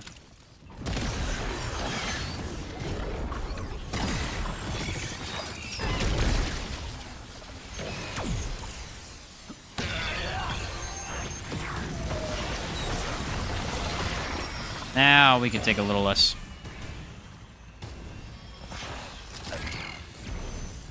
Anyway, if we had a little bit more control over it, we'd probably have less summons. What would be nice is if we could have... Like, you know how you have the different turrets, and then they have different abilities, like you can buff them or something? It'd be nice if you could buff the minions by, like, holding the button instead of actually blowing them up.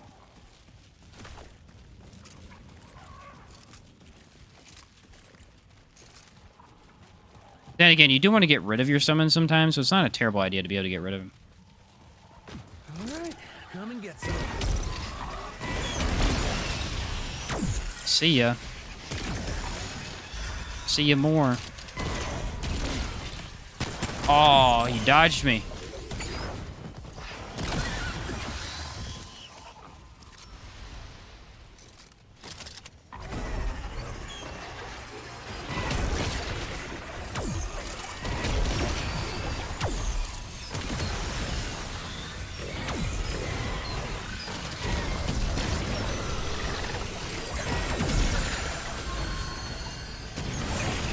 We're gonna, of course.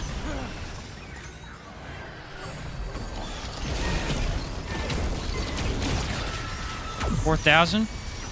See, I like the damage numbers we have.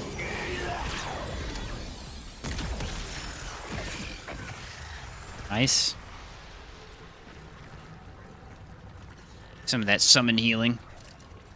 I think you could make a pretty decent support-based build with summons where instead of actually using the summons to support you and your team, you explode the summons to grant healing to you and your team. Problem is, telling your team where the healing pools are at. It's going to be tricky.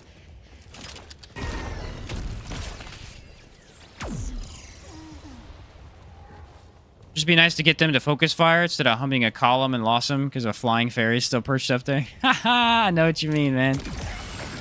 Oh, I know what you mean, especially in Lawsome, because the enemies can hide quite a bit. Yeah, definitely.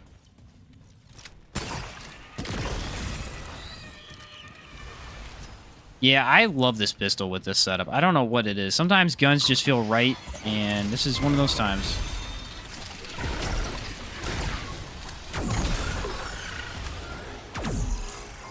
What's nice about Helix... Okay, frame rate. Where are we at? What's really nice about Helix is that it works similar to this mod. So, like, if you forget which gun you're on, it doesn't really matter that much.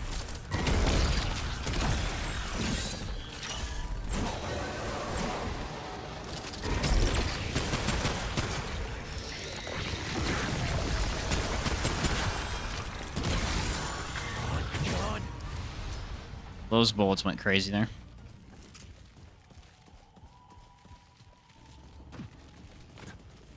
This has got to be Broodmother. I don't see how it would be anything else. Archer, maybe, but Broodmother... Well, it's Nameless Nest. I think if it says Nest, that means it's Broodmother. Yeah. I don't know what the Archers is called.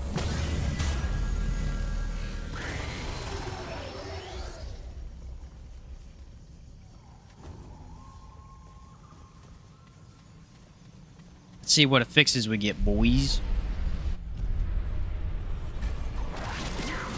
Hardy and Drain. Not the best I've seen, but not the worst.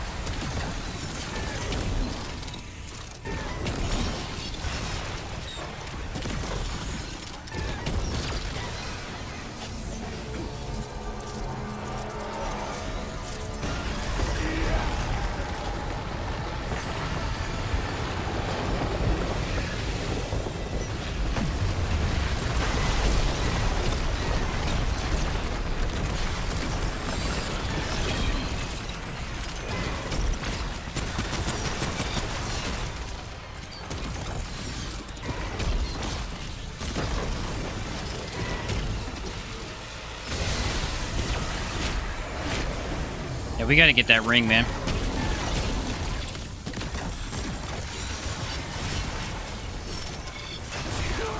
Oh, dodge too early.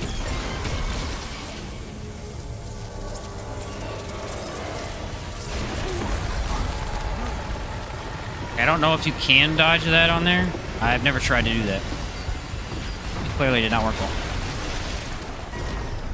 How are my summons still alive? Makes no sense. Happy about it, but...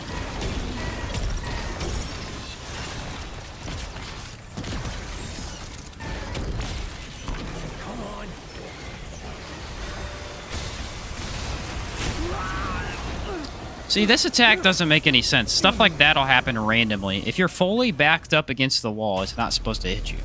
But sometimes it just does. This has happened several times to me, and I'm not exactly sure why you die.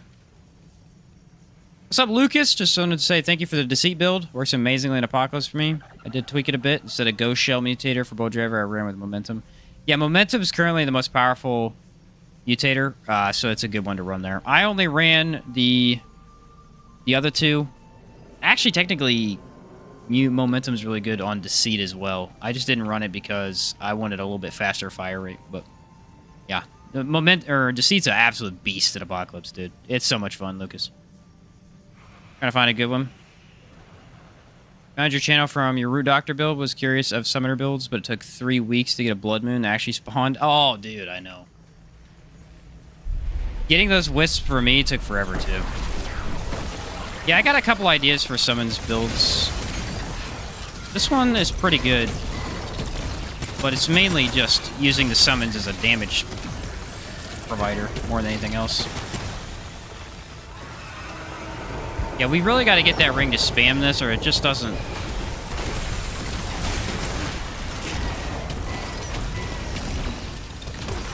Doesn't do exactly what I want it to do.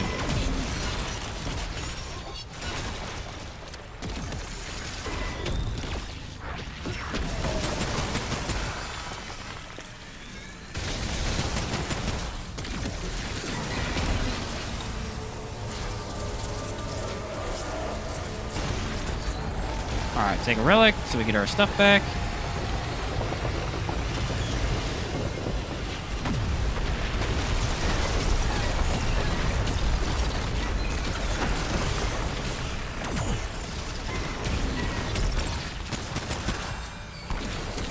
So pretty much as long as I have a summon active, I don't need to summon another one.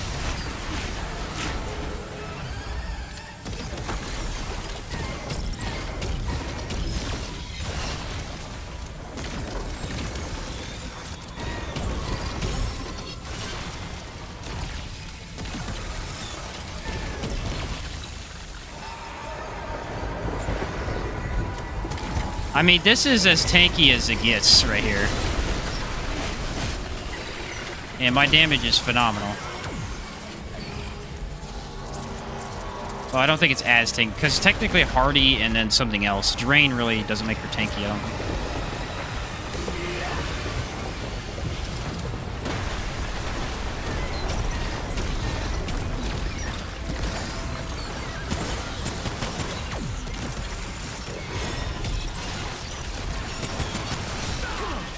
Yeah, I always dodge too early. That's why I get hit. Makes sense.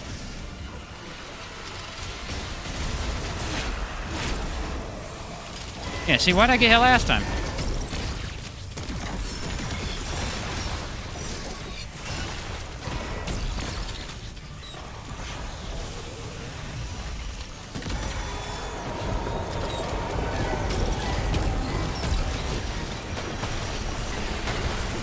Yoink.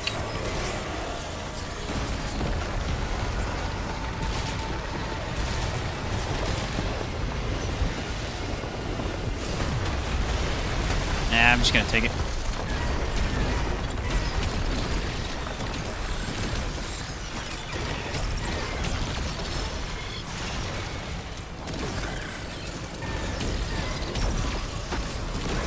You know what it is? It's sometimes it doesn't actually deal damage. It'll occasionally just do nothing.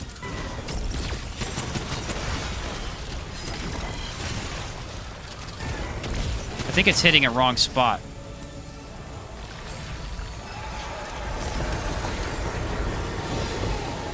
Yeah, I think it's just hitting the wrong spot of the enemy.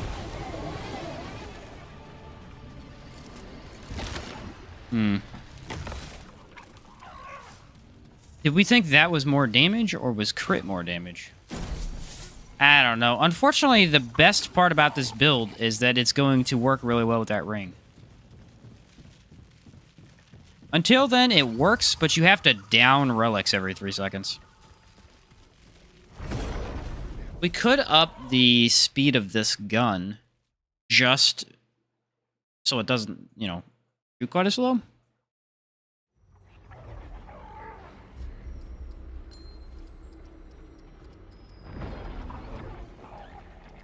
There's so many ways to play it. So many ways to play it. It's called The Burden of the Follower, I believe. It's from one dungeon that I'm attempting to farm out currently, but... unfortunately, the game does not want me to get it. I keep getting the wrong dungeons.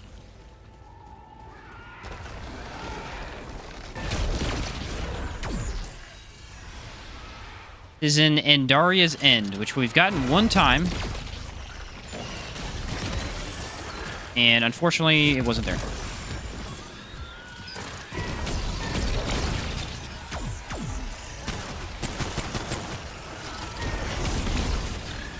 Now, does ranged crit actually increase mod crit for relics? Because there is no mod crit on relics. But I could put on the ranged crit. I don't think they work in tandem. I think they're two separate things. Why do you run Alpha Omega? Sorry, I just joined, so I don't know. What's up, Lucas? Why do I run Alpha Omega? Yeah, I got you, dude. You're good. So this gun has a really cool mod, essentially just because it's mod. That's really all it is. It returns a bit of mod power, right? It has a low mod requirement and does a lot of damage. And so if you can spam it, it does insane explosion damage from the amulet here. Detonation trigger. Which detonation trigger is definitely in the top 10 amulets in the game. Even if it's not the best, which it is one of the best, for its versatility. You can use detonation trigger on half of the weapons and mods of the game. At least. It's crazy. There's so many things that have AoEs. Nutty. But yeah, so Alpha Omega kind of sucks with this setup in terms of gun damage, but we're just using it for this right here. So that we can cycle through. The other advantage is that it gets 3 charges, and so we can use it constantly. Versus other mods that do explode, but you can only use it, you know, once or twice per... I just realized I don't have all of my relics.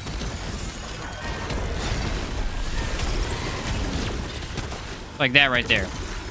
That's why I use it. You can stack all 3 of the charges to get an extra boost in damage. and then get up to, I believe it's 7,000 is the max you can get in damage. Which I'm not able to get consistently, but it can do that.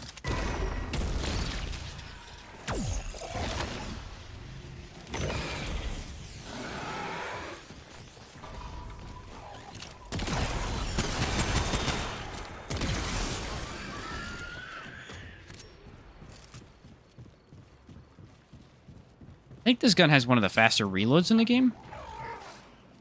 Pretty good. I mean, maybe it's not the fastest. I've been trying to figure out which handgun has the fastest. It's really hard to tell. Sorrow has a pretty fast one, but you can't take its mod off, so that's a disadvantage.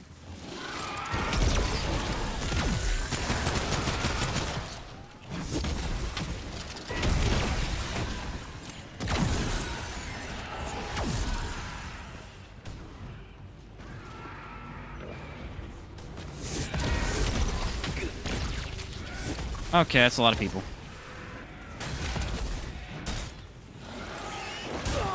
Hang it. I went to go dodge and didn't. Ah, I didn't have any of my relics, man. Oh well, that'll happen. Use Singed Ring. I was using Singed Ring. I took it off to mess with some stuff.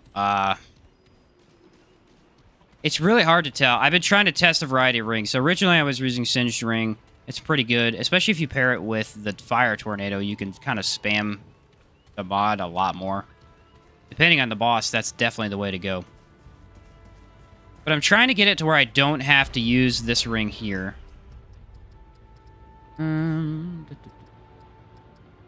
Where are you? Ah, Stone of 11s. I try not to use that because it's one of the most used rings in the game. So I'm trying to make it more unique. So I took that off because that Singed Ring's really good with that one.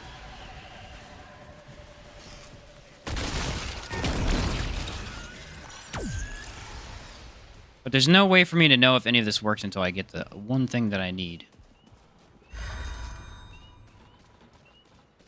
The good news is there's a ton of ways to do it. So if you don't have certain equipment pieces for it, it can work with other stuff.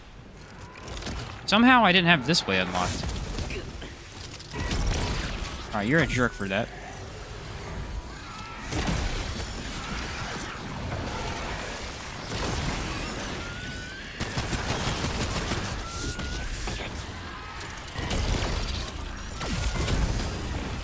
They are throwing a lot of projectiles.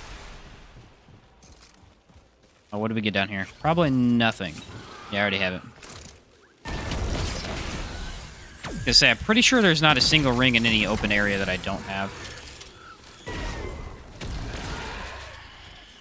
What? Is that out of range? I think it's out of range. Oh no, it does. Apparently infinite range.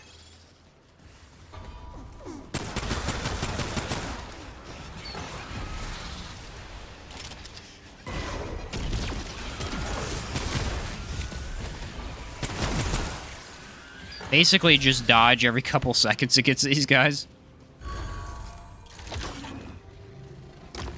Doesn't look like there was anything in this whole area. Great. No bad news. Yeah, no, this is entirely empty, which is slightly surprising. Oh, wait, look, I went that way last time. I don't think it matters which way I go. I wonder it felt so long. That was twice as long as the path. There's this one. I don't really know how to tell if this cave is here. Like, the one time we found it, it was the second cave that we went to.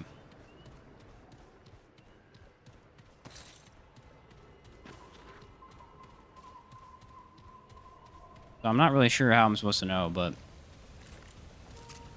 I guess we just check them all. That does seem to work, too.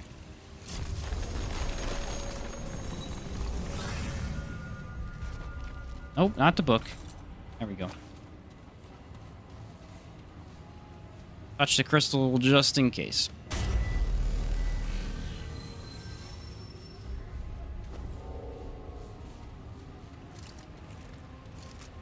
Now with fire, technically, if I didn't want to use Helix, I could use something like Acid Shot to get more elements on the enemy. But I'm just thinking that the way to do it is just up the damage as much as possible instead of actually spamming quite as much.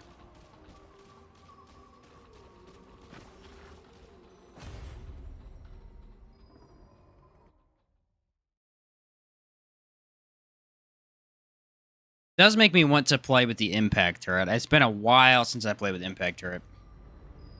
Engineer. And it's been a while. I think I picked that up, what? Third playthrough? I haven't been back to that since. I have a lot more rings that I could make you... Oh, wait, I don't need to touch this. What the heck am I doing? I have a lot more rings now. I might be able to make it into a decent setup. I wonder if it does explosion damage. What's up, Vilser? How's it going, dude? Welcome to another stream. Let's see.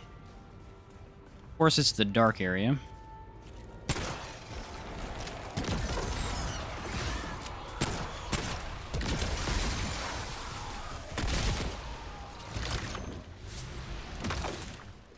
On Apocalypse, I have Weaver with Empathy and Hardy. It's not possible to beat.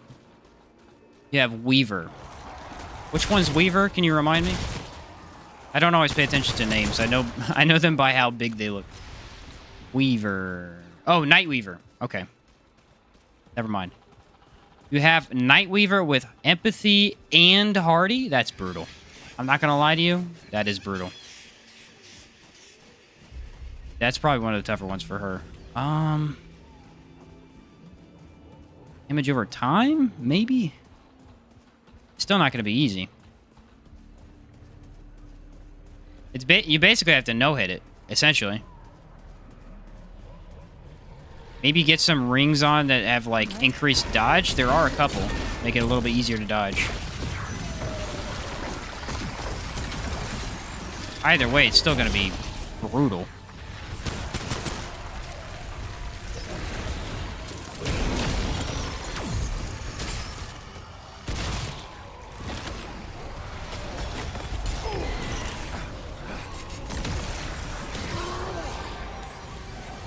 The advantage of Helix is that it is so good at just doing a little bit of damage to everything so that nothing can hit you.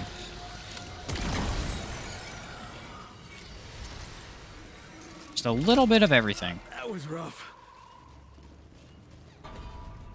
Yeah, Empathy is a pretty sucky one to get on every single boss because it just means you really can't ever heal. You can get the Tranquil Heart if you don't have that. I mean, Tranquil Heart's the best option for Empathy bosses.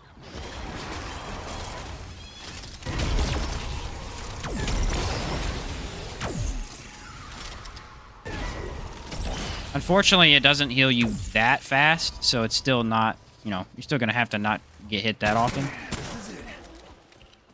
I do like Helix. Yeah, Helix is pretty cool with this setup. I do like it here. I don't like it in general, but with an explosion-based build, it's actually kind of cool. Especially since it has 2 charges.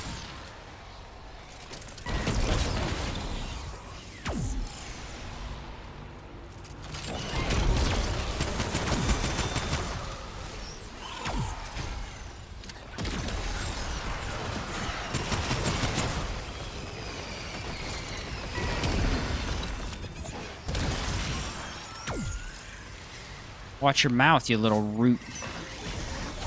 What is he even? Is it supposed to be like a dog? I don't even know what he's supposed to be. Root dragon? Jeez, dude. Why don't you hit me 5 times? There's no way. There's no way. It's nothing I can do. Ah! Freaking hate the meatballs. Luckily, the slow bubble is awesome. Oh, I got hit by more than one at a time. That's what happened.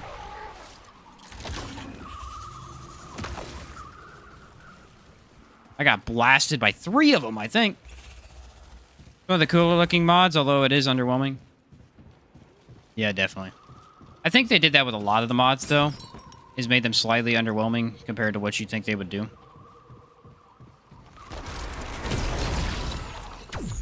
Just because you really can amp up your power so high. I'm telling you, this really does make me want to go back and do a full run of the first game. Not like just beat the game, like get every item again and find all the secrets and stuff because seeing the difference between the end game and this game and that one would be very interesting. We did 9 hours of different tactics and nothing works. Jeez. Daria's End, let's go. Okay. The right one.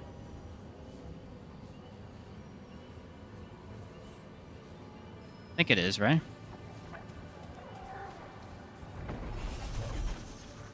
Yes. Okay, this is the right cave. Everybody cross your fingers and hope that we get this. Please. Such a lame apocalypse run. Every boss had empathy minus the tongue boss.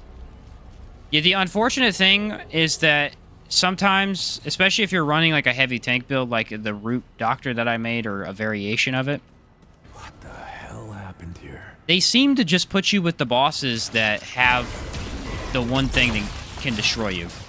So for that build, empathy. Every boss has empathy. This gun has no stagger.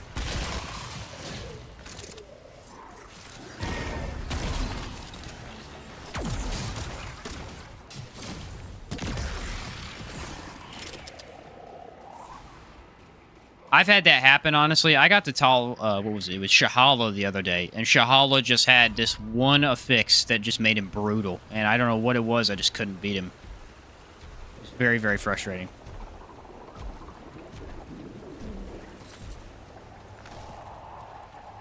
They're not very kind at times, let me tell you. I think I might have gotten the right roll. Maybe. Everyone run Burden of the Divine and one person drops healing mod stuff everywhere. Just max healing. Nice. You know, you could try and run something like a shield-based build instead. Use relics that don't actually heal you.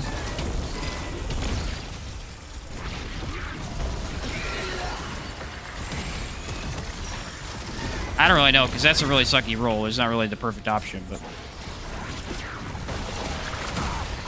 Seriously? This is one of the worst elites. I will say that. You know why? Because it instantly shoots. It's very hard to get a leg up on this guy.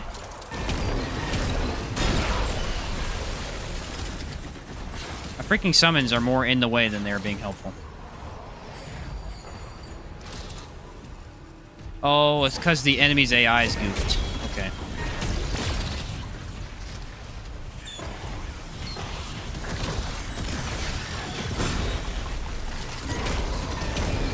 They're backing up into the wall because they think I'm going back there for some reason.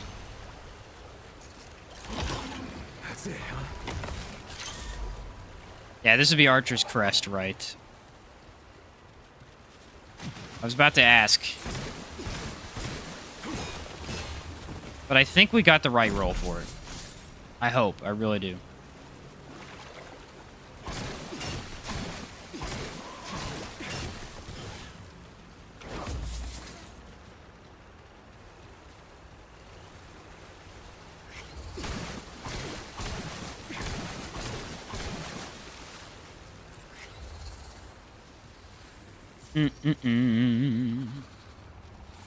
Okay. That is done. Now, the unfortunate thing is I actually don't know what this ring is. Burden of the Follower. It's behind a statue somewhere.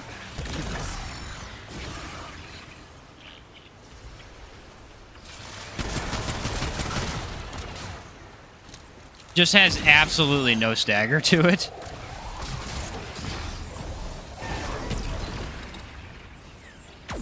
Haven't played Summoner yet, but Engineer Handler feels nice. Engineer is so much fun, man. It's so much fun. There isn't really much more fun than Engineer just because it's such a cool class. Okay, this is a statue. I don't think it's behind that statue. The problem is I looked this up, but it's been a while since I looked it up, and I really didn't get a clear... I didn't have the dungeon at the time, so it's hard to tell exactly where it's at. This is definitely a different role of Endaria's End, though.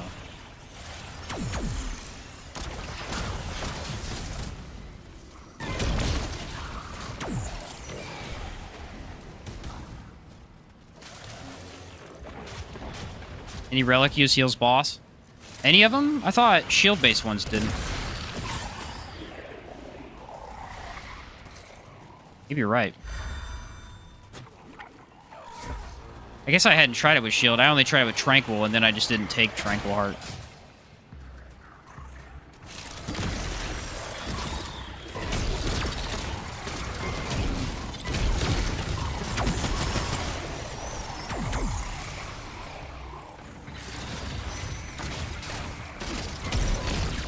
Yeah, show up right next to my face. That's what you do.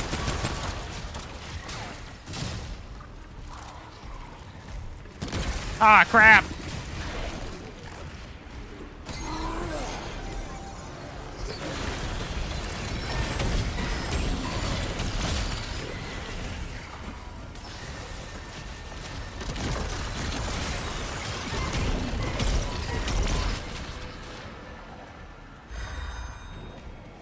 Run away! Okay, that's alright.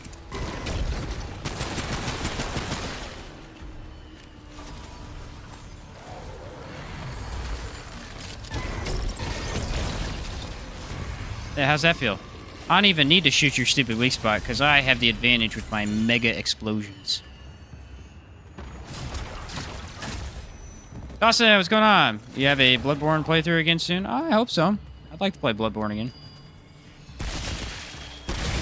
I don't know about soon, but I would like to play it again sometime. Burden of the Follower is an amazing ring. That's... I would love to confirm. You know what I mean? I would love to confirm, but I don't have it. Yeah, from what the stats on it say, man, it's going to be amazing. Amazing.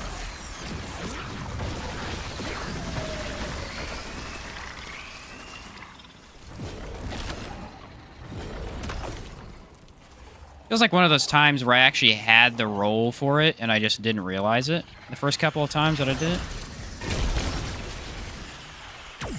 I love how fast basically, if it's a little guy, they're dead instantly as soon as you fire this thing.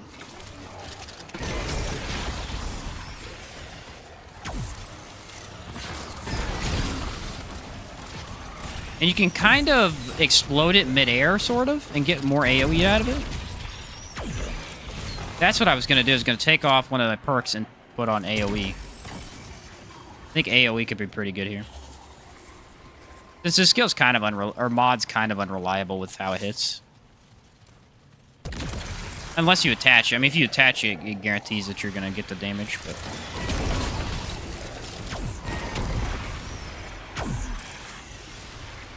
I love the sound that makes.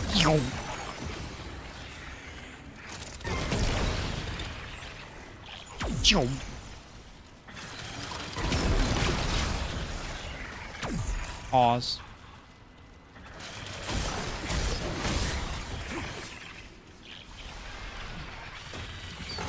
Holy cow, that was a lot of people. I am not moving in there.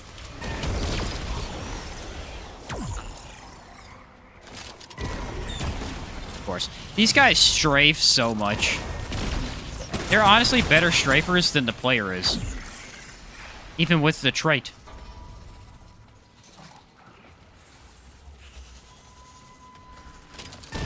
Thing is, I think this ring's well hidden. Is the problem. There's no way I'm gonna find it without a guide.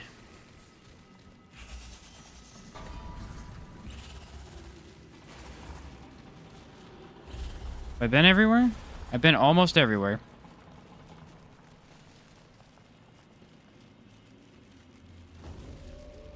But I need to go back the other way.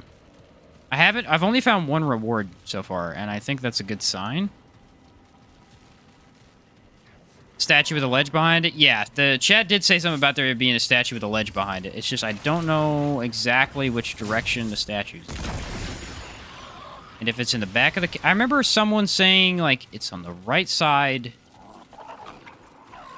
And it's behind a statue. But that's about all I have to go off of. I don't know if the statue is supposed to look like that, or if it's supposed to be a smaller one. We'll find it. It's not a big deal. If I get to the end of the cave and finish, I'll just look it up and see if I have it here.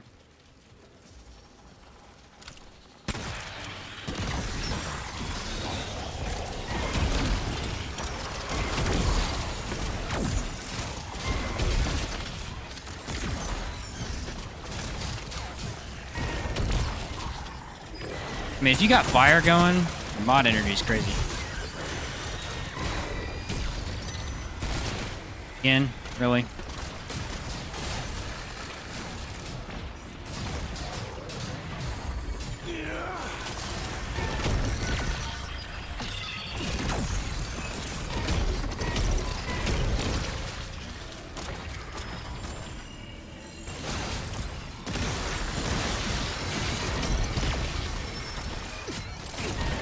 Jeez, man, how many bullets you gonna fire at me? Holy cow.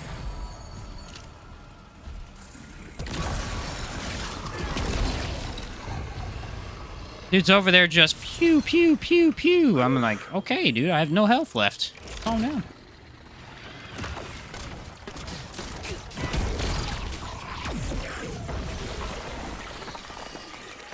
Help me, little buddy.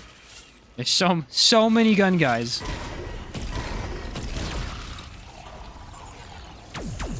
Brute Flyer or Reaver, which is better? Brute Flyer is generally better because in most boss fights, they'll insta-kill summons.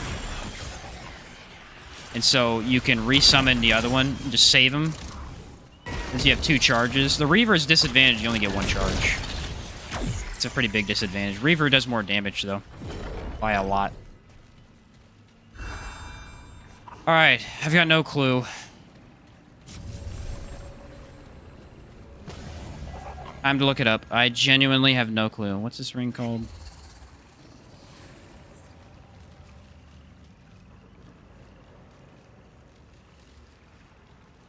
Alright, Burden of the Follower.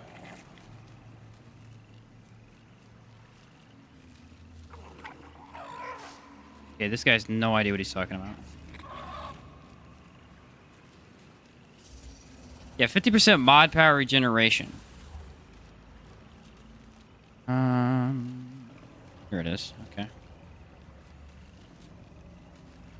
Definitely going to be hard to find without a guide. Yeah, for sure. Primary weapon with fire rounds and secondary weapon is Nebula. Those sound really good. Let's see.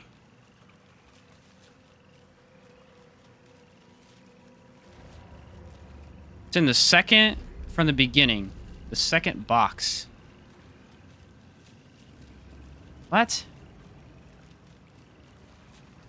Dude, I actually hate this dungeon. This dungeon has like 7 different freaking things for it. I don't think I have it. I don't have it. Why does this dungeon have so many different roles, dude? This is the 3rd different role, man. This is actually kind of stupid. It's like kind of near me. There's no way to tell. This dungeon looks so different. It's supposed to be like right over here. Like 4 different secrets you can roll. Yeah, it's kind of annoying because, I mean, I have all of them but this one. And you don't know until you clear the whole thing.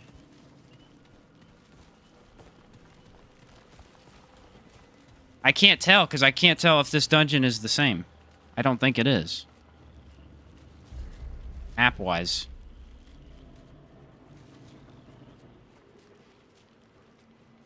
I'm like pretty sure it's not because there's the crystal. But I don't want to re-roll it and be wrong. That's even worse than that's even worse. There's a corner dungeon. Oh, wait a second. It might be next to Archer's Crest. Where was that at? I think that was at the beginning, was it not? Can't even get a solo. Oh, really?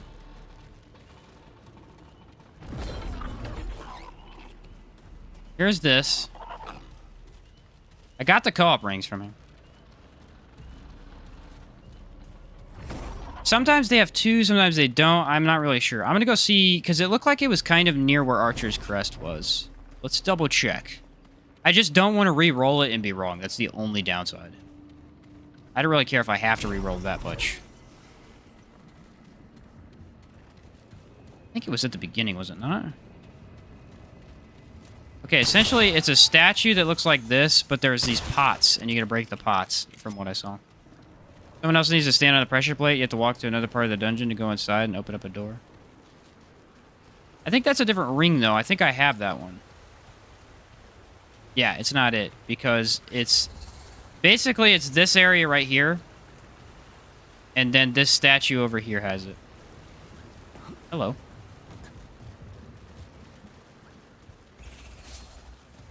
It's, like, extremely annoying. I'm not gonna lie. I've actually not had any issue getting any item in the game so far. This is the only one. I finally found my match. I think it's this statue. But it has to be a different role of the dungeon.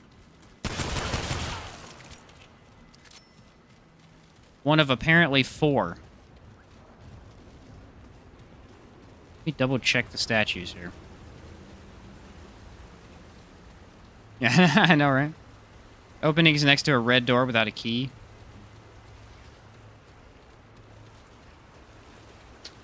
Okay.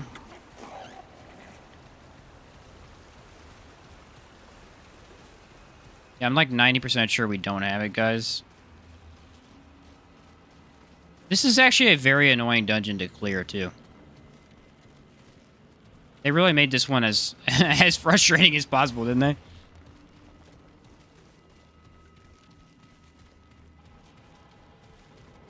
Good news is I cleared everybody out of here, so I don't have to be shot at the whole time. Essentially, it's just that statue that I just looked at, but it has pots next to it. So if it's anywhere, we'll know. Shoot all pots on site. I'm just 90% sure we're good.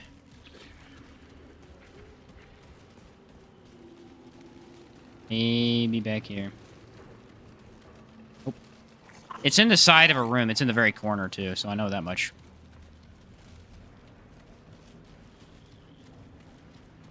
Just double checking.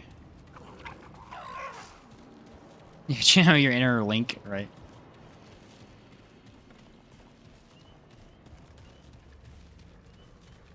Darn it. That is 2-0 today. 2-0. Yeah, there's that door, but that's the one you have to stand on the pressure plate for. Darn it. To re-roll the whole stupid thing. Actually, that's 3-0, because we already re-rolled earlier, too. Get the ring in the same role as the Ice Axe boss.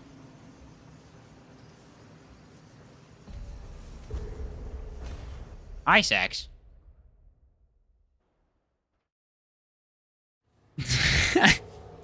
Nah, the sucky thing is I made this build, man, and then I was like, I need 1 ring for it. I just can't get it. Should I just roll a non-apocalypse so it's easier? It doesn't really matter that much.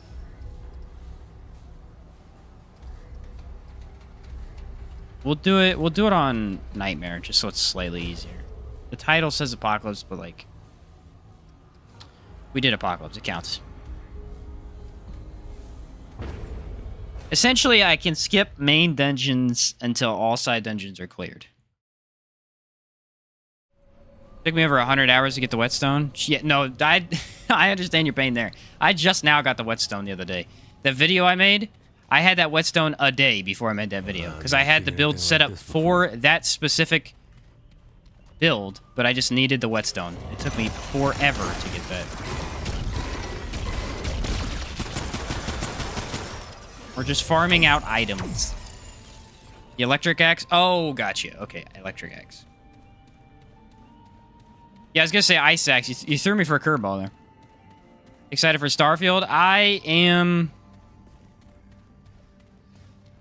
not really. Either way about Starfield.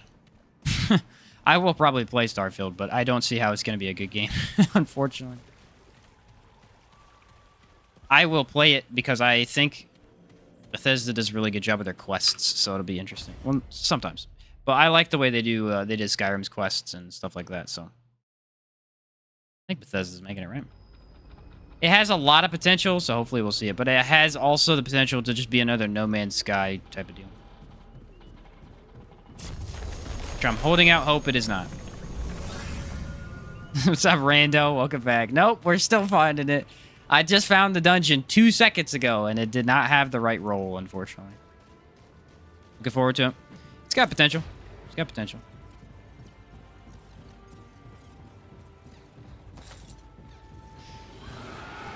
I was looking forward to Remnant 2. Like, this is my game that I was looking forward to this year, so... I am content. If other good games come out, I am fine with that as well.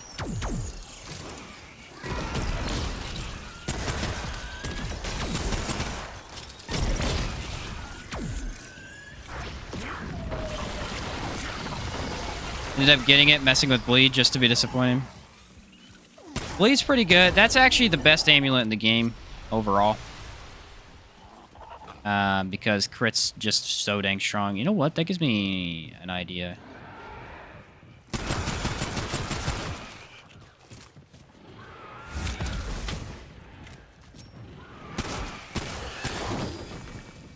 I just had an idea. What if I use the whetstone? That's 30% crit. Crit chance increased by 15. That's a lot of damage. Now, I'm going to use that with my other explosion build. Okay, we'll stick with this one for here. I have another explosion build because I have to keep making explosion builds because there's so many explosion-based guns.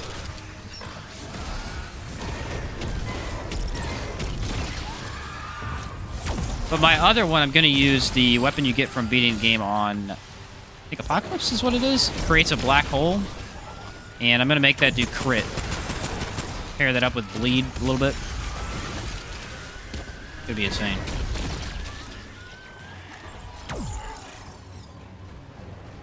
But I wanted to test this one out first, obviously.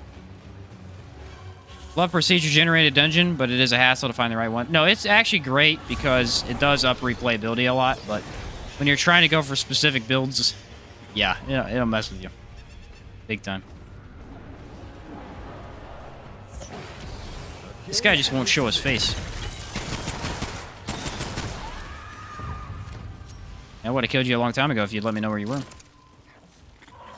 What's this dude you play on? I play on PC. What do you play on?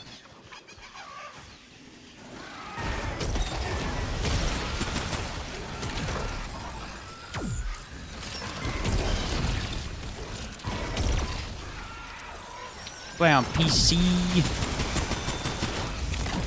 Got a couple people I play with on PC already. Phantom Liberty and Starfield are my two remaining. Oh, nice. Lies of P is supposed to be good. I tried the demo. I both loved and did not like a lot of parts of it. The atmosphere of Lies of P is insane. It's amazing. Unfortunately, it has the problem of it tried to copy Bloodborne and didn't copy it correctly in terms of the health regeneration mechanic, and so I'm kind of worried about that. But I think it'll be a good game. Essentially, Bloodborne works so that you're very aggressive, you get your health back. But in Lies of P, even if you're aggressive, there's no way to get all your health back. Even though it has a similar mechanic. And so you end up having to take heals more often or just never heal up. And it kind of got annoying, but it did make the game challenging, which was fun.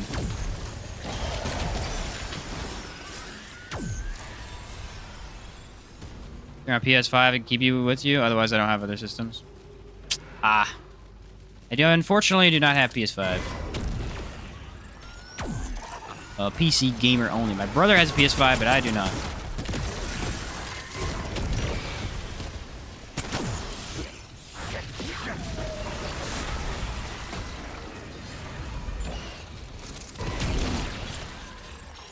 Have we seen these enemies enough yet, guys?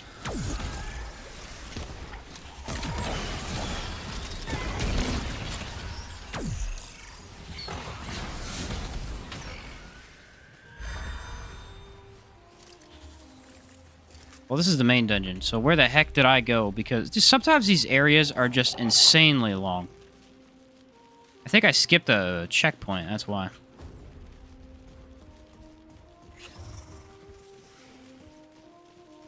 That's the main door. Let's go see if there's any side dungeons, so I don't have to come back here. Not a huge fan, Souls fan. I watch a video for Lies of P. It's a cool game. It's a cool game. It's pretty much just Bloodborne, but with like puppets instead. It plays almost exactly the same. Except for I don't really like how they did trick weapons in that game, because they're not really trick weapons. They're...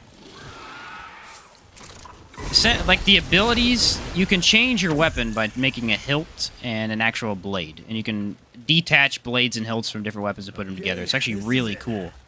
But some of the abilities that I got from some of them were really sucky. And so I ended up sticking with one of the main weapons that I had, because I had a really good ability with it.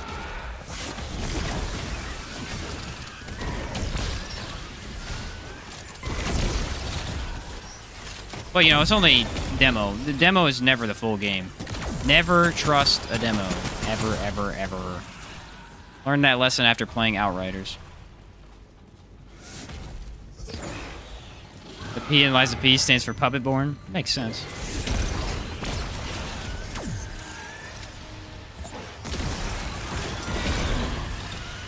Could they send more after me? I don't feel like I'm fighting enough.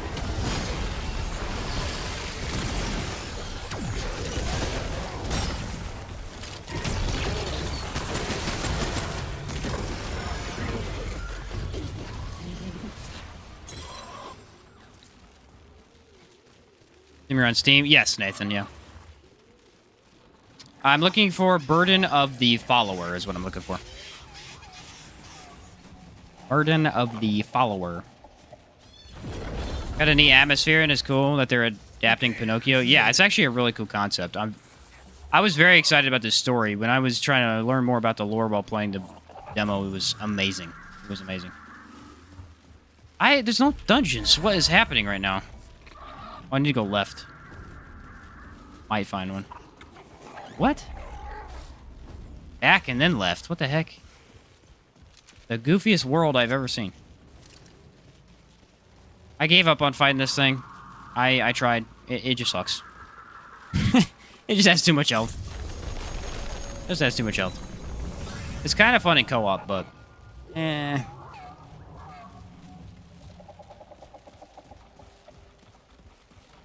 Ah, here we go. Here's an extra path. What are you planning on having for dinner, Sheen? I had some leftover spaghetti and garlic bread. Dude, garlic bread sounds good. I don't know what I'll have. Because everything may be closed by the time I get done streaming. Might just have a sandwich. Sometimes just a regular lunch meat sandwich is good enough for me.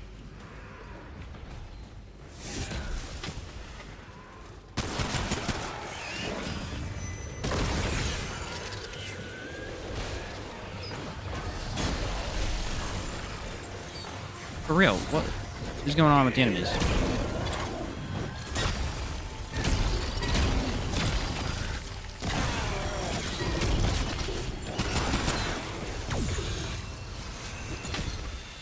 Is it the third elite?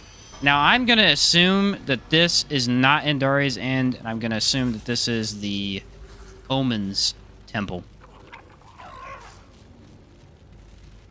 have a very strong feeling it is a Temple of Omens. We can hope, though. It is a side dungeon, so there's a chance, but I don't think it looks like this. Yeah, Omens. I was like 90% sure it was Omens. Outriders had so much potential. No, Anthem has so much potential. Dude, Anthem and Outriders. Okay, so here's what happened with Anthem. All right, I did not buy Anthem when it came out because I saw everything. I was very excited to get Anthem when it released, but I did not because I waited, and I waited a week, and then everyone said it was complete trash, and so I didn't buy it. I bought it a year later because at that point, everybody was saying that it was better. It was not better. Anthem had so much potential. It was such a cool idea. It was done so poorly. Outriders is the worst, just the worst demo to game I've ever played. Me and my brother played that demo for 4 hours straight, just doing it over and over. It was so much fun. It was a really, really fun demo. And then it turns out when we got, the game came out and we were playing it, the demo is the most fun part of the game. Literally, it was the most fun part of the game. And the story in that game was completely ruined. They did a horrible job with the story. They made the female characters so hateable, and then they made the best character of the game, I think his name was Jakob. They murdered him. If it's a spoiler for you, don't play the game anyway, so.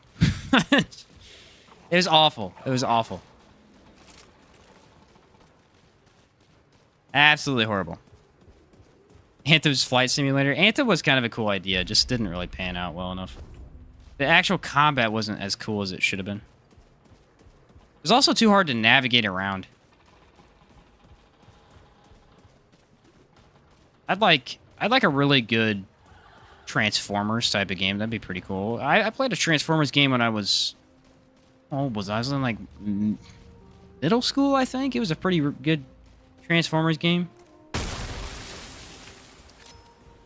Like a PvP Transformers game? That'd be cool. I know Armored Core 6 is kind of in that department, but not necessarily. The music? Out here? I know everybody's excited about that game. That game does look like a pretty cool idea. So that entire area, there was nothing in. This should be... What's the Chantry? Again, I'm going to be really good at fighting this boss. Rise of Cybertron and War for Cybertron games were awesome. Yeah, I'm not sure if those are the ones I played, but I remember playing some Transformers games, and they were really good. Oh, this place gives me the creeps. Yay, Twisted Chantry again. You know what, guys? I have an idea. A brilliant idea that I just came up with on the spot.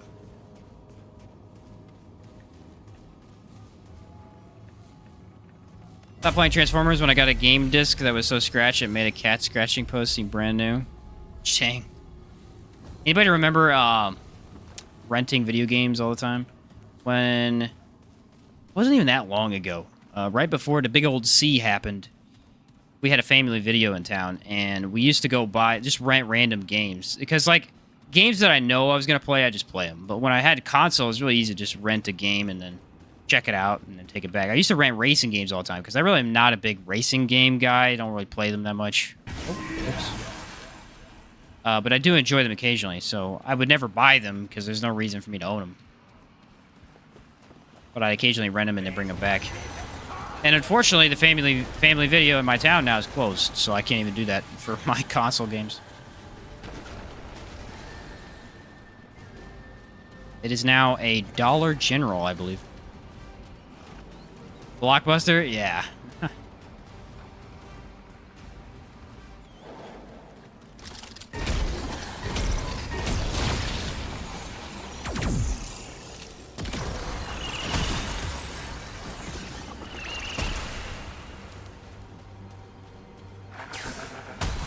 Renting a game had a nice feeling to it. Renting movies and stuff, too. Most of the time, we just buy or stream now. Not the same feeling. At least you kind of own it most of the time. Archer's Crest was your injectable secret? Okay. So that's the one I had. I just need to get a different one. Gotcha. I'm assuming there's 4 different roles. If you get Archer's Crest, you don't get the other. If you get... What's the one role that I had the other day? Oh, the tower. Tower 2.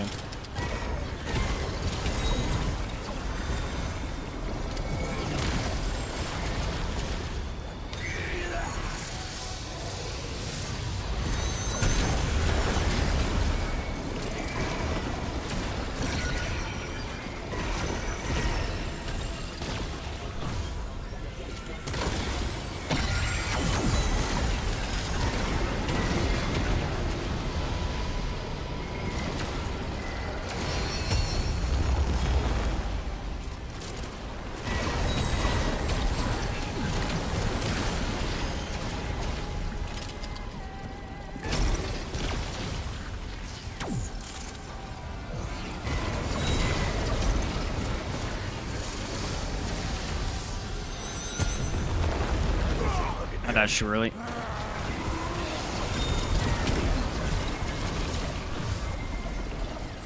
Yay!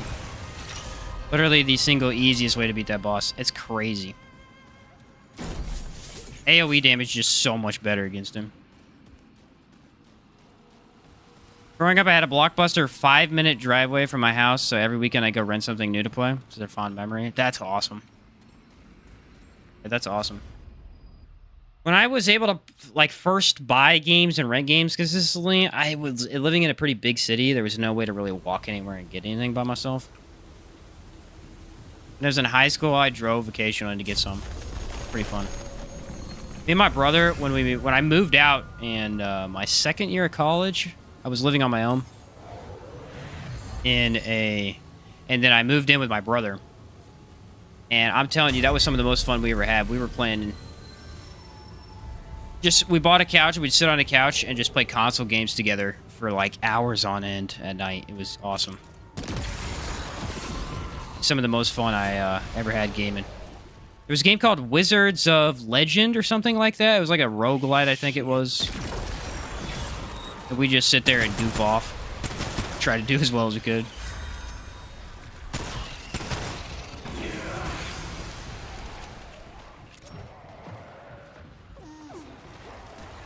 Grew up in a big city. I walked everywhere.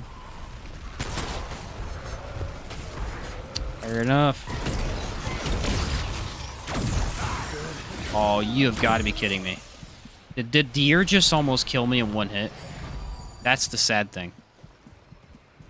That's the sad part of this, is that was deer that just did that to me. Apocalypse Nightweaver is a pain? Oh, absolutely. Yeah, absolutely.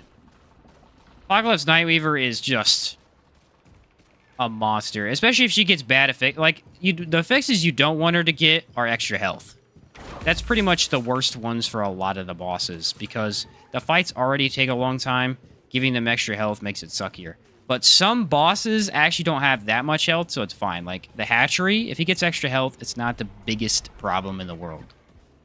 Now, Annihilation, on the other hand, if he gets extra health, you're screwed. Because that's a 10-minute fight minimum every single time with a DPS-based build. Like, it's going to take forever.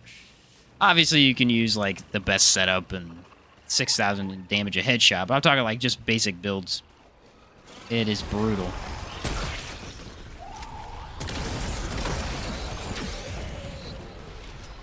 Just Spiteful and Drain. Oh, yeah, Spiteful's a bad one, too. Deer didn't seem to like you? Yeah, no, the deer... the deer are freaking annoying.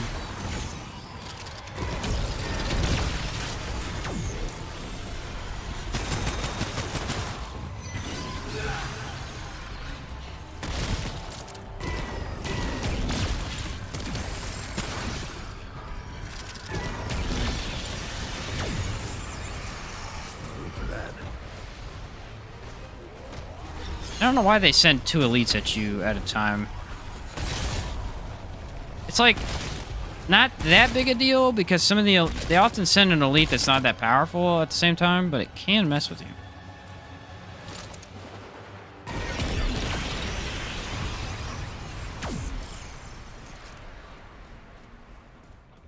This entire stream is just gonna be me farming Yesha for like hours on end. Why? My final boss was Hardy and Spiteful. That is, I've had that. Yep. Yep, had that one. Was not fun. Was not fun at all.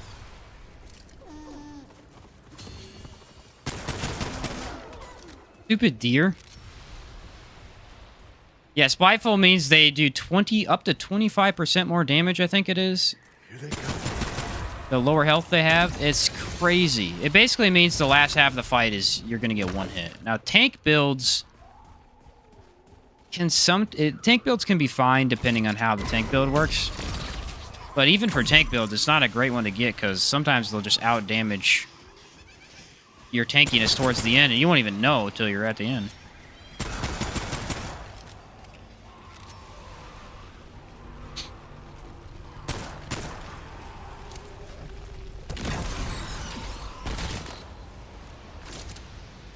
Okay, this is a side door. There's no chance this is Indari's end.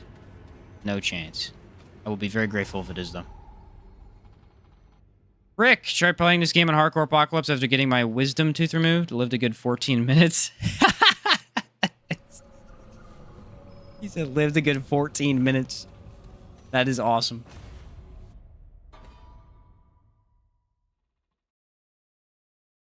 I might try that. I might honestly try it. Eventually. Once I get this stupid ring so I can make this build video. Actually, so I could just test the builds out and see which one I like for the build video. That was part, trying to figure out how I want to work.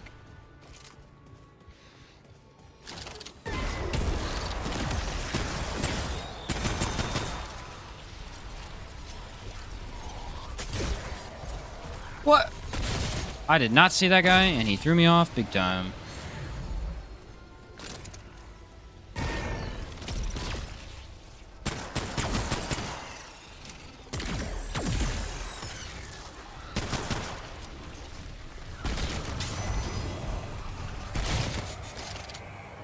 Okay, we heard the elite, yes?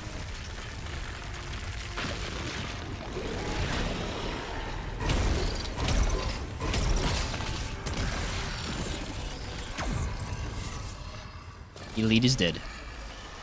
G.L. Riley. Hey, Sheen, I found that going through Red Throne start point and staying right helped me farm in Daria's End quickly. Well, I appreciate that greatly. I think I do have Red Throne, but I think I went left, which is a sucky thing.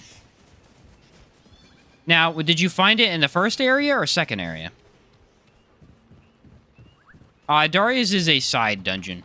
There's no boss in it. And it's just got, like, 4 different roles for extra loot, I believe.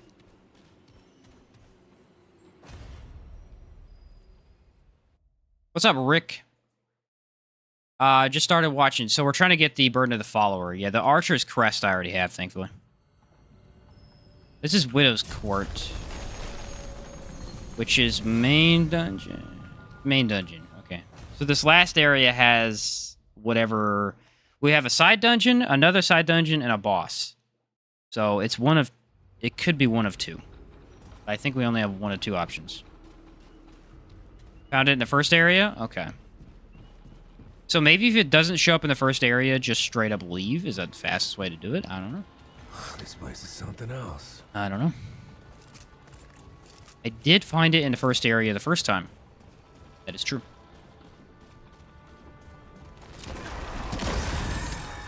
Does anyone know... Does anyone have the Void Heart?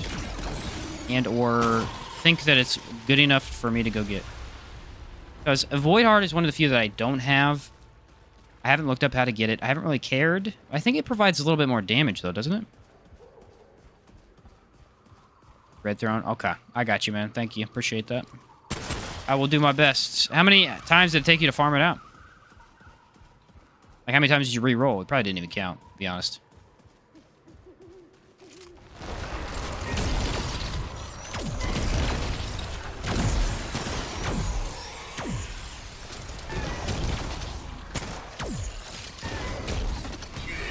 Well, they could not possibly send more meatballs my way.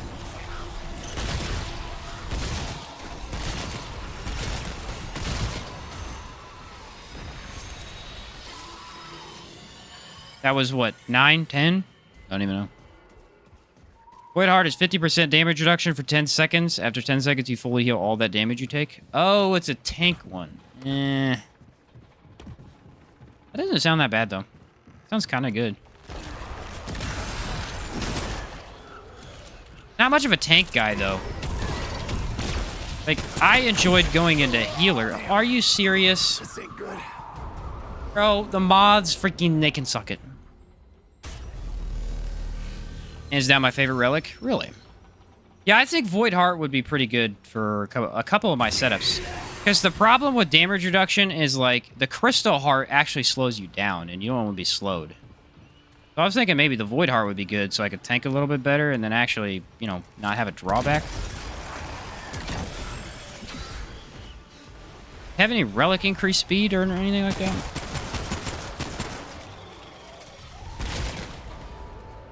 Watch out for the dumb mods. They got me good. 50 DR for 4 seconds and 100% max life. Yeah, that actually sounds pretty good. I can see how that'd be useful for a lot of builds, actually. Took me a few tries, maybe 10. Horrible RNG cheese. Get a shield for 4 seconds and it heals you.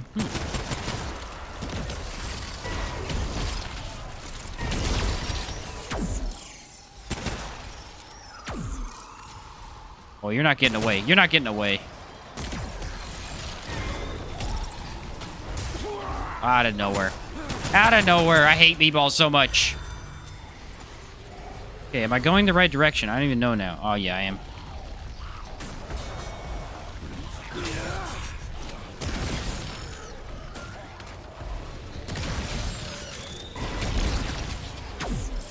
Get wrecked.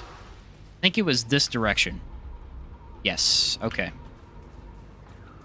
Haven't taken it off since I got it. First playthrough, personally. Oh, wow.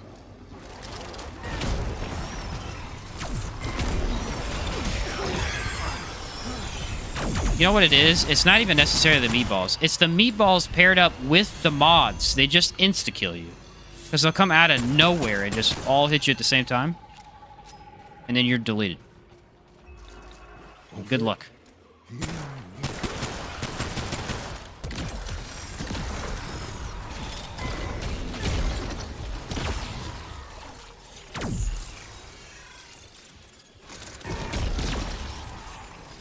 Alright, there's a couple in the air. We gotta find them.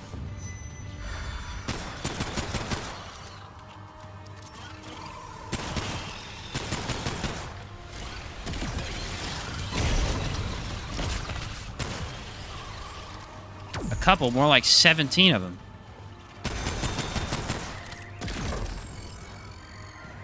Get down here so I can punch you in the face.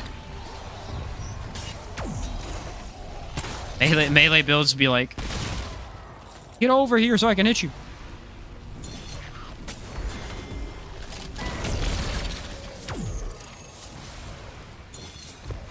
Being able to max heal with one relic sold me from the get-go. Especially since the relic you start with doesn't actually heal you fully. Whoa. It's over. Watch for butterflies.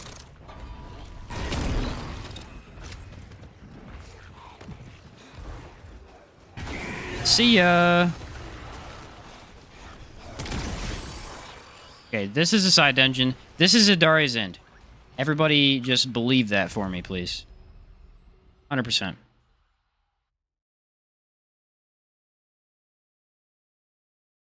Losing faith. No! Dang it. Ah!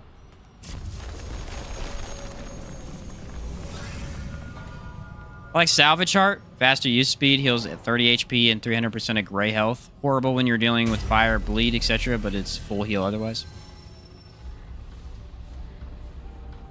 Yeah, I like the idea of that one. That is every side dungeon, so that's probably the worst luck we could have had. Probably. Nice. Yeah, no. Nope. Alright, I think Jay has a plan here. He's got a good idea. Just re-roll it till we get the exact thing we want. Red throne, easy peasy. Stick right. Quit if we don't get it, alright?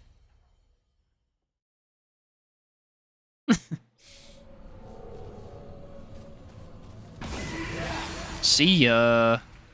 I've never seen anything like this. By the way, if you actually try to deck out, like, movement speed and stuff, it's insane.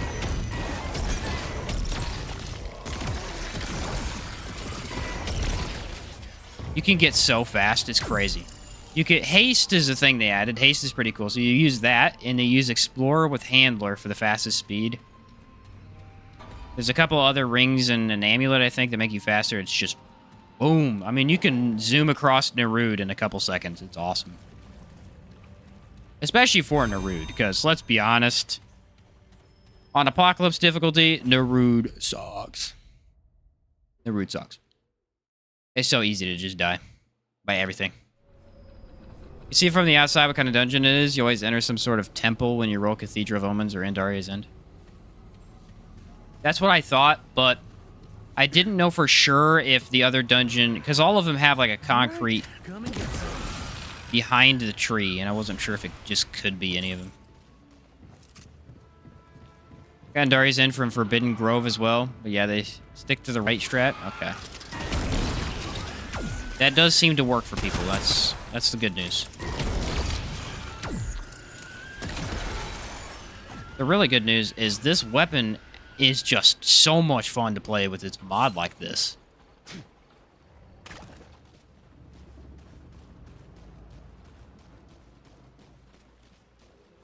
It's a blast, man.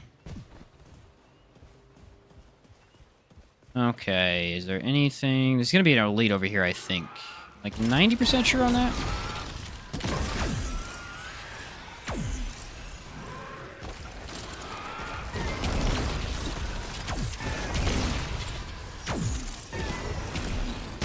Because the thing is, they send so many enemies at you that being able to just continuously spawn in your mods is great. Alright, I missed.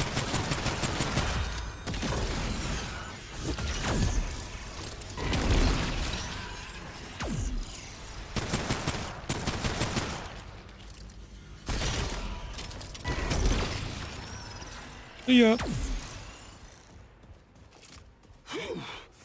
Oh, look at that. The door is open.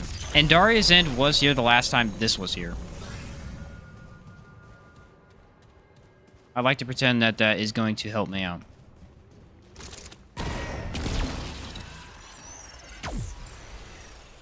It's nice that they made this thing activate the ability whenever you switch weapons, because if you had to reload every time to do it, that would actually suck. That would not be good.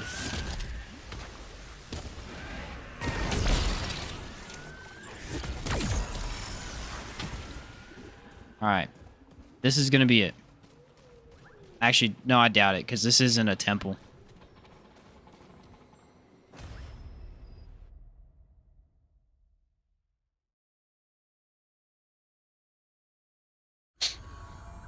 Ah, dang it.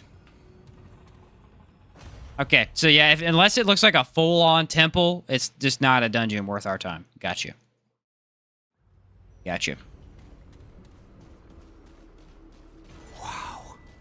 That makes sense. Temple only have with 50% to have it. Yeah, it's just such a low chance. That would be all of the right side until over there. You ever think the meatballs are angry because they want to hug? I'm sure they do want to hug. That seems to be all they want to do. Gonna be honest with you, I don't want to hug them. Not feel very good. The withering wheel, is it wield or weld? I feel like it's wield. All right. Let me get some.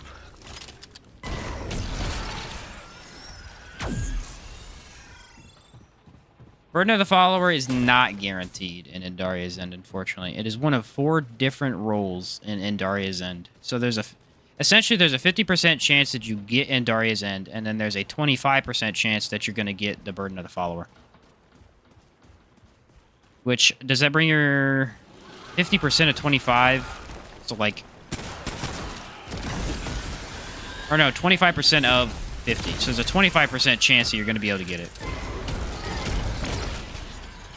I don't know if my math is accurate there, but it's close enough.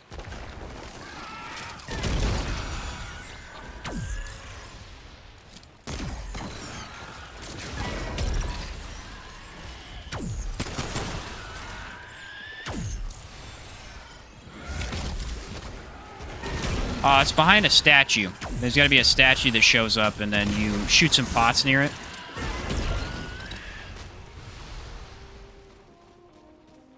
Gosh darn it. I walked around this whole stupid place. Should I go left now, or should I just leave? That's the real question. And re-roll. That's what I need an answer to. Should I just straight up leave now? Or re-roll it? Or stick it out? How much harder is Apocalypse over Nightmare?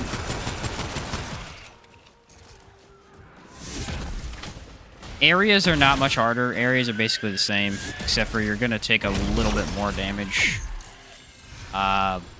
Honestly, from my experience, I don't really care what numbers say and all that jazz. The biggest difference is that in Apocalypse, you take slightly more damage, and bosses have way more health.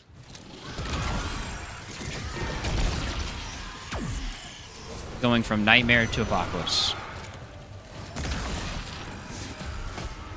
Obviously, the affixes make a big part of that, but that's really the big one. They just get a huge bump in health. guy's an idiot.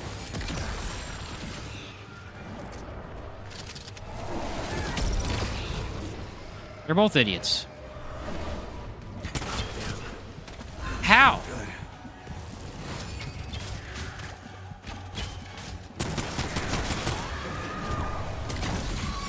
That's a real question. Damn. Is it over? Yeah, leave and re-roll. All right, that's what I'll do. That's what I'll do. You guys know what you're talking about. We're gonna follow your lead. Not sure if I should run another playthrough or level more classes. Honestly,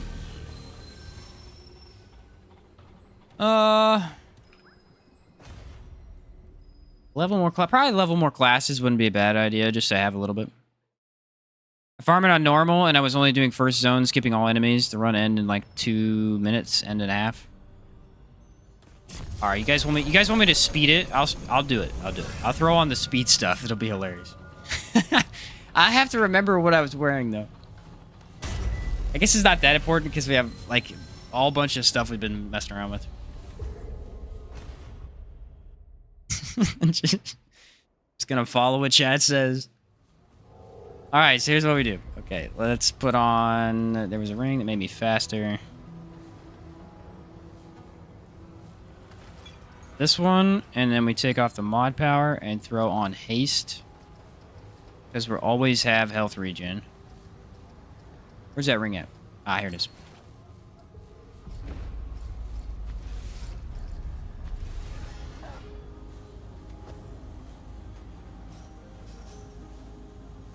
Re-roll it, and then we put trait points into speed.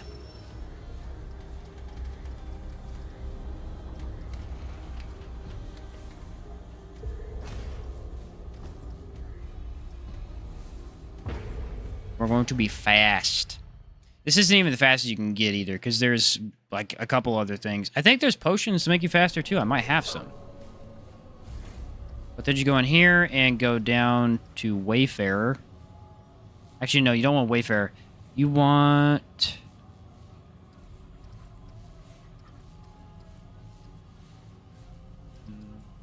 Where is it at? Oh, Swiftness. We already have it. Okay. And then we go to our potions, and I believe there's one that makes you faster. This one is movement speed. I think that's the only one for movement speed. Yeah, this one.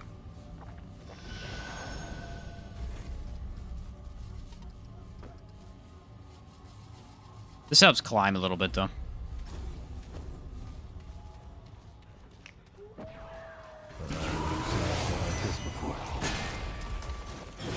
So, how? Currently rolling for you as well, bro. I'll post if I get it. Thanks, Nathan. I appreciate that, man.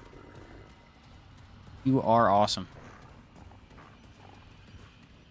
It was unlike or what, but it took me more than 2 hours of farming to get all the loot from Midari's End. I don't imagine it didn't, because, I mean, it's a lot of work to get it. For sure. I should have just done this from the first place. I didn't think about it. I mean, it's not really possible in Apocalypse, because, especially with the meatballs, they'll still chase you, and if they hit you, you just die. So, it's actually better to run tank armor, too. Whatever.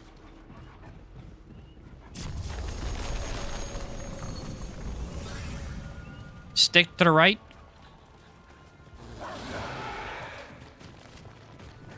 And run, baby.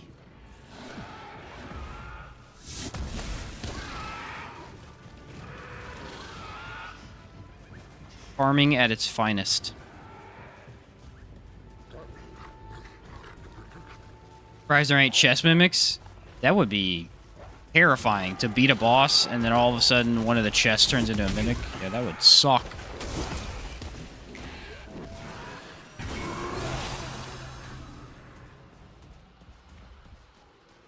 The door open? I need the door open. Yep, door is open.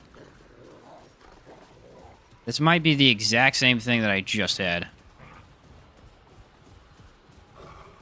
How much faster I am, though. The dog does give a bit of regen with its ability. It does not last long, however.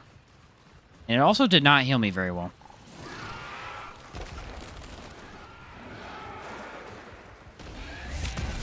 Excuse me, ladies. I'm coming through.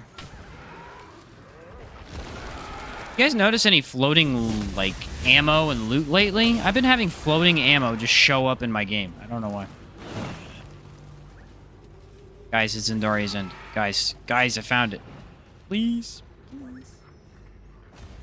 100% sure. I'm going into this full belief that this is Zendaria's End.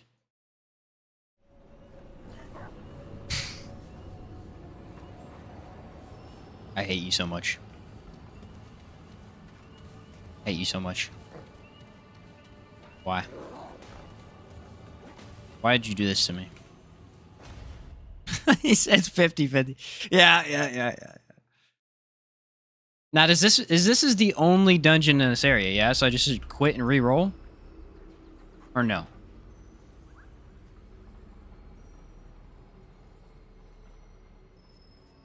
Let me see if it's for. I think yeah. Okay, so just quit and re-roll. All right.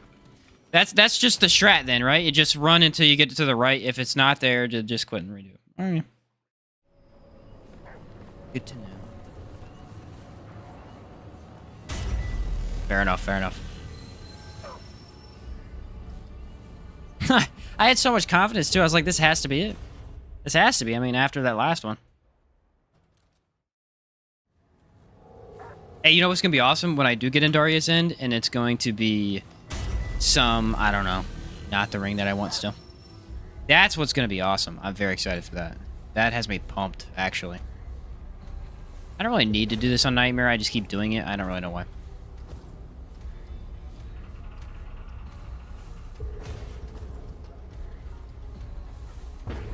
I'm coming back, Red Throne. On my way.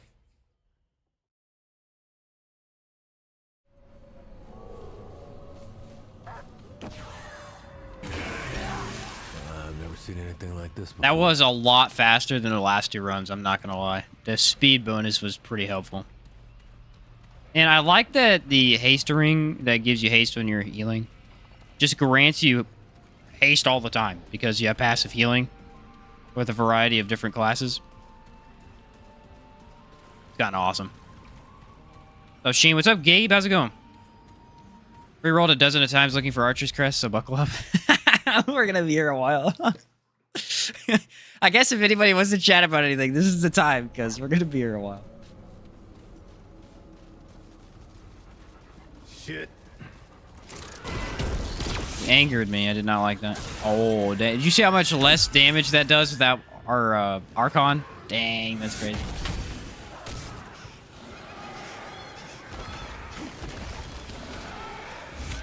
I think Nightmare and Apocalypse both spawn more enemies than in the other two difficulties as well.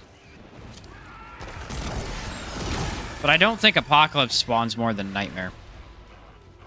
At least not more than often. At least it's not noticeable enough. How about that?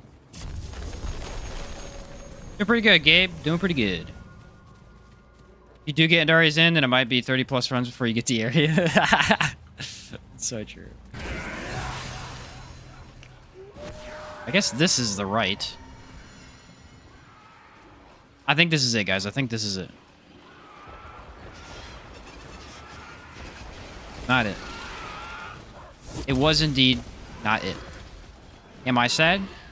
I'm not happy. Not particularly.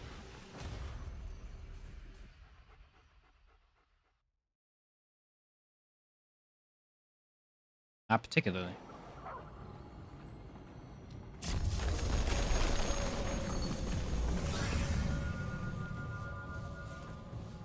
I do still like the fashion that we have going on here. That's kind of what I'm sticking to right now, since the farming is going quite poorly.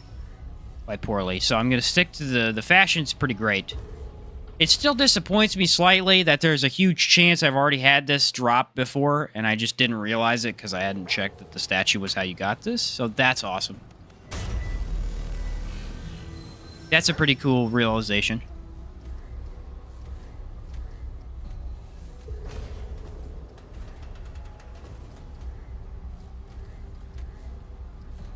This I'm gonna get really good at doing this right here. I speed run it. Okay, speed run it. Okay, ready? Boom, boom, boom. Nightmare. Yes. Ah, I did it too slow. I missed. Dang it. I could do better next time. I've become a speed runner. I'm gonna do that.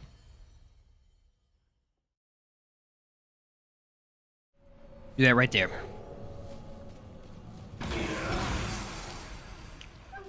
I've never seen anything like this before. I've never seen anything like this before. I actually chose a pretty good voice for my first character. It'd really suck if I... Like, you accidentally chose a sucky one that you didn't realize was going to sound stupid. And then you're stuck with that character for so many playthroughs. I mean, you could always restart if you wanted, but...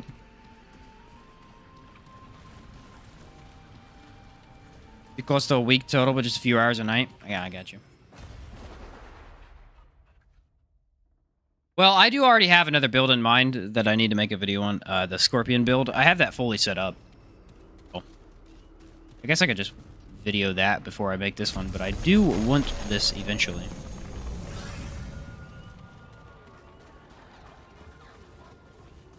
I think this is the only dungeon in the game like this, isn't it? Most of the other dungeons are... only have 1 or 2 loot systems in them. I think Nerud's crazy because a lot of Nerud's loot is hidden and quite well. But on the same... like, at the same time, they're not really rolled like this is. So as long as you know you're in a certain dungeon, you could pretty much just get the loot. I think the Brain Boss is one of the few. The Brain Boss over there, the what is the Abomination, I think? He's got 2 different roles. You can get the sword or something else. I don't remember which one.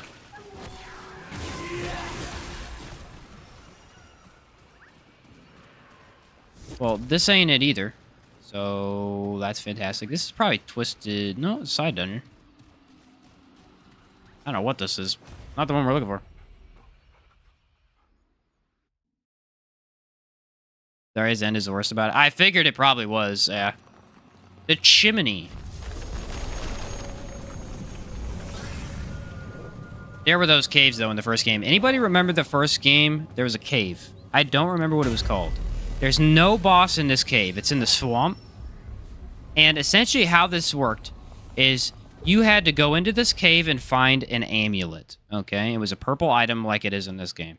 When you picked up the amulet, you had to take that, go over to the middle of the cave, where there were the acid pools in the middle of the cave. You had to wear the amulet and crouch in the middle of the acid pools. And it would turn the amulet into something else. I believe it was a key. Then you had to go back to the end of the dungeon. At the very end of the dungeon, there were a bunch of doors. I think there were 6, 7, or 8 doors. And you had to use that key to open up one at a time. Once you used the key, it would disappear from your inventory. Meaning, you had to do this cave a total of 8 times to get all the stuff. The problem is, the stuff was actually pretty valuable. One of them had an item. One of them had 3 simulacrons in one of the rooms. There was one with a bunch of luminite, I think. Which sounds like crap, but it was pretty hard to get this stuff in the game. And so it was actually really useful. And I don't remember what the item was, but I'm pretty sure it was decent, too. And so if you wanted all the loot from this cave, which I believe there might have been an achievement for completing, not 100% sure, you had to roll the swamp over and over and over. And you wouldn't always get that cave, so, you know, you just have to find it and hope that you did. Yeah, co-op luckily did make it faster, because you could get 2 keys per run, yeah. Or 3 if you were, you know, running a third person. There was also the other one. I'm telling you, Swamps of Courses was... It was a cool DLC, but it was really bad with the RNG. They had another one where there was this set of armor. It was the beetle armor that you could get. Kind of looked like a Battleborg type of deal. And how you had to do it was there was this one specific dungeon that would have a red beetle crawl out of a wall in the corner of one of the rooms. If you shot the red beetle before it disappeared, which you had like a 2 to 3 second window to do, it would give you an item. You can then take that item to a merchant, who was actually a boss, but you could buy stuff from him instead of fighting him. Take it over to him, and you could purchase 1 piece of an armor set from him. Problem is, that red beetle thing was really hard to do, and in order to get the full armor set, you had to do it, I think, what, 4 times? Helmet, arms, chestplate, or, yeah, helmet, arm, chestplate, and boots. Or were there only 3 in the first game? I don't remember how many times, but it was a lot of times to get the full set. Swaps of Courses was brutal. They beat you over the head with RNG for sure. It was 3 times? Okay, 3 times.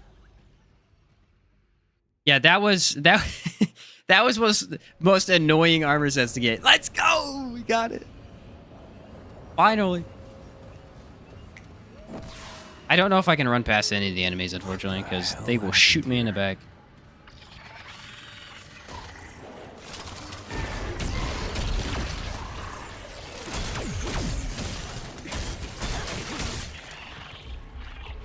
On that note, I'm going to switch back to Archon so I don't die every 3 seconds and I have more damage.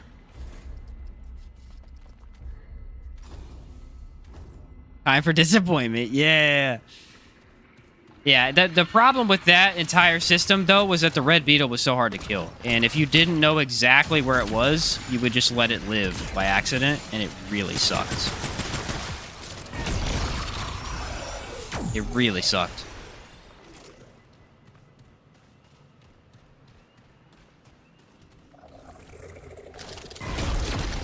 So instead of doing it 3 times, you did it probably like 20 times, messing it up approximately 15 or so, you know. It was a pain. The armor set was pretty cool, though. They had a lot of neat armor sets in the first game.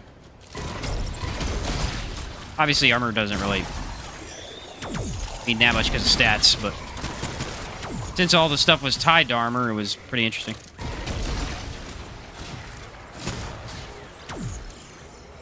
I particularly liked some of the ice DLC armor they added.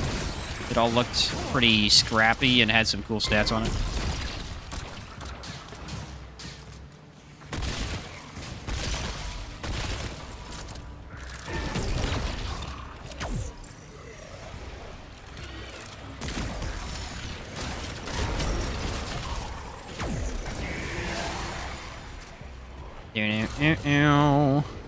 We got a big boy.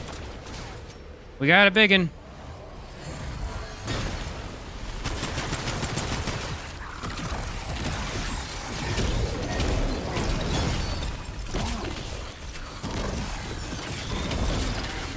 See how much less damage it does without my setup? It's crazy. Should be a survivor run. I should probably... Yeah, I should turn it down. Remember the snow area in the last DLC? The armor set you had to get from the bottom of the ship was the worst for me. I don't know how many hours it took to finally get it. Yes, I do remember that. I do remember that. Yeah. Wasn't that... Was that an armor set or was that a shotgun? I thought the shotgun was down there. You might be right. I do remember going down and doing that, though. Another one I remembered is there was a cave, and at the end of the cave, you had this... All 3 armor pieces were laid out, and if you didn't solve the puzzle correctly, it would delete the armor and just drop it, and so you wouldn't be able to get it.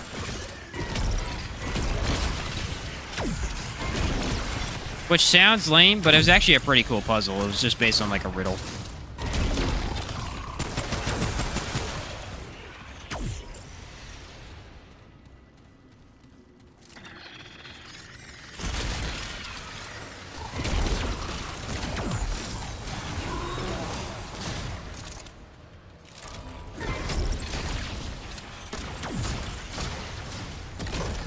Actually, Explorer is pretty powerful here.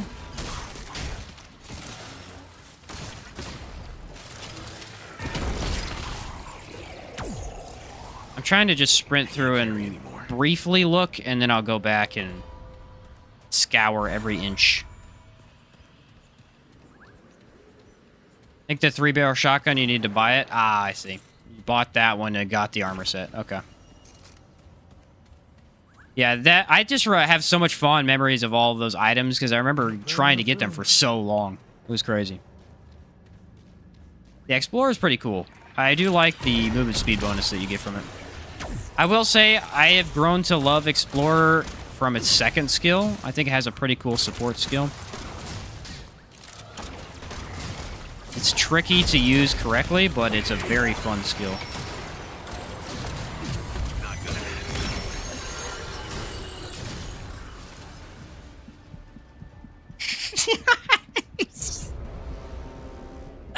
can't even be mad at myself for that. Oh, man. Its passives are kind of trash, but its skills are good and fun. Yeah, the passives being bad is the unfortunate part. I can't even be mad. Come on, like, that is deserved.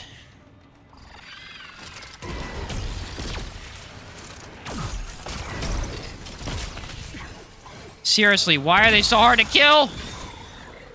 Why? Oh, ladder time. I'm dead because I climbed a ladder. Amazing. This is going great. This is great. Now that we found the dungeon, it's way better than I thought. Way better. Give me my stupid summoner stuff. About to destroy everybody in here. What amulet was I wearing, huh?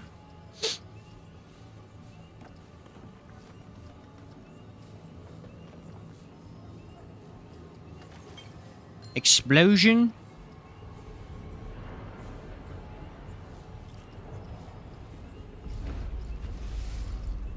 Summoner.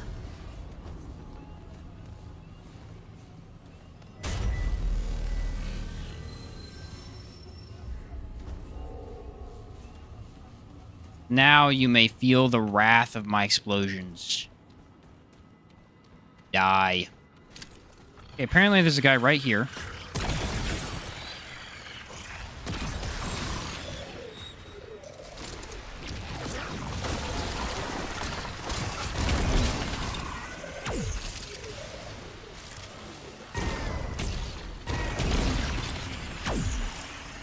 This strafing can stop.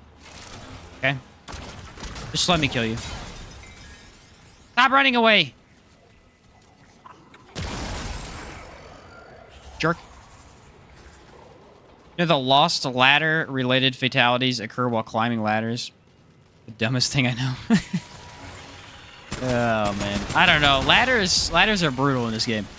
They're absolutely brutal. If you're found stuck on one by an enemy, it's just dead. That's all there is to it. It's so easy to accidentally climb up to.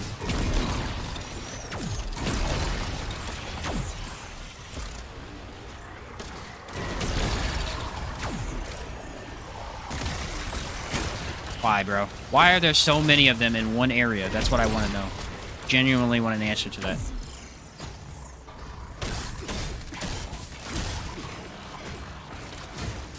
Oh, there's like 8 more guys.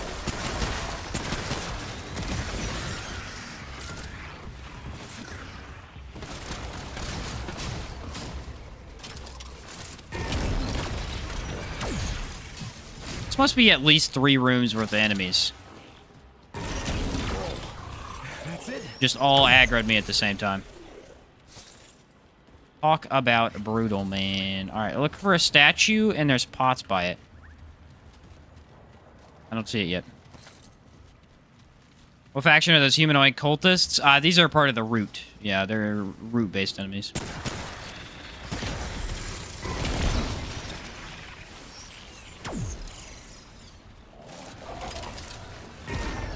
I solidly hate you. I solidly hate you. I hate you so much. That is 7 attacks he just dodged. 7. 7 attacks.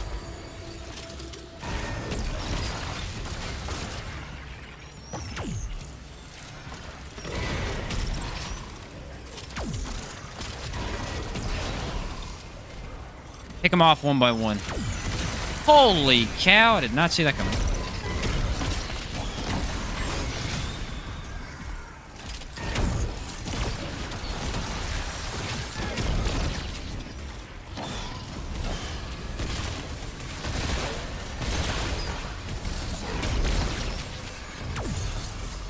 Nice.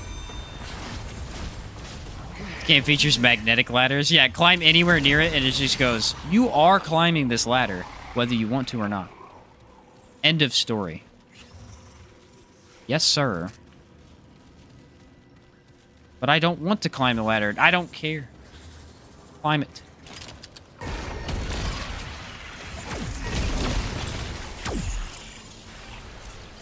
You will do as you're told, or else you will be shot in the back. And that'll probably happen anyway, so good luck. Statues in a corridor, at least for me. Find it 2 times? Okay. In a corridor. I just only want to punch a hole through these guys' face. That's honestly what I want to do. I want to punch a hole through their face.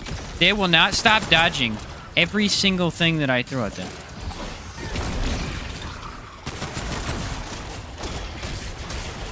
This is how I died last time. I got swarmed and then shot in the face 30 times. Well, I jumped off a cliff last time, but how I ended up jumping off the cliff was I was getting shot a lot.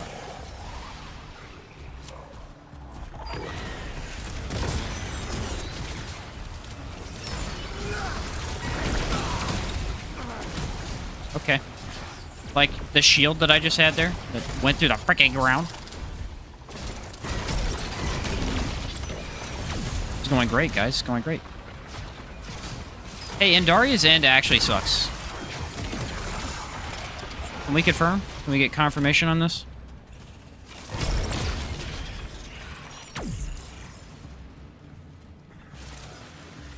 Here's a statue. Are there pots? No. Climb the ledge. Alright, that statue's not it.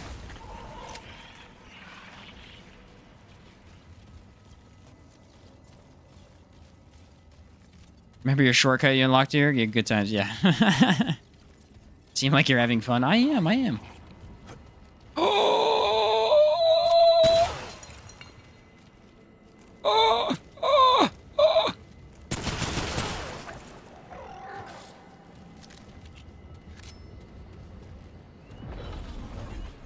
What the heck? There's a lot of books in here. Oh, it's a puzzle?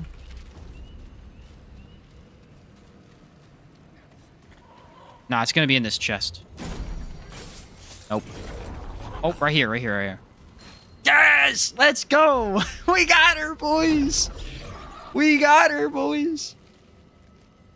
Let's go! Dude, that took a long time, but that did not take as long as it took for some of you, and I'm happy about that. Well, I'm not happy about it for you, but I'm happy about it for me. Reduce fire rate, increase mod power generation by 50%. That's such a huge bonus, bro. Huge bonus. Now I'm thinking of going back to like my crit setup. Mod regeneration. See what we can get out of this now, huh? This is called delete. Random said I'm sad now. Thanks, N1. I appreciate the congrats. Get the mutator. No, I should have. You're right. There's a secret door. Did I get too happy about it and just leave? Fine, I'll do the dungeon again. I don't hate this dungeon enough by now. You know. Sure shot. Which one's that? Star shot? I was running star shot at the beginning, but I switched off it because his reload is trash. And I need a fast reload for this setup.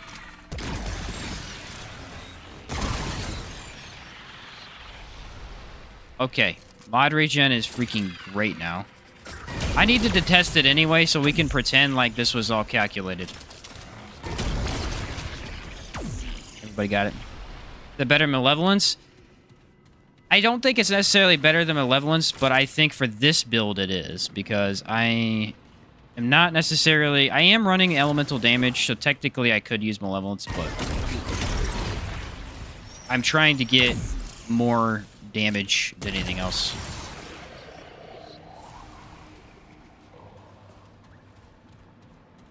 Malevolence is just too powerful because it's so easy to apply elemental damage.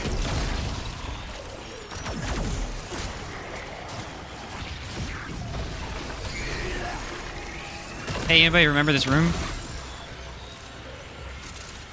It is very spammable now, though. See, because by the time I run out of my one, I have my other one back. This is actually crazy. I need a boss to try this against, because that's really the test.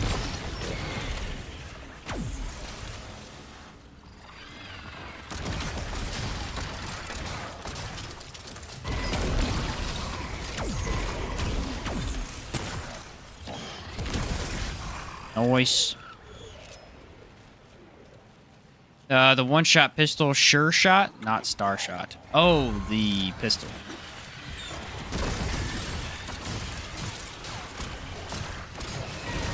No.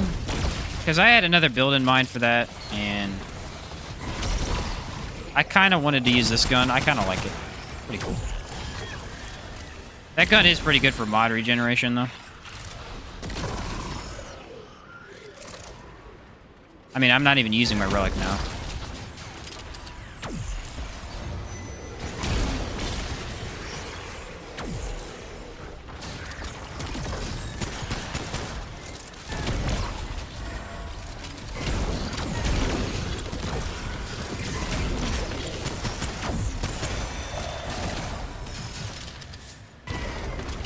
Ah!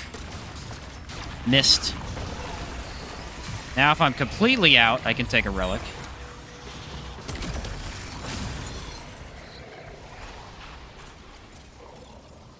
Alright, where was that at? It's over. I will probably never do this dungeon again because of how many times I've run through it today. And it's been my own fault.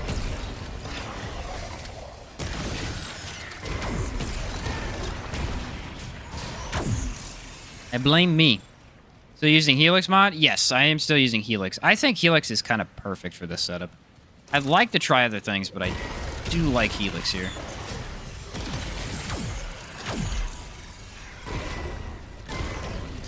Here they come.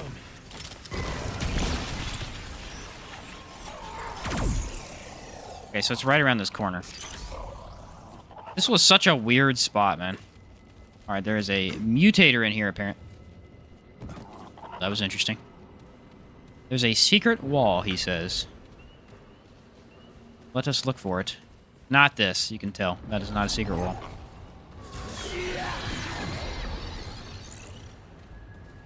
Oh, sorry, Vitzer. Okay, with this setup, you can use only mod. Yeah, pretty much. Pretty much. There's a small amount of downtime, but if we're against a boss, I think we can just use mods because against bosses, we're always hitting. The only reason I run out now is if I occasionally miss, you know?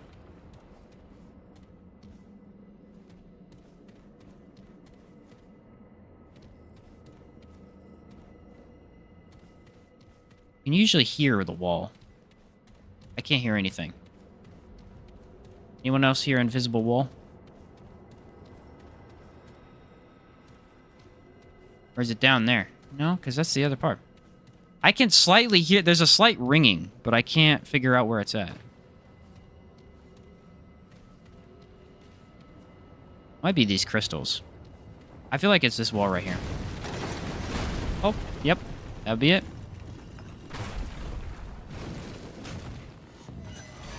Oh, that's good.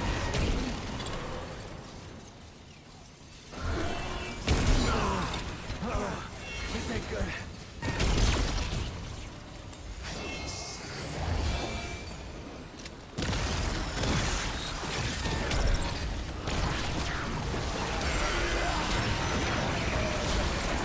Huh.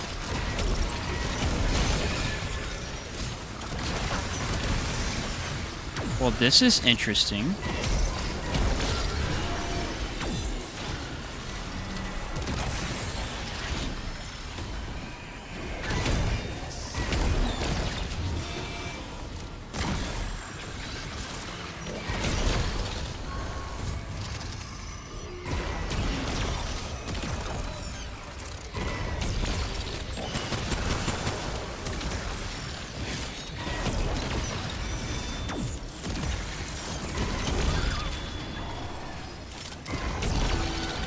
Jeez, dude, that's some stupid damage. Well, at least that's What the heck?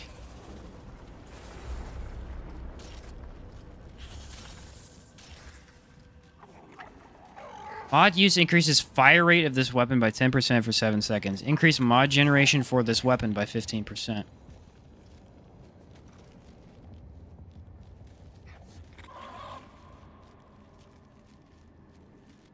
Is that better or worse than feedback?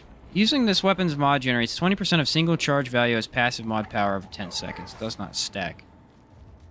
I think feedback is a little better. I think that one's better if you're trying to play into guns a bit more. That was one of the better aberrations that I've seen. And that's like super rare of an aberration. That was cool. Also terrifying. Cool. How the heck do I get out of here? Thoughts on using the AoE beam? We could try it. We'll try it. You're talking about prismatic driver?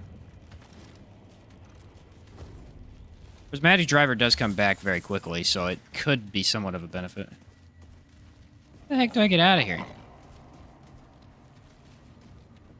Ah, here we go.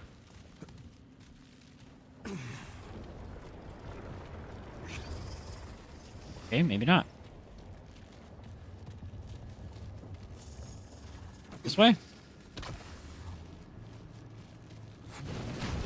Aha!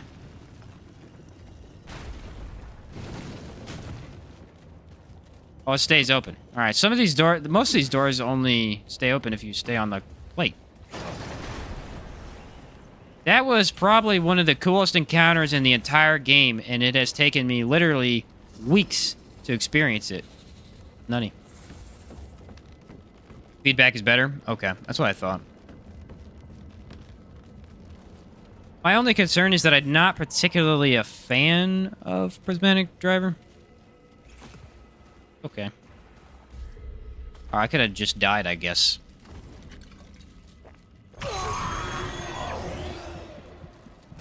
Now I need a boss. But we're in Nightmare. So, not really effective.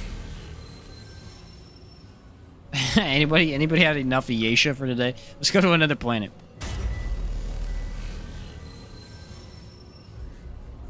Cass is... They've patched it a couple of times to make her better, but it's still random. Like, I just now got the thing I needed the other day. Congrats on your finds. It took a little while. It took a little while, but it was actually really fun, so I'm not mad. I'm not mad. Alright, let's see how much damage we can get out of this, because that's really the depending factor.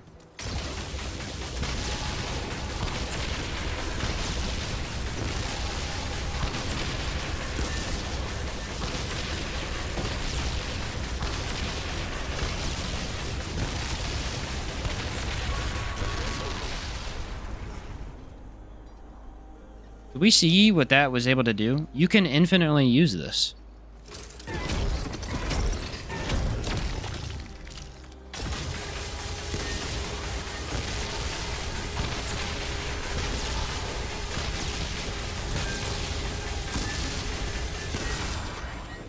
Huh. Mr. Luckless found out the hard way the Alpha Omega mod doesn't seem to function properly against Shahala, so Archon mod builds suffer against it. Ah, darn, that sucks.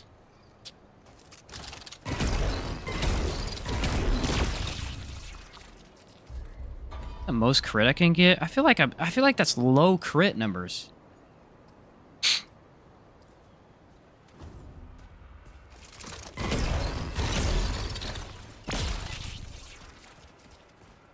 Why is it doing more damage against other enemies than it is here?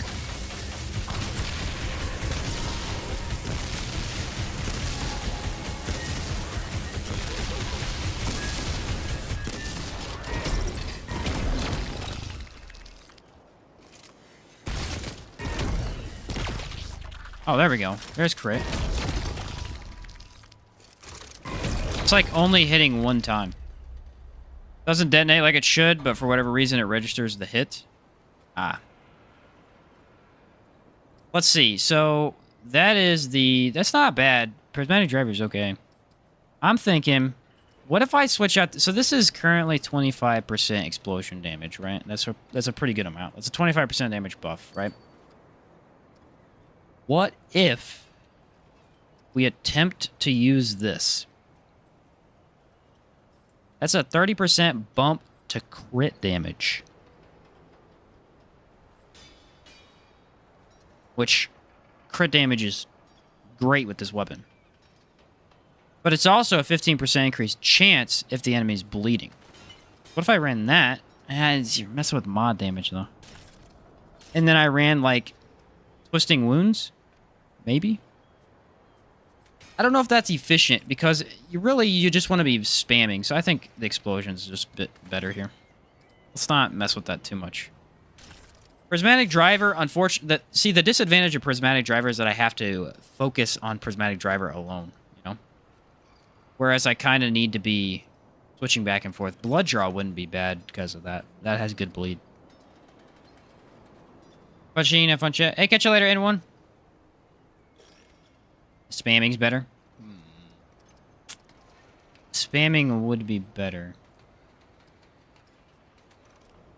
Let's test, and let's actually, because here's the cool thing, this does do explosion damage. Let's test it against blood draw.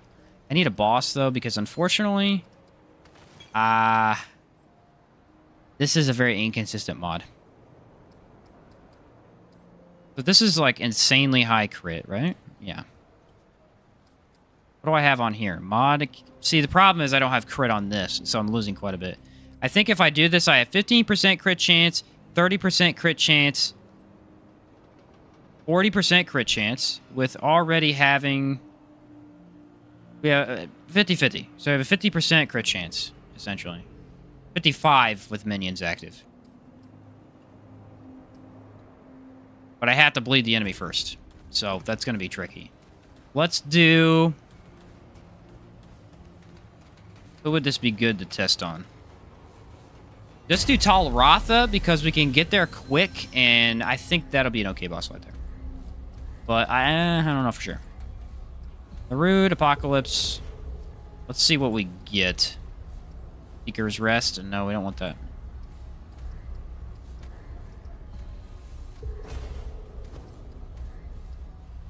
Forgotten Prison. At that point, just run Merciless with Abrasive. Yeah, but I've already... I know. I'm just wondering if we can get the mod's crit. Really, I just want to know how high we can get the mod crit. That's really all I care about. Really all I want to know. You'd use the ring that lowers your rate of fire for more all damage instead of Akari. True.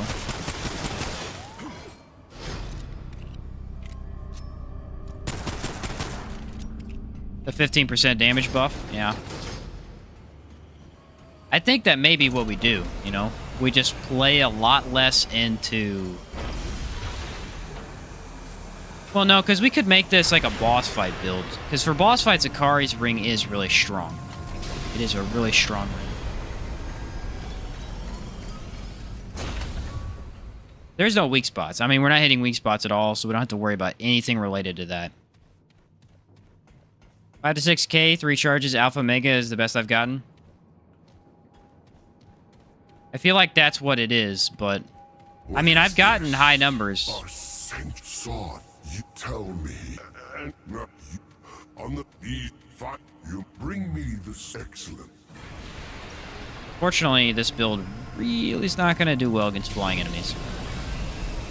No, I mean, I can one-shot them with a mod. Maybe it won't be that bad.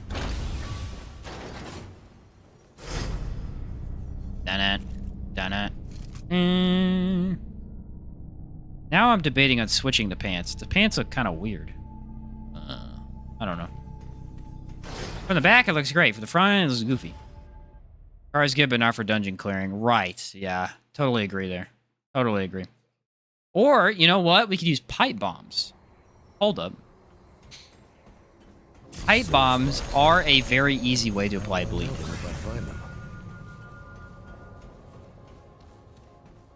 And I believe it applies bleed for a long time. I think it's like 15 seconds? Maybe longer, but I think it was 15.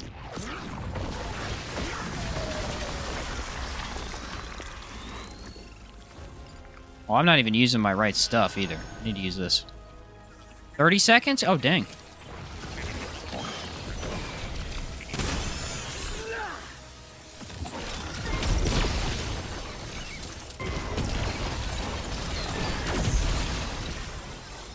Yeah, we can get like 2,300 crit without bleeding the enemy first, which is pretty good.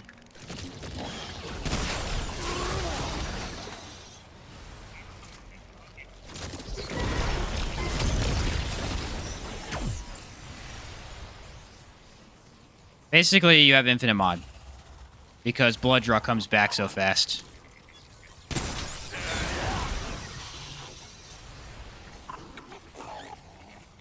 Blood Draw actually has a really low mod requirement, which is kind of weird, considering how strong it is. You suck.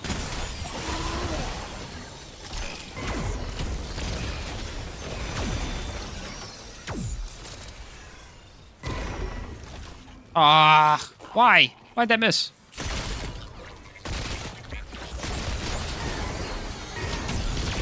Yeah, you really don't want to use gun damage.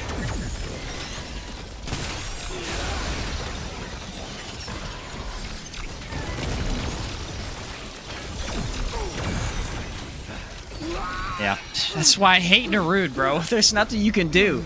If they just keep spawning enemies infinitely, there's no way to get out of it. They do that constantly on Narude. That's why I avoid fighting here. It's not that they're even enemies are the issue. It's that they just keep spawning them infinitely sometimes, and there's no way to get out of it. It was doing pretty good until I got swarmed and then just stuck. I was killing stuff pretty well. Blood Draw does leave you vulnerable, which I don't know if that works well with this build. Yeah, all their shots are going to do a lot of damage too, unfortunately.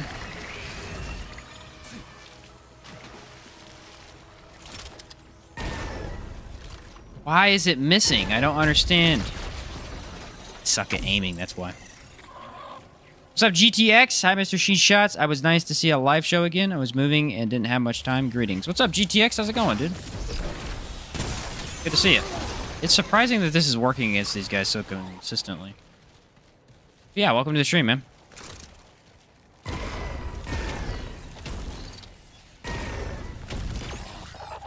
$2,600.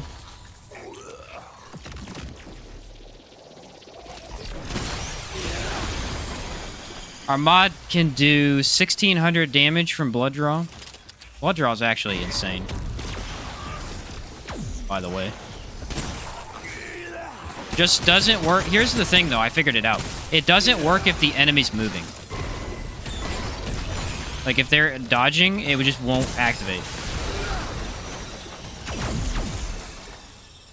Which sounds like it makes sense, but other mods actually will hit them if they're dodging. Is the Mutator on Alpha Omega? I'm running Harmonizer for more mod damage currently. This really suck puking like that while wearing a helmet. Yeah. I feel like if you're wearing this space outfit, it should not work, but I don't know.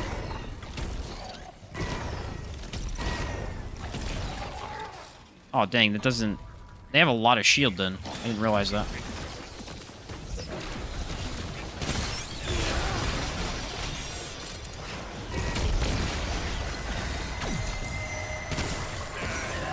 You know what I mean? He's moving slightly, so it just doesn't.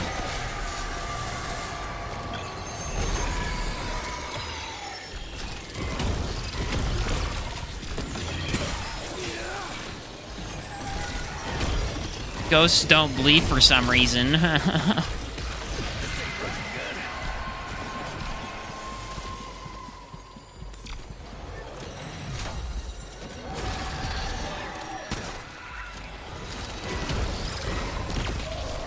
$2,100. See, the problem with this setup is that if you're not hitting crit, it sucks. If you hit crit, you basically insta-kill everything. Why are there so many enemies? I really hate Narude for this. That is too many enemies to be spawning in a row. Give me a break, dude. Trying to chill, have a good time.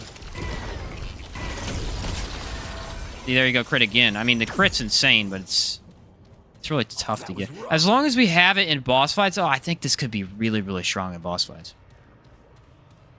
Puking in a helmet is about the worst thing that can happen on a good day. I bet. I bet. The route is dumb. If I want to climbing or try stuff, to go to Lawsome or Yesha after farming hours, I don't want to play it anymore. I love the idea of the route, and it's such a cool place, but just getting through it is brutal. Because look, one bullet takes all of my health away. On DR builds, it's not nearly as bad for sure, but... See what I mean? He's in an animation. It just doesn't do anything. It'll hit from that... See, it's not a distance issue. It's like an animation thing. I think they need to fix it. I'm pretty sure that's not how it's intended to work. I don't know for sure, but I'm pretty sure that's not how it's supposed to work. Hey, catch you next time, Vilser. Thanks for sticking around, man. You were here when I got the important item. That's all that matters. What if we get hatchery? That would actually suck, because this build would not be that great against hatchery. It would be okay.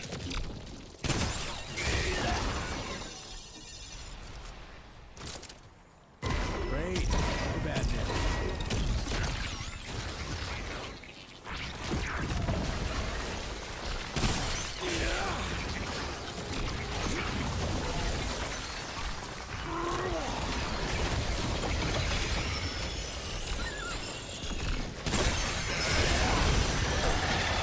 That's 2 freaking big dudes in a row.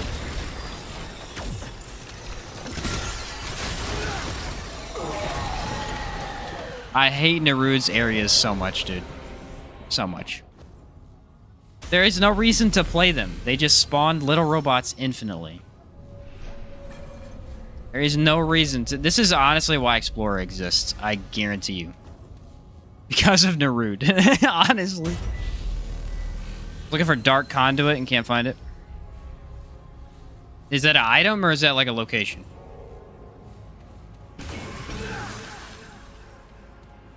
Talking about this thing right here? I don't know if that's what you're talking about, but...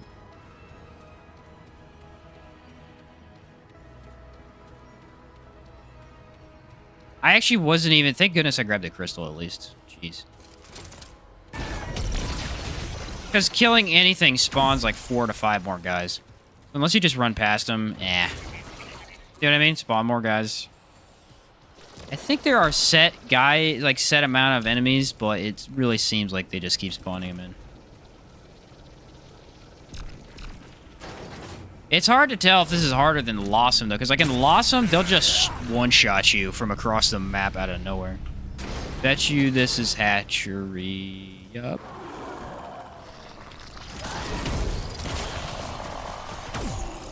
Hatchery probably won't be that bad, unless he has elemental resist. I don't know if I can bleed him or not. Could be a bad one to test. Alright, these guys do not work for this mod. That's great.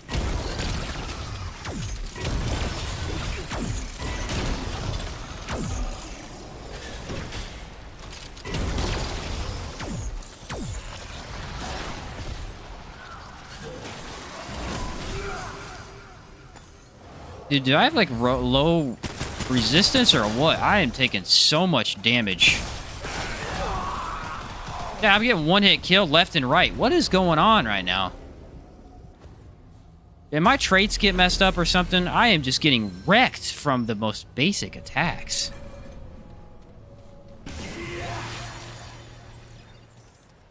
And I'm in a medium armor set. That shouldn't be happening. I think my traits are messed up. The dungeon, I think? Ah.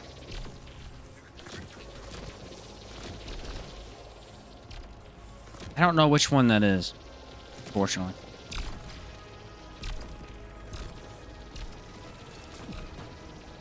Okay. Of course.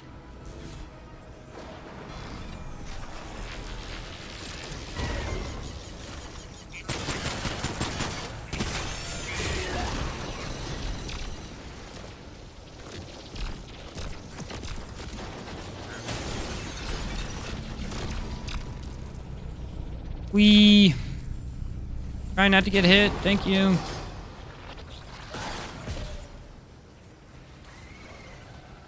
Just want to make it to the door. This mod's actually not great here because it's really tough to like look at this. It's really tough to hit him with it. Not my fate. It was actually pretty good for Yesha though. It'd be decent against robots. Awesome has the benefits of having plenty of cover for you to move around. Or it's just one big sandbox. Yeah, that's definitely true. We'll try. We'll try. If I can't, I'll sprint through it because this is honestly... If I switch over to my other mod, we won't have as bad as a time clearing the area. Trying to get the star shot? Ah, okay. That is the gun that you get from, I think, the machine that picks things up, isn't it?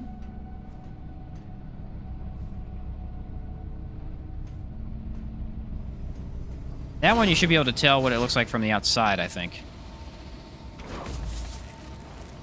Double check. Starshot is... Yeah, Starshot. So I think that's the one where you need to turn on the machine and stuff like that. That is usually in the second area and almost never in the first.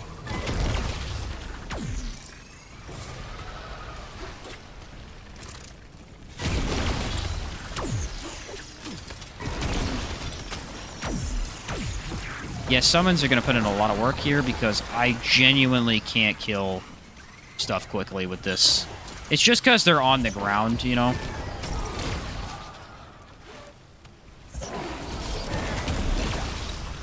It has okay AoE. Elites I'll be able to take care of.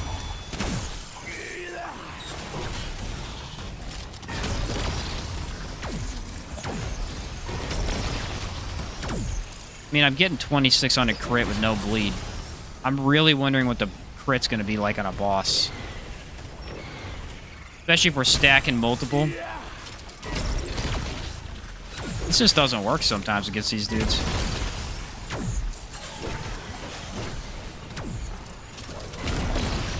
That ring is insane, though. I'm so glad I farmed that out. Just basically infinite mod. Paired with Archon.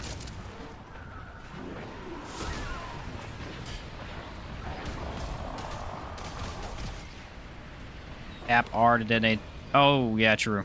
Since I'm not shooting. Ah, good point.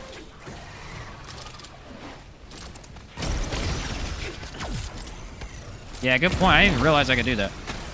Because I don't have any bullets in there. That is genius.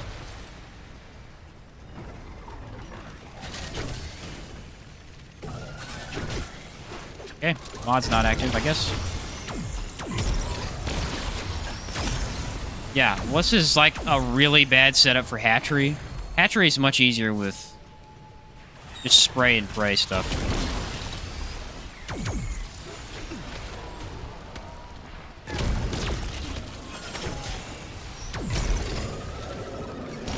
Definitely ammo.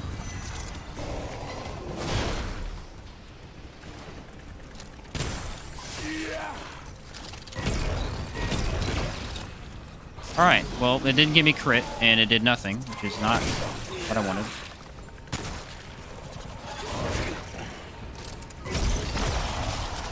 $3,000 crit?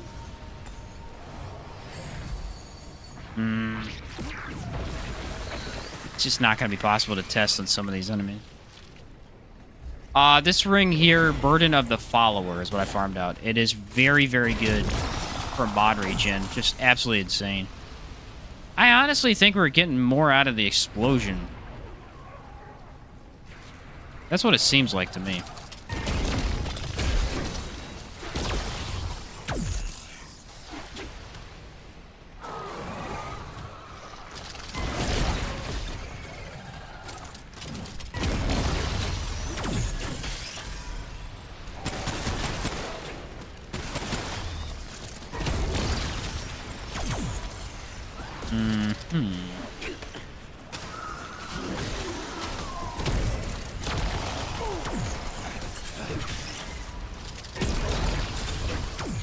The infinite hordes that is the hatchery, dude. Oh my freaking word. It's a really awful setup for the hatchery, and it's just, there's too many hordes. There's too many hordes. There's way too many. I don't even know. Maybe we'll just speed through it. It's just, it can't fight these guys. It can't fight these guys. They're too low to the ground. It doesn't activate properly. Firestorm spam it is then. Firestorm spam would work for sure. With AoE, you could shoot your mod under your feet to kill the enemy. Yeah, I think I am gonna turn on the AoE because I have it off right now. I really goofed with my traits earlier, and I think I need to fix those a little bit. That'll probably help with ad clear quite a bit, actually. Code Sonic. Sprint. Yeah, exactly. Code Sonic, baby. The best way to roll. Such a long cave is the thing. What's that doing there? What? I don't even know what that is. The only problem with trying to do this in the hatchery is the fact that it's very easy to take a wrong turn, and taking a wrong turn is death.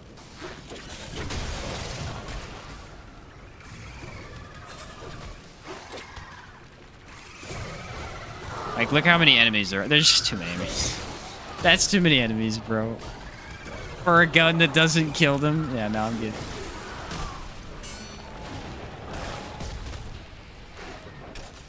I went the wrong way! What'd I say, guys? What'd I say?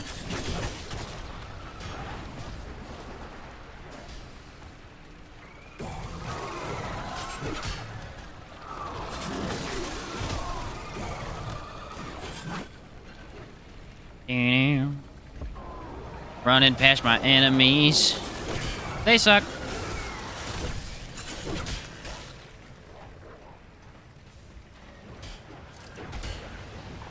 You want to see how many enemies is in here? Watch this. Wait, what? They didn't even follow me? There they are. Watch how many enemies come in here. Oh my word, it's insane.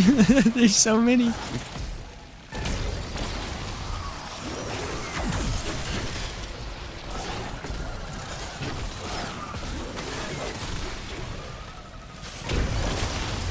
Woo! Could I kill him? I don't know if I can. Maybe if this mod worked. Jeez, man. They need to fix this stupid mod. It is so bad. It just doesn't work on everything, so it's really situational. Alright, that's all we needed anyway. Let's see. They really do need to fix that, though. It's a pretty bad issue with that thing. We're gonna run Flyer for sure. Okay, can't sit down for some reason. Weird.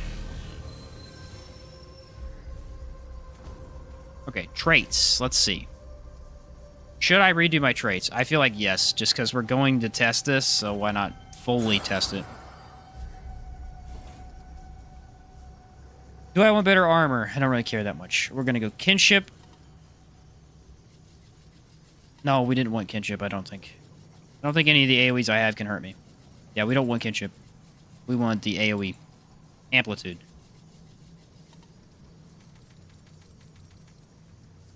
Alright, and then we have regrowth. I have 20 points left. The one that I was using was Blood Bond. Archetype summons absorb damage. And anything else that's helpful to me? Anything at all? I think I was running triage for better healing. Originally. Guy here, what are we doing? What's up? We're doing kind of a weird setup right now. I'm trying to get bleed to proc crit for my explosions, but if it doesn't work, we're going to go back to what we had, which is just explosion. Alright, let's hope we doesn't have sucky affixes. Please, please, please, please, please. He does and doesn't, so...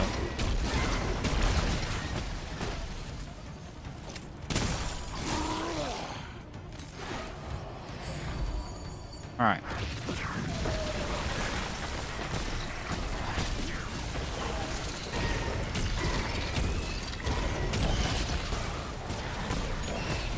The bad news is, it's not working. It's not proccing the bleed.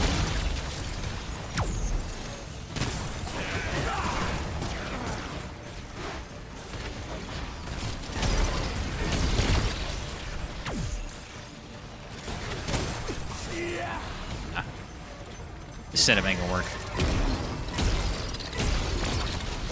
Well, hello.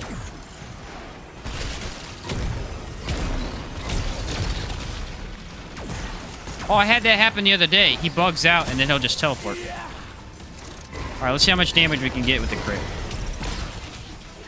4,000?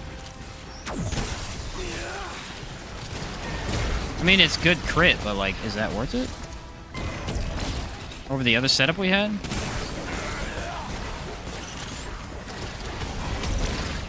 I thought the spam was better with the other one, too.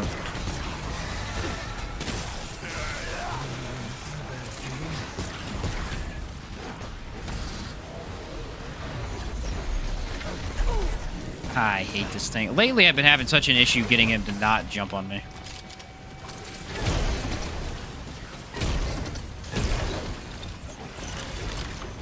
I think we're doing a lot less damage, if I'm being honest. I mean, that's still good damage, especially because he has hardy, but compared to what we were having before, the spam is not nearly as spammy. Alright, let's switch. Let's switch it up and see if it's any better.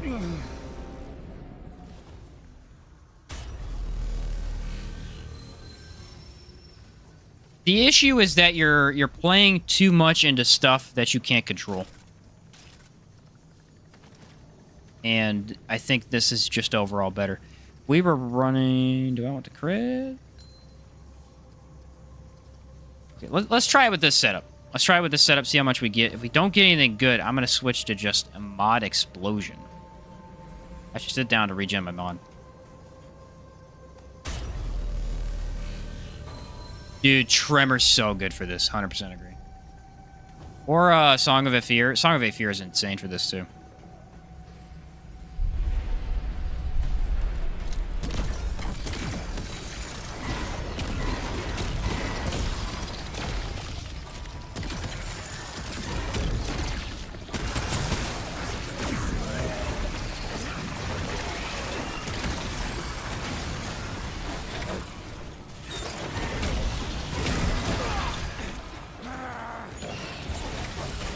Oh, my word.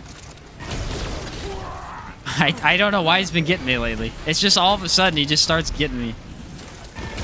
I haven't been able to stop him. Our damage is definitely way more consistent. 4,000. Or was that 400? Nope, 4,000. Okay. Look how much it's damaging the boss because it's actually hitting him.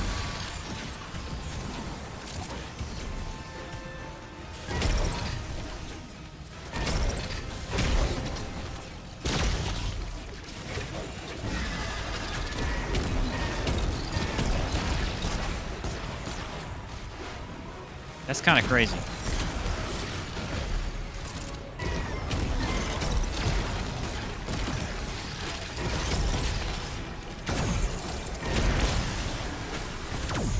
Then if I want more mod, take a relic real quick. It's actually easier to damage him when he's on the guy. Look at that.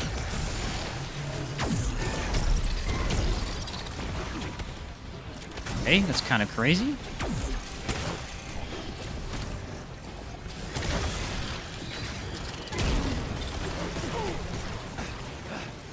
Darn you, you stupid little rattlesnake thing. It keeps switching off of my mod when he does that. That's why it's messing me up.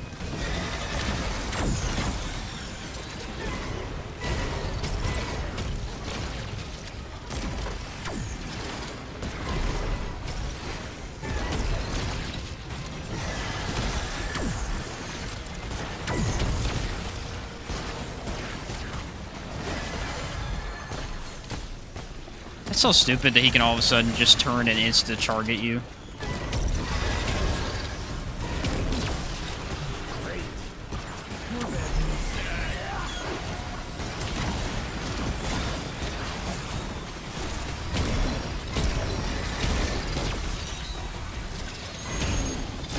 I have never had this guy with Hardy, so I don't actually know what the damage is supposed to be like.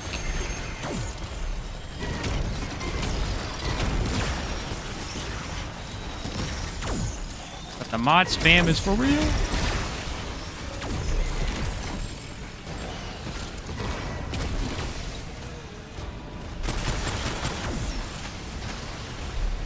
Oh, my summons have been alive this entire time. Ah, there's no enemy to fight. Back.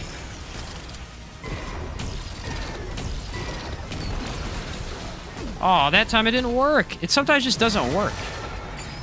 It's really finicky, because, like, I guess it's positioning based. There it did it. See, if he's not in the right spot, it just don't work. Yeah, he's attacking my summons instead of me, which I greatly appreciate.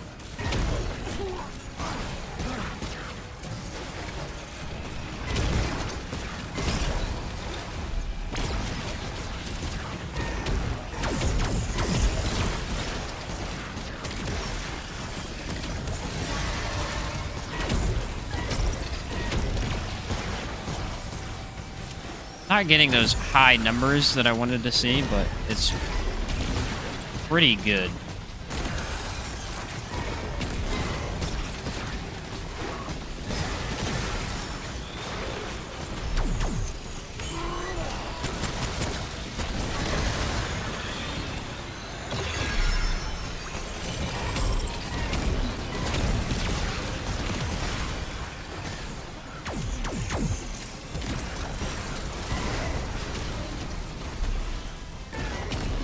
Look how fast he is.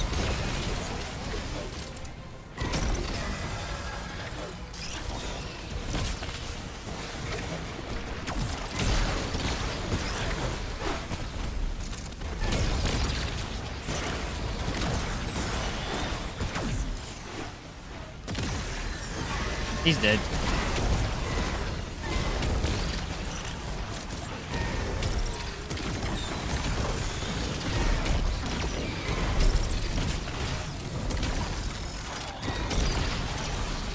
Maybe not.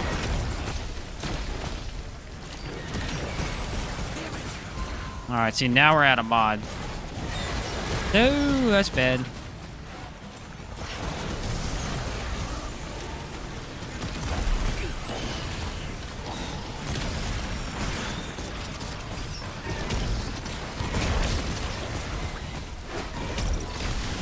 There we go. It's not the best boss for that. For now.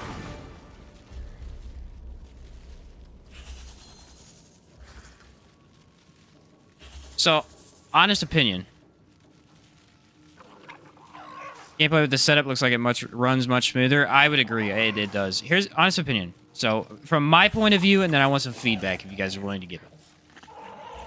Crit is less consistent. The crit damage is good, but it's less consistent. So I'm thinking if we just go into, like, AoE type of stuff, like, go back to Singed Ring, and stop trying to get crit, and instead try to just do big damage, which we can keep on Burden of the Gambler. That's totally fine. I don't mind that. But, like, mod damage is 12%. That's an extra 10%. There's a easy 22% bump in damage that we're getting. We have a small chance to hit crit. Crit chance is 10. Plus with this, it's like 25, I think it was, with mod chance. Yeah, mod chance is 15, plus this, so 25. There's no way to make it consistent enough as a crit build, I don't think. I'm thinking about just doing this. Yeah. Because the damage is good, but it's like half the time, if it doesn't hit crit, it just does a little bit of a chunk instead of doing massive damage numbers. That's what I like the gods can do, and that is multiple mobs sharing a health bar. No, the little bug is the only thing that has a health bar, but he will hide inside the big floating guys, and the only way to get to him is to kill them. So you can actually avoid killing them for the most part and just focus down him. Other than when the one that he spawns in, for the most part. I like killing them all because it's just like getting him out of the way, but... Cultists are the root faction. Which faction are the machines here? Machines are the Drazier. They're part of the Drazier world. They went into a black hole. And I don't really know what happened after that. But if we're not going to get crit whatsoever, maybe we don't need to run this. Maybe instead we simply run something else for damage. We have an explosion ring. We do have an explosion ring. That's a 10% bump. I think, actually, this is a 15% bump. That's 15, 10, 12. That's pretty good. Spamming. The spam is pretty nice. I'll say that. The spam is pretty nice. I don't have on anything for damage. I have a 10% mod damage boost, negative 10% mod cast or cost. What about the flawless? Maybe I could change this. Flawless. Critical speed. Stagger damage wouldn't be horrible. Skill damage if I wanted my minions to be slightly better. Range. See, does this apply to explosions? I just don't know. I just don't know. If it did, I should just go crit for that. But I think it's just range damage. Damage reduction, melee charge, attack speed, armor, distance, weapon spread. A lot of these are support for other things. I think we have the best setup there. Another thing that would be interesting would be to... You could kind of do another variation of this build where you chug relics constantly and use medic, sort of like a tank Archon spammer.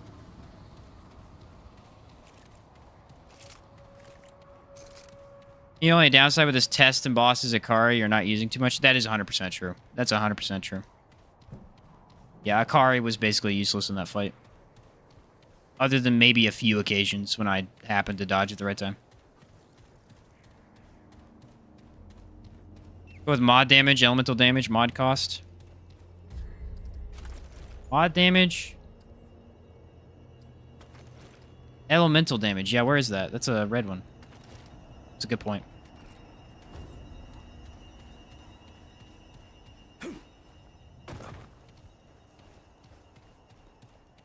Basically, all day we've had it working. It works no matter what. It insta-kills a lot of stuff very, very quickly. I just am trying to optimize it. You know, what is the better way to do it? Because in reality, it's going to work. It is going to work.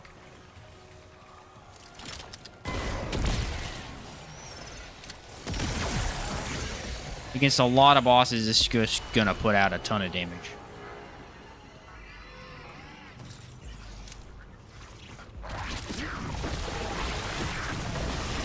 And the damage skyrockets when you have your summon out. That's the really nice thing, is you go, oh, why is my damage slightly lower? Oh, wait, so, you know, summons isn't out.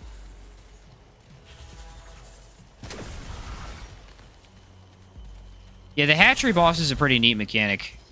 I actually quite like it. The first time I did it, I kind of hated it because I didn't understand what was going on. They're so far back, there's no way they should be able to hit this.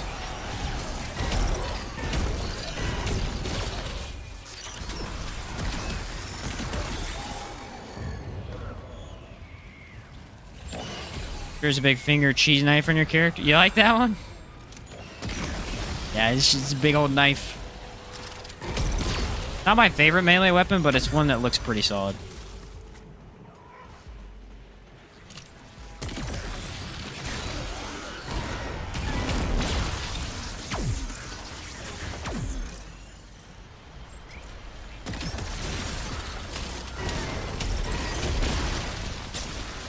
And I can insta-kill most adds without applying fire first. Any type of crit that I get is a guaranteed kill. This is a side dungeon, guaranteed. I don't even know why I'm doing it. I know that there's no... Of course there's side dungeons. What am I doing? What a ding-dong.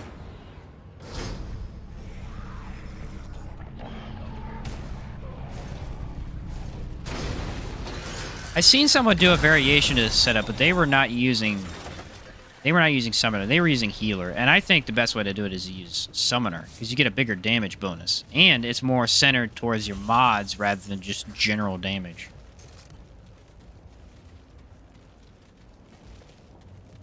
Ah, there's the bunker.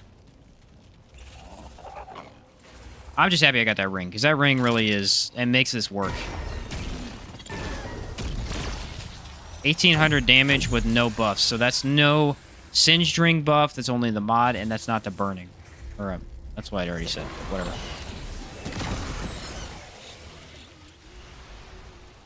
Yeah, I like it. I use Challenger. 35% buff. I mean, it's basically same thing. Yeah. Same thing, but you don't have to worry about your stuff dying, you know. I like being able to be far away, especially with this setup, because it's really easy to just kind of mess it up. But I don't know if I'd run Challenger. I could see why Challenger would be good, though. Kind of looks like a Bionicle from the side. The way he just moved there, that was very odd. I actually thought about trying Challenger at one point, and then when I went to go do it, it just wasn't... Because Challenger's perks are just so centered towards... Well, unless you use the AoE skill. But the Rampage is its best perk, and it's so centered towards guns. Summoner, I don't have level 10. Ah, well then, yeah, Challenger would be better. Summoner's only downside is that you're not getting the buff 100% of the time, and they can die easily. That's really the only downside.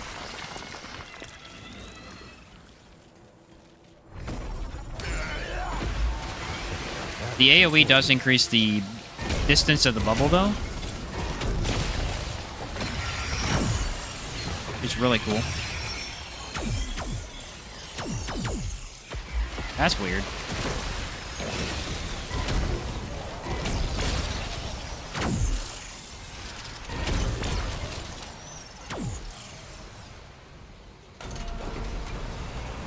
Yeah.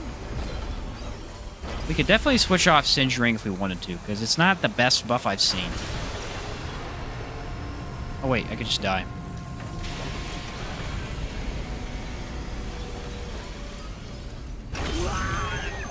Challenger, I have Stomp, but never use it. Stomp's actually pretty cool. It's a really good group dealing with type of skill. And it's very quick, especially with cast speed for Archon, so you can just go boom, boom, and just clear out a whole wave of enemies.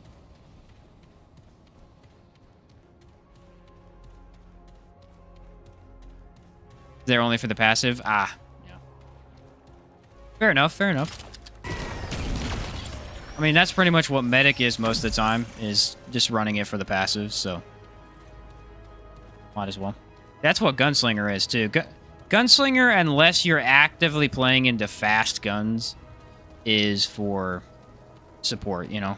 It's got a lot of really good gun-based supports, especially that one where it's 20% faster reload when your gun has no bullets in it. That is a very, very strong passive for guns. This will be a real test right here, because this guy's pretty tough. Pretty tough. The last boss did have Hardy, though, and we were chunking his health. Chunking his health. Still, this is one of the best setups I've seen for the Twisted Chantry. That is incredible. It is incredible. It just deletes that boss.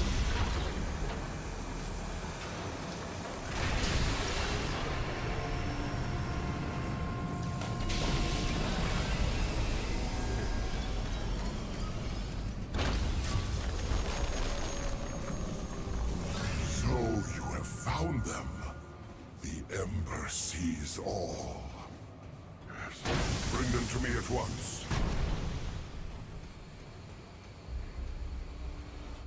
All that remains.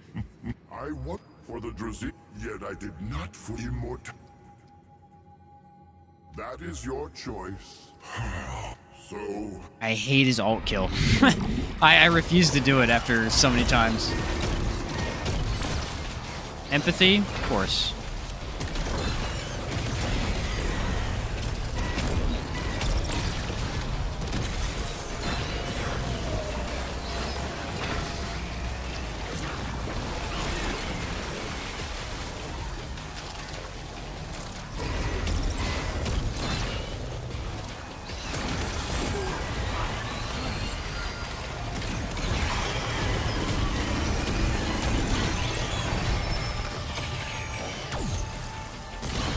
I don't know what Skullcracker is. I forgot it.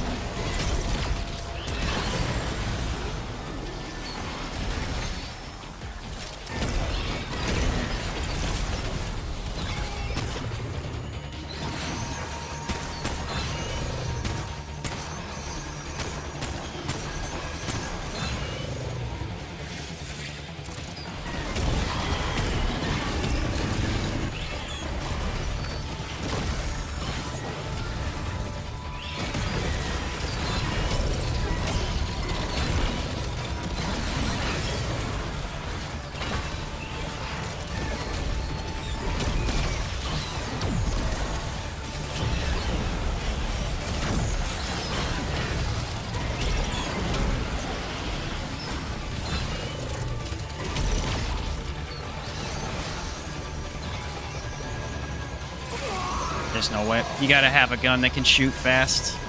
That's all that is. That's such a dumb mechanic. Some of these bosses have a mechanic like that where you just need a gun that has a ton of bullets. Otherwise, you're just dead. And this guy's the worst with it because that one attack is unavoidable. Like, you have to shoot it. Even if you dodge, it doesn't work. It doesn't work. That's crazy. I was doing really good, too. I need my mod. The damage is really great. Is really great. That gun just does not have enough ammo to do that phase. Where the heck is the mod that I was using?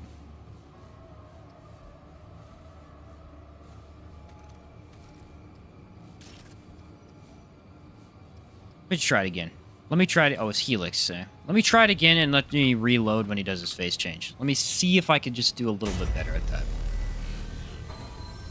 Hey guys, to say second skill that is not bad with this build, more ease of use for healing. Yeah, that wouldn't be bad. But right now, I'm kind of focusing on not taking a heal at all because Summoner does heal you a little bit. But you know that doesn't always work, especially since he has empathy.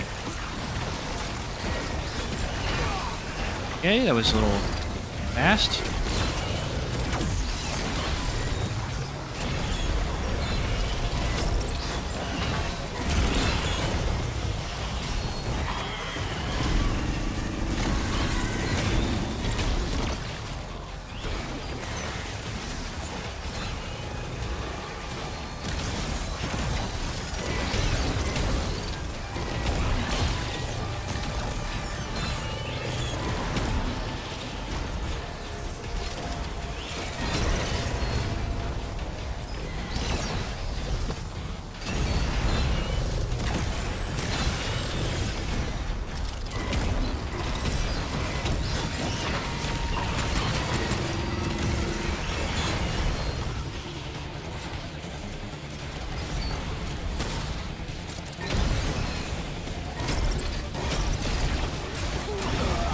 Dang it, stupid minions, bro. Would my summoner guys just kill the freaking minions? It's not that hard.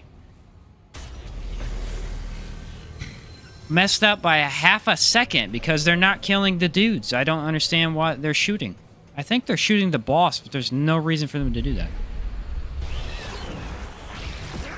Summons they just don't shoot the right thing ever, do they?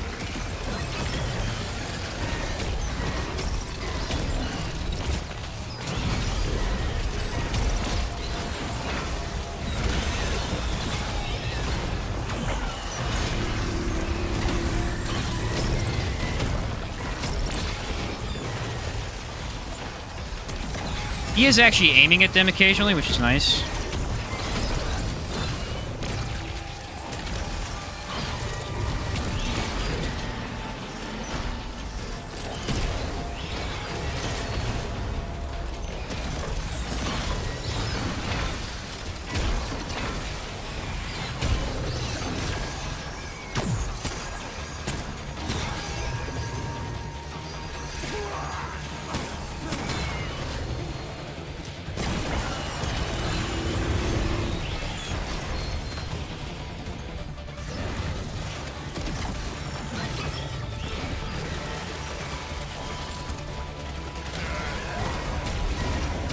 We got her.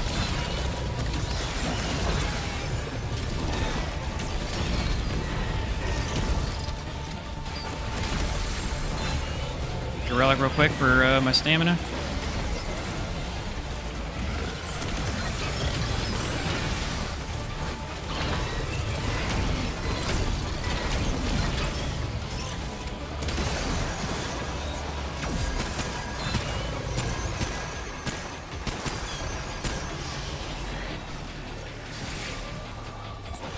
Okay, somehow got away with that.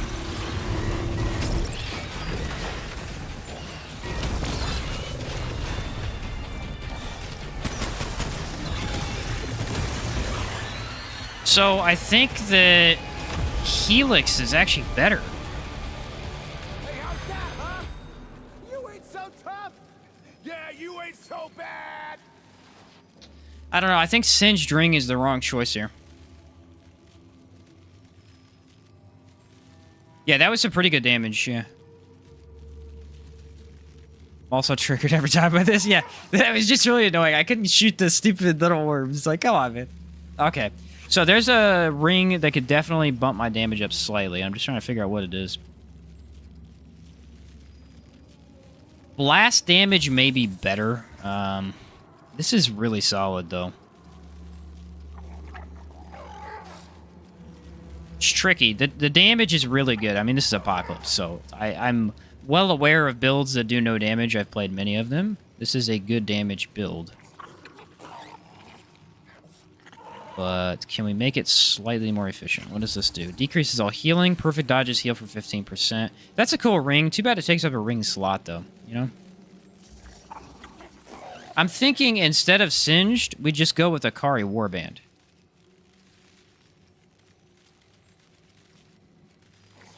And just hope for slightly more crit.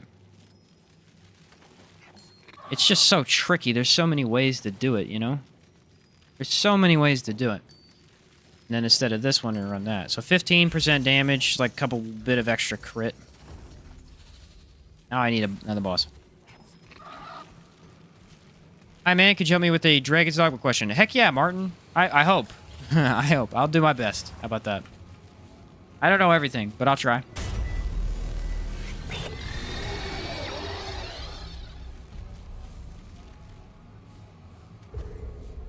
Now I think we have a good enough setup that for boss fights, we have really good crit, and then for non-boss fights, we're going to be just trashing with mods. But let me test that. The thing is, I actually prefer Yesha bosses. Easier.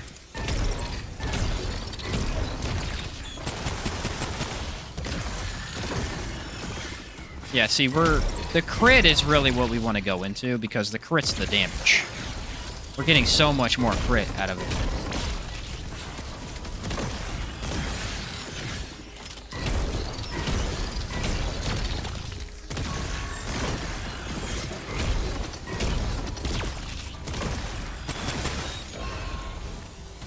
Yeah, that's what I'm gonna do. Oh. Such a conflicted feeling.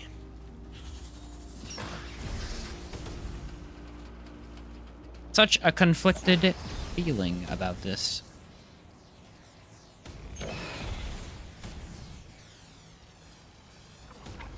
Burden of the Gambler, and this. How about that? Then we don't have to worry if we miss a dodge. Yeah, there we go. That's 3,000 damage a pop without the crit. So, I like that. What's up, Darkness? Yeah, mod damage ring. That was the other thing. It's like, there's about 6 or 7 rings that we're kind of flipping through, trying to see what's actually optimal. I don't actually think there is an optimal. I think it's just... Well, number-wise, it probably is, but I don't think it matters that much. Let's do Golem Fight so that I can try and... Golem Fight's a hard fight. I can also get there faster. I do want to try and get Twisted Chantry again. That was really good for this. It's like the best test, because that thing sucks, and then this build destroys it. Darn you, RNG. Darn you! What? How? Someone explain to me. They got tired of me playing Yesha. I mean, I get it, but...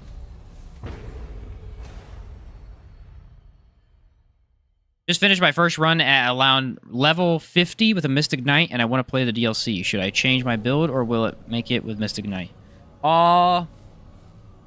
Stick with your build, especially if that's what you've been playing, because you're more familiar with it. You probably have better gear for it as well. I will warn you. I've never seen anything like this before. Mystic Knight's really good for there. But you're going to have to figure out which skills are best. Because there are a lot of different enemy types, and some of them just don't take damage from a variety of things. 4,000 crit. There we go. That's what I want to see. So yeah, I would stick with Mystic Knight. Do a little bit of it. If it's too hard, go back and grind a little bit of levels, maybe, or switch to Mystic Archer, because, I mean, Mystic Archer is busted for that whole thing.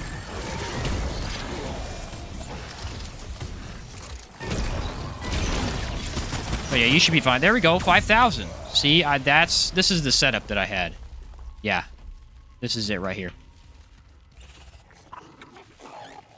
You see your video? I got to complete my hardcore run. Darkness, that's awesome, man. Congrats, dude.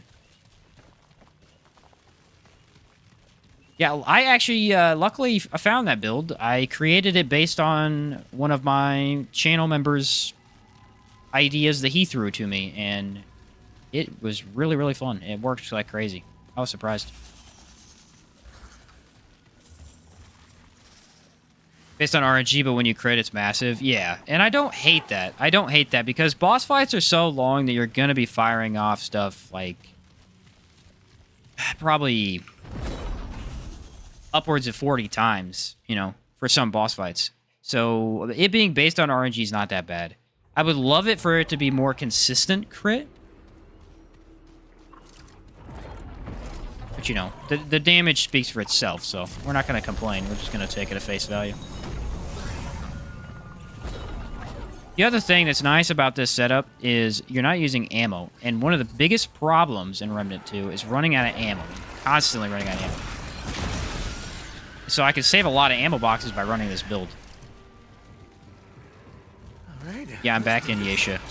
I'm sorry for those who didn't want to see Yesha anymore.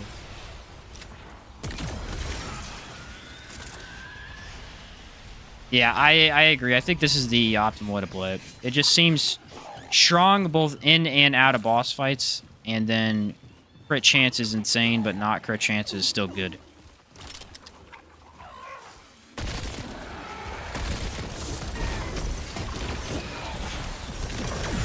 And I gotta say, Helix is a must. Helix is a must because it's a very fast mod that comes back quickly, can regenerate your other mod quickly, and does its job well. I mean, it's great. Look at that. If it hits one target, it does a bunch of damage. If it doesn't, it hits multiple targets and staggers them. You're getting a lot of stagger from this thing. A lot of stagger from this thing. I actually think stagger is better than a lot of other sources of damage in this game. Just because stagger stops things from hurting you. They just can't get to you as fast. That's why some weapons are just so strong. Like, shotguns are really, really good because they have high stagger. It's actually why I like them quite a lot.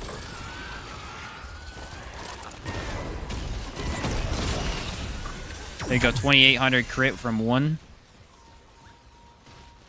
Nice.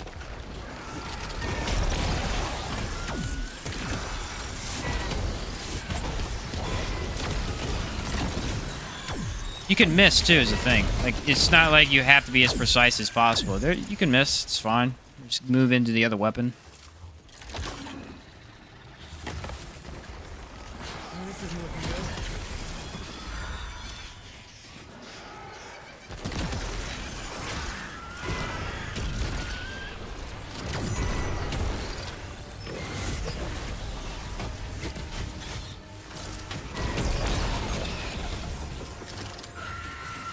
Nice. 1,600 damage.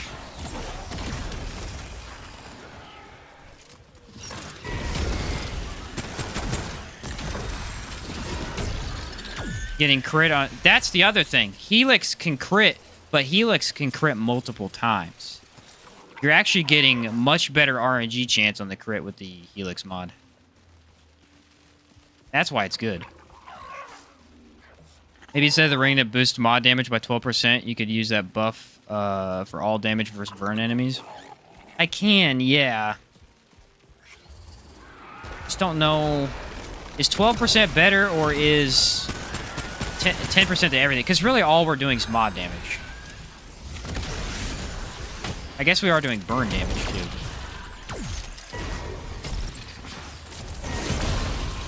We're not really using our gun at all, so I don't even know if Singed is that valuable.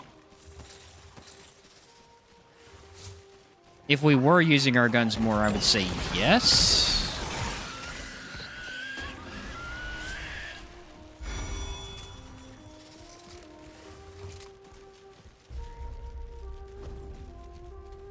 I don't like that. Music? That can't be. I will say this gun, regardless of anything that we've discussed today, this gun's way better than I thought. I actually picked this up and thought it was garbage the first time. I thought it was pretty bad. Yeah, I'm on the same page with you. We have burn damage too, but I agree. I don't know if it's worth it because it's such a low amount of burn damage. And we're not playing into any sort of DOT thing at all, so... yeah. I will say these are huge. These are big. Just give you a massive boost in mod energy. Honestly, they make the build work. Because without that, you need a little bit extra mod energy, and you have to take a relic. If you have this potion, you pretty much never need to take a relic. What do we call this build, though? It's got to be root-based, right? Corrupted something? Corrupted cowboy? Yeah, you're not really doing that. You're more using mods than anything else. We could do something with data, because this is a data-based attack.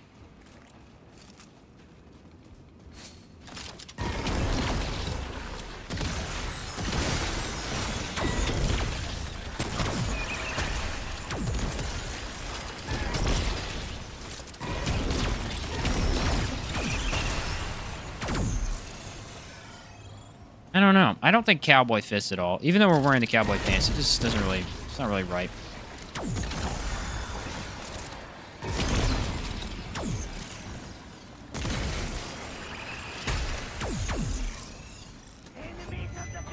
Don't know if all damage does count for explosion damage. Yeah.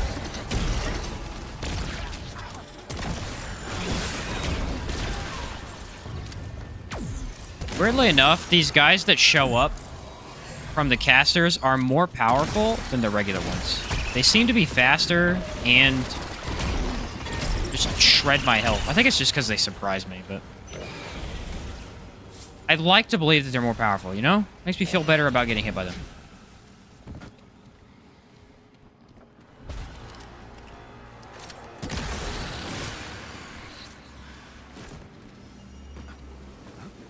Yoink.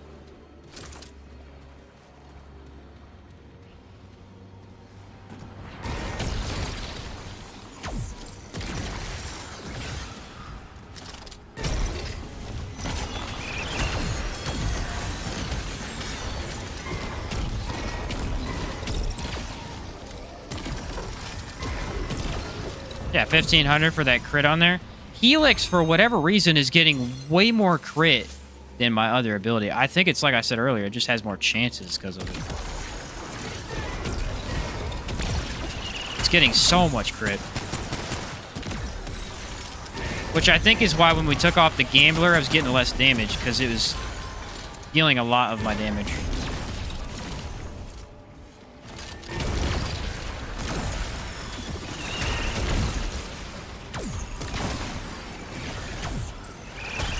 And I really like these kind of extra things that shoot out at enemies when you kill them. He's serious right now. This dude died, came back to life to crawl on the ground. Of course he did. Of course he did. It's like the only way I die is getting just beat to tar out of from behind. Just all of a sudden, boom, you're all dead completely. Full health. All right, buddy. Thank you. All right, buddy. Chill out. Wonder, because that's kind of like the max armor we can get with medium. Fortunately. Helix is so good. Yeah, Helix is really, really solid. I actually think it's really bad other than if you pair it with this amulet. I think this amulet makes it good. And I think once they're paired together, it becomes one of the better ones. It's such a long cave. Why are caves so long? Why do they feel so long, man? It's probably because I've done this cave 9 times a day. That could be why. Could be why. More bad news. That is a pit.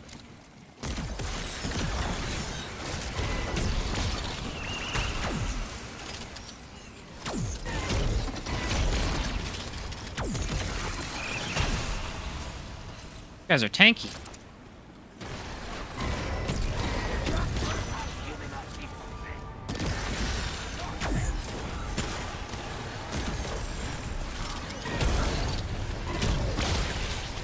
Yeah, we're taking a lot more damage than I feel like I should.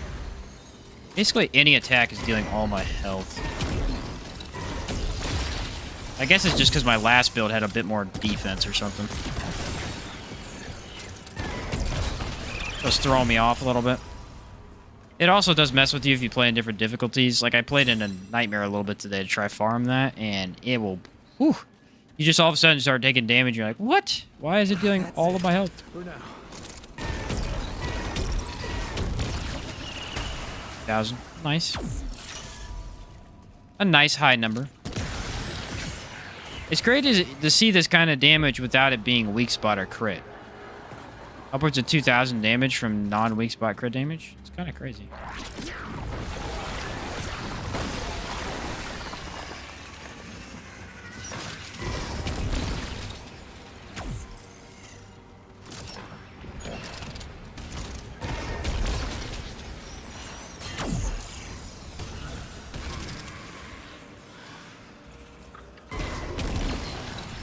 It is nice you can just push R and get that. That's pretty cool.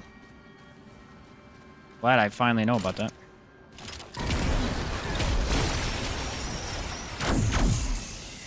That sound is awesome. I absolutely love that sound. I don't know why.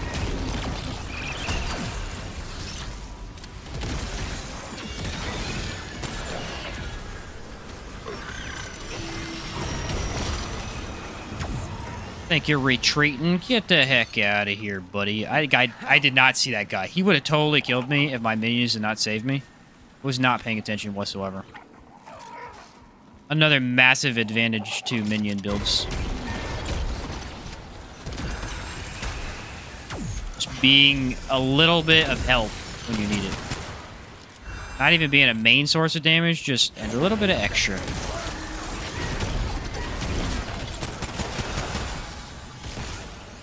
You usually show up behind me.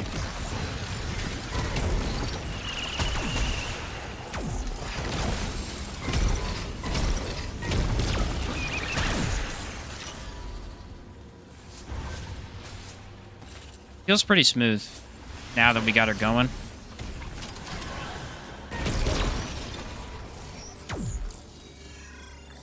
I don't know how easy this would be on a controller, because a controller, I don't know how easy it is to switch weapons. I imagine it's not that bad. But on mouse, obviously, I just have to flick the scroller, so it's just extremely easy to switch weapons back and forth. Just whip, whip, whip, whip. So, that could be a factor in whether you like the build or not.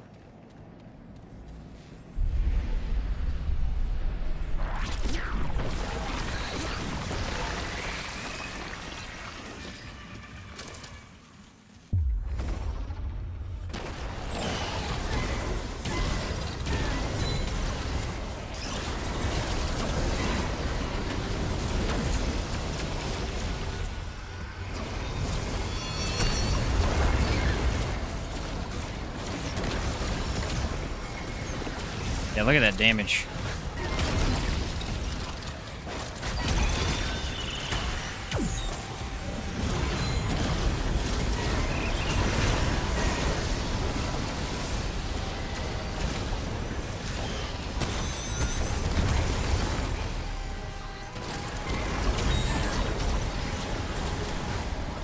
Really, the only thing is, can you kill the little guys, get them out of the way? And as long as we have Helix, we can.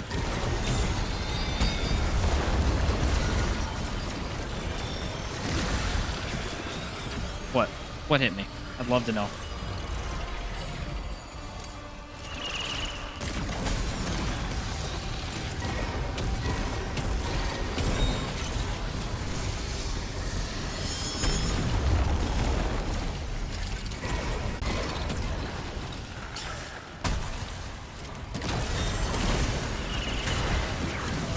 I mean, the damage you lose is pretty significant when your summon dies. I don't want to say it's not, but it is.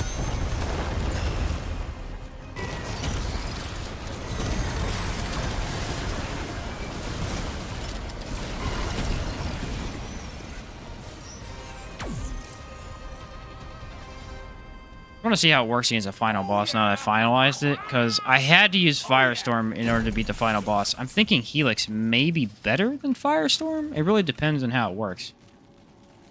It's not going to do him as much damage to the big guy, but it'll do a lot of damage to the golem.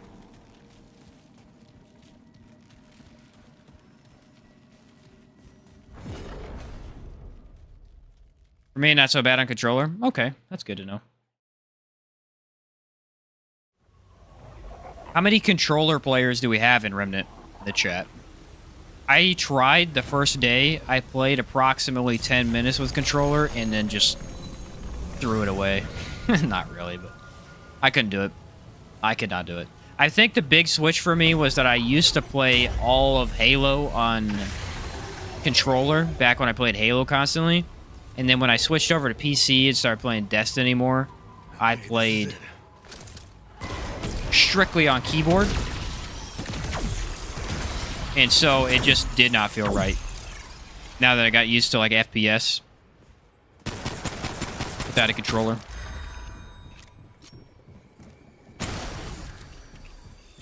Because usually I'm a FPS controller guy. I mean, I think it's a little bit easier. I think aim assist is slightly more lenient.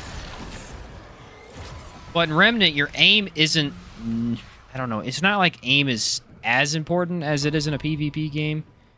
Because you can make builds that are AoE based and all that stuff where you don't even need to aim at all. Just point and click. I am? Oh, nice. Rando is... Yeah, I just think... I've pretty much moved away from it.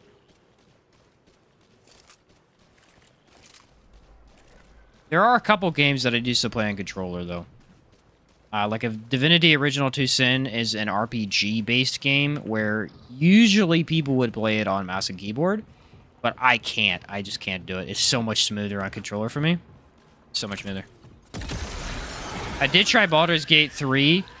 My brother had it, so I just co-opted it with him. Tried it out, and that's a game that you can't play with controller. That just doesn't work very well. That one I had to play on mouse keyboard. I think it really just depends on the game. How the game feels. Remnant feels pretty smooth for the most part. And the mouse doesn't, like, make it choppy or anything. Which, that can happen. Sometimes it just feels really choppy when you're moving. Just move from side to side.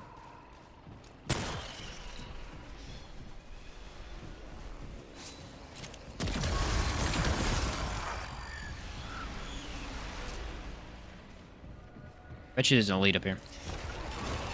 Yep.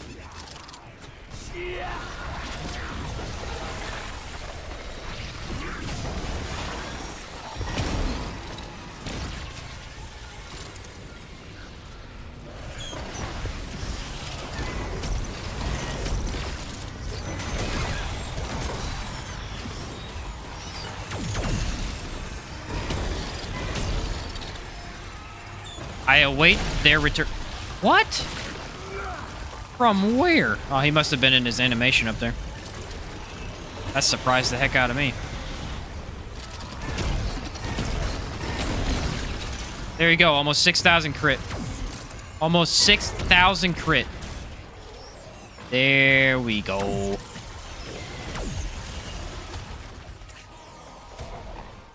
Where's the guy spraying the weird spiny things? He up here somewhere? I think he's dead. Huh. Make mouse and keyboards better 90% of the time for FPS? Yeah, I would agree. If you're more used to it, yeah.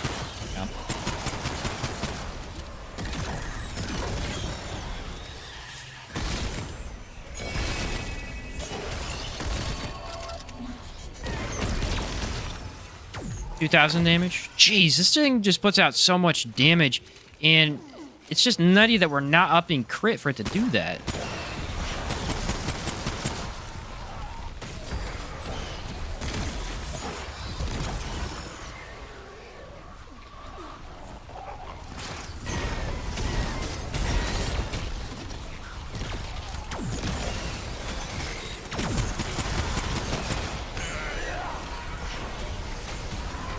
Yep, that's what I figured. Meatballs hunting packs, apparently.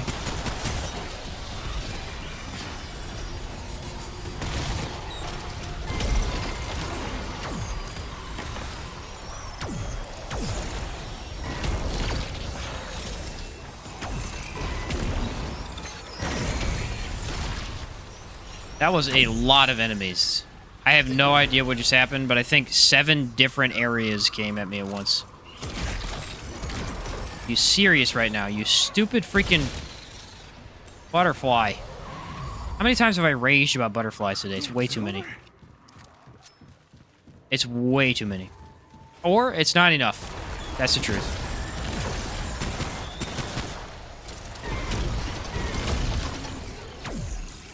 I gotta stop doing that. Depending on the game, the Division is way better on mouse and keyboard than controller, but Warzone's better on controller for the aim assist. Yeah, it also depends on, you know, how they develop the game and how the controls work and stuff. That's true. Aim assist really is a big part of it. Some games just have massive... Remnant from the Ashes, I always felt like had really good aim assist. I played that one on controller for the longest time because even with precision-based guns, you didn't have to aim that precisely because it would kind of lock onto their head. Now, you then run into the enemies that aren't, you know, having their weak spots on their head, and they hide them and stuff like that. But honestly, in Remnant from the Ashes, there was a lot less hiding of weak spots. I think that was something they tried to do a little bit more of to make the game more challenging. Because I really can't remember almost any boss from the first game that didn't have a weak spot. Or at least didn't have a weak spot that was easy to hit. Shahala is a good example on Nerud. He has a weak spot. It's very easy to hit. But at least 60% of the fight, you cannot hit it. Versus, let's see, all of the ice bosses had a weak spot. Both of the final bosses from the main game and DLC had weak spots, I believe. Could be wrong on the first one. No, yeah, they did. They did. They did indeed.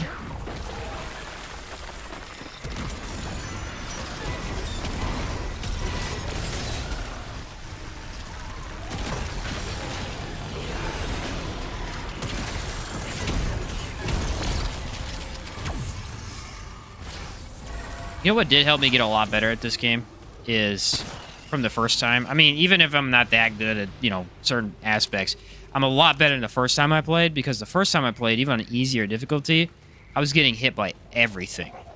And there's a slight delay to a lot of attacks. So kind of just being patient and waiting for the enemy to actually do what they're going to do completely changed the game for me.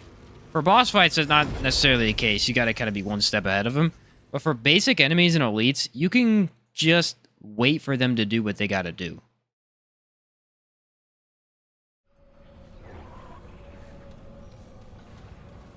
Especially for that guy right there, because he's gonna rush you and he's gonna tangle whip you. If you dodge too early, you're just done. But if you just wait to the right moment, he's kind of like that boss, actually. What's her name? Is it Keula? No, it's not Keula. Yeah, Keula's Rest, I think.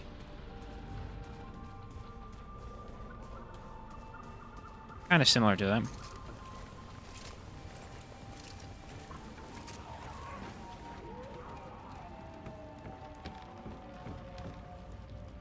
Oh, I planted the fruit, guys. I can go back and check that.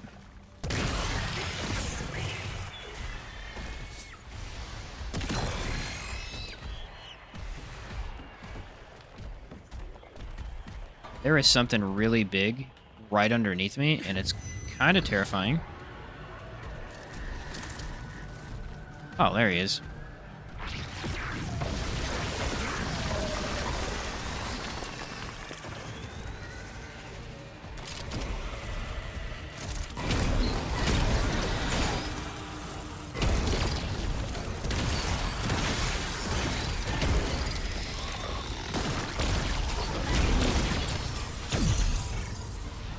Hours way better on mouse and control or mouse and keyboard. After I played on PS4 for like 100 hours, going to PC was so good.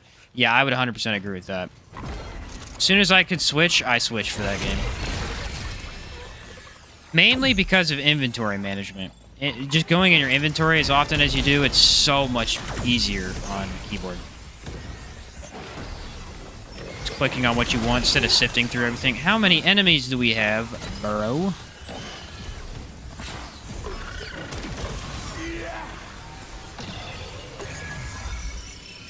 The other thing about this build is that because the flyers are actually pretty good at picking off enemies, they'll take a good chunk out of the little dudes for you. All the little guys, I mean, elites you're going to have to deal with, but little dudes, you might not even have to fight them sometimes. But yeah, no, Outward's 100% better on mouse and keyboard. I tried to go back and play it on controller a little bit, but it's just not nearly as smooth for me. T-Pack, are you going to put out this build? Just join, so no idea what you're running. Yes, I will put out this build. I don't know when, because I can't use any of the footage from today, because I've been experimenting all day. I didn't actually have the build set up. And so I can't use any of today's footage. But I will put it out. We'll probably record tomorrow. Likely it'll be out Saturday. I don't know if I can make another video before Saturday. I won't have enough time. Yeah, the idea is to have it out this weekend. Sure. Because I got to work on this one, and then my Scorpion build will be out eventually. I have my Scorpion build done. I just have to get the footage. I finally finished it the other day. Finalized the equipment for it. It's the only disadvantage of not having a build ready and, you know, and knowing exactly what you want to go for is I have to kind of figure it out. Some of these builds are tricky because there's just better ways to do them, you know? You got to figure out what's optimal. So that's time. Bravado. See you later, dude. But yeah, it'll probably be Saturday. Watch this, watch this. Oh, I hit my own guy. I hit my own guy again for a lot of crit. Sorry, dude. Whoops. My bad. My thing about this armor set is I actually would wear the greaves, but they look goofy. They make you look like a spellcaster, and I don't want to look like a spellcaster for this. Also, this keeps us underweight. That's another reason that I switched. Alright, we did this boss fight earlier today. It wasn't that bad. Didn't take that many tries. It was tough, but it didn't take that many tries. He did have empathy, though, which I really hope he doesn't have this time. Because I need to be able to use my relics for extra mod if I want. Here we go. Back into the frying pan. I think Helix will be slightly better here. I think it'll be better than what we had. We can spam mods slightly more as well. Yeah, for sure.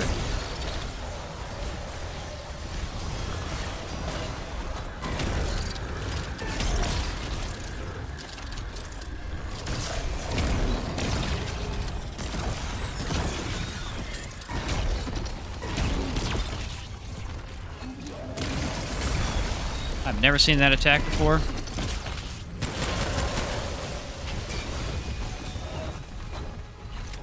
That is a terrifying attack.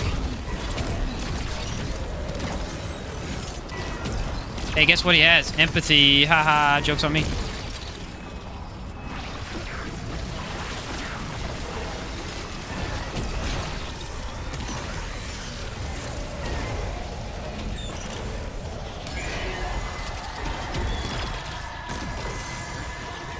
Dude, my minion died again.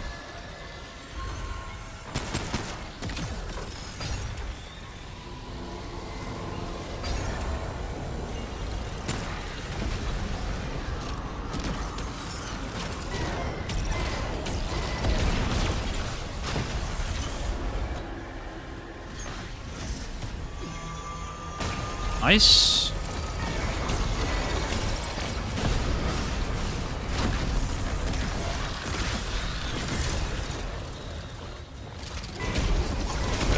Oh, come on.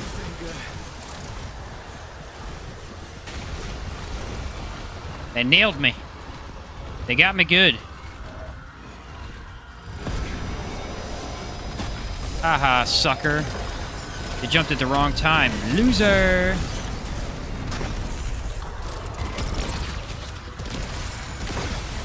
Oh, crap. He's coming.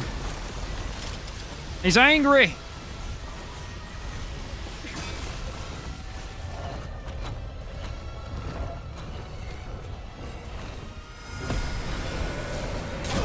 I knew it. You can't be near the stairs. Dang it. This fight's literally just...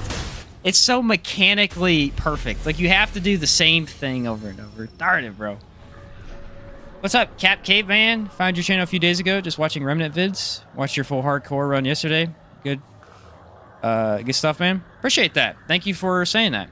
Yeah, the hardcore run was fun. I did enjoy that. We did it co-op, obviously, so it was slightly easier. I will like to do it solo sometime. But I'm glad you enjoy it. Thank you. Appreciate that. I appreciate you watching this stuff. Helps me out quite a bit. Alright, so basically we do what I just did. Pop summon sooner, and then don't go near the stairs. I screwed that up. That was on me. Unfortunately, once again, he has empathy, so... Screw me, right? just screw me.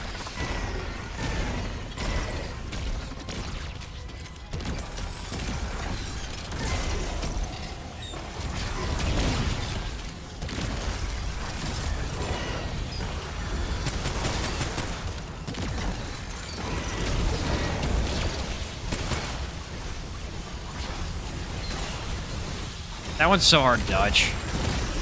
It's easy to get very impatient with it.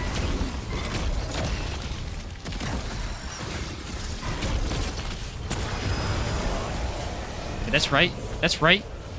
The heck out of here. Watch this. I'm gonna hide in this corner.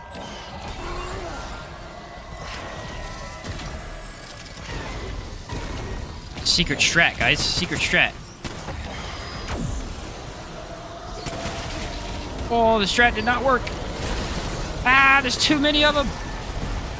Freaking butterflies. I hate them so much. Alright, we gotta get out of here. That was not my best idea I've ever had.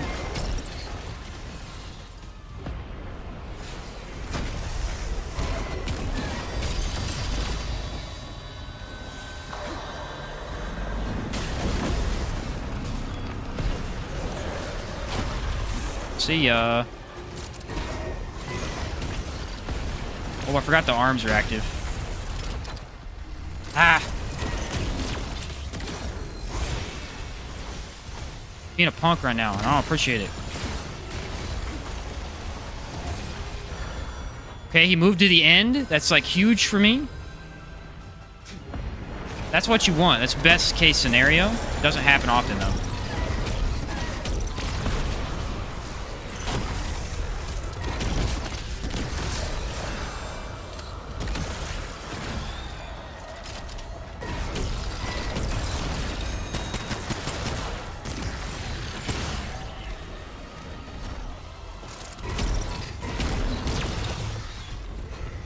See ya.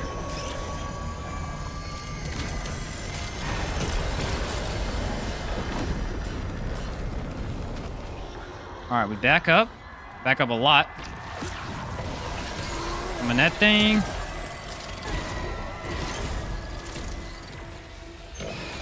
It's good damage. It's just, can I get it off without getting hit by butterflies?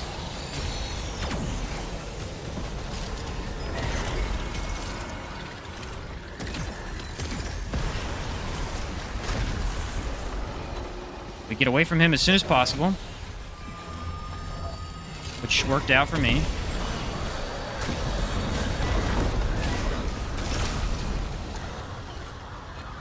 Okay. He is chasing my guy around. You see that? Okay, that was nice.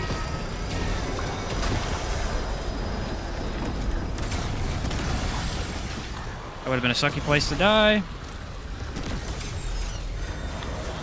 Let's go. That was not bad. That was not bad at all.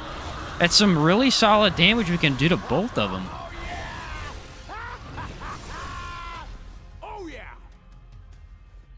What I've done so far as veteran, just gearing myself and maxing my archetypes before doing a Nightmare then Apocalypse run.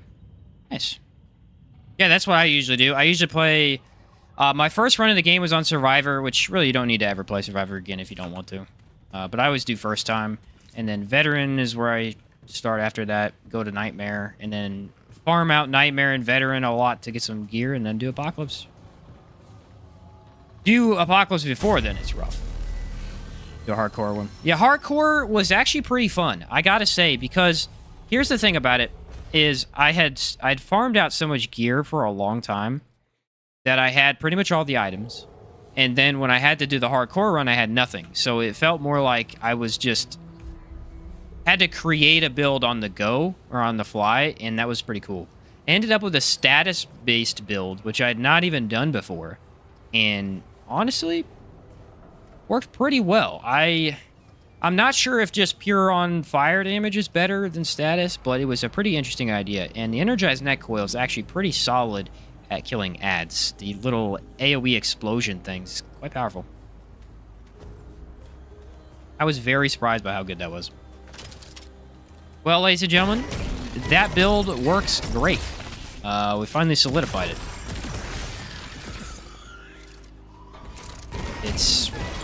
It's working great, man. I mean, I can span mobs like crazy. Look at this. I did not have to use a relic. I did not have to use a relic. If anything, I have to shoot a little bit. So pretty much your relic is if you're in a boss fight, the boss doesn't have empathy, and you need to completely regen all your mods right now. And there's no, he's charging up or something. That would be the best possible case to pop this. But if he does have empathy or something, you don't really need to pop it. You don't really need to. It comes back so quickly. Obviously, if you do pop it, it's infinite. You're just going to loop the mods.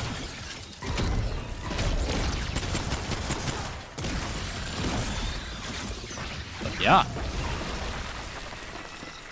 She works. We got her working. It only took all day, but we got her. We got her working. It did take a while. All right, let's check over here, see if there's anything I need to buy.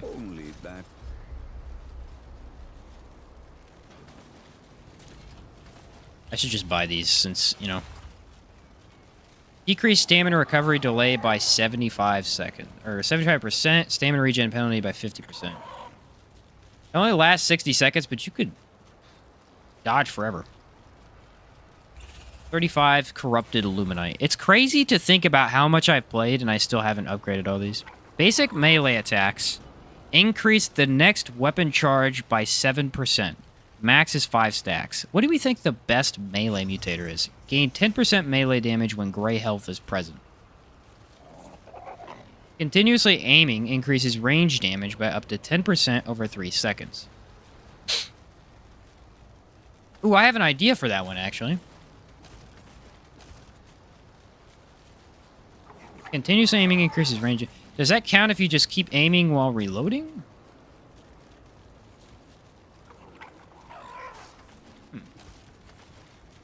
It's kind of confusing. What's up, Swag? Hey, what is the most balanced build as far as DPS and survivability?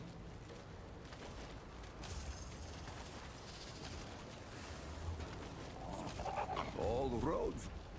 Balanced build in terms of DPS and survivability. Okay, so number one thing that you would do is you would wear Leto's armor. Number one thing. Put on Leto's armor. I would use Resonating Heart because it is easily the best heart all around. Not in particular situations, but all around her, it's the best one.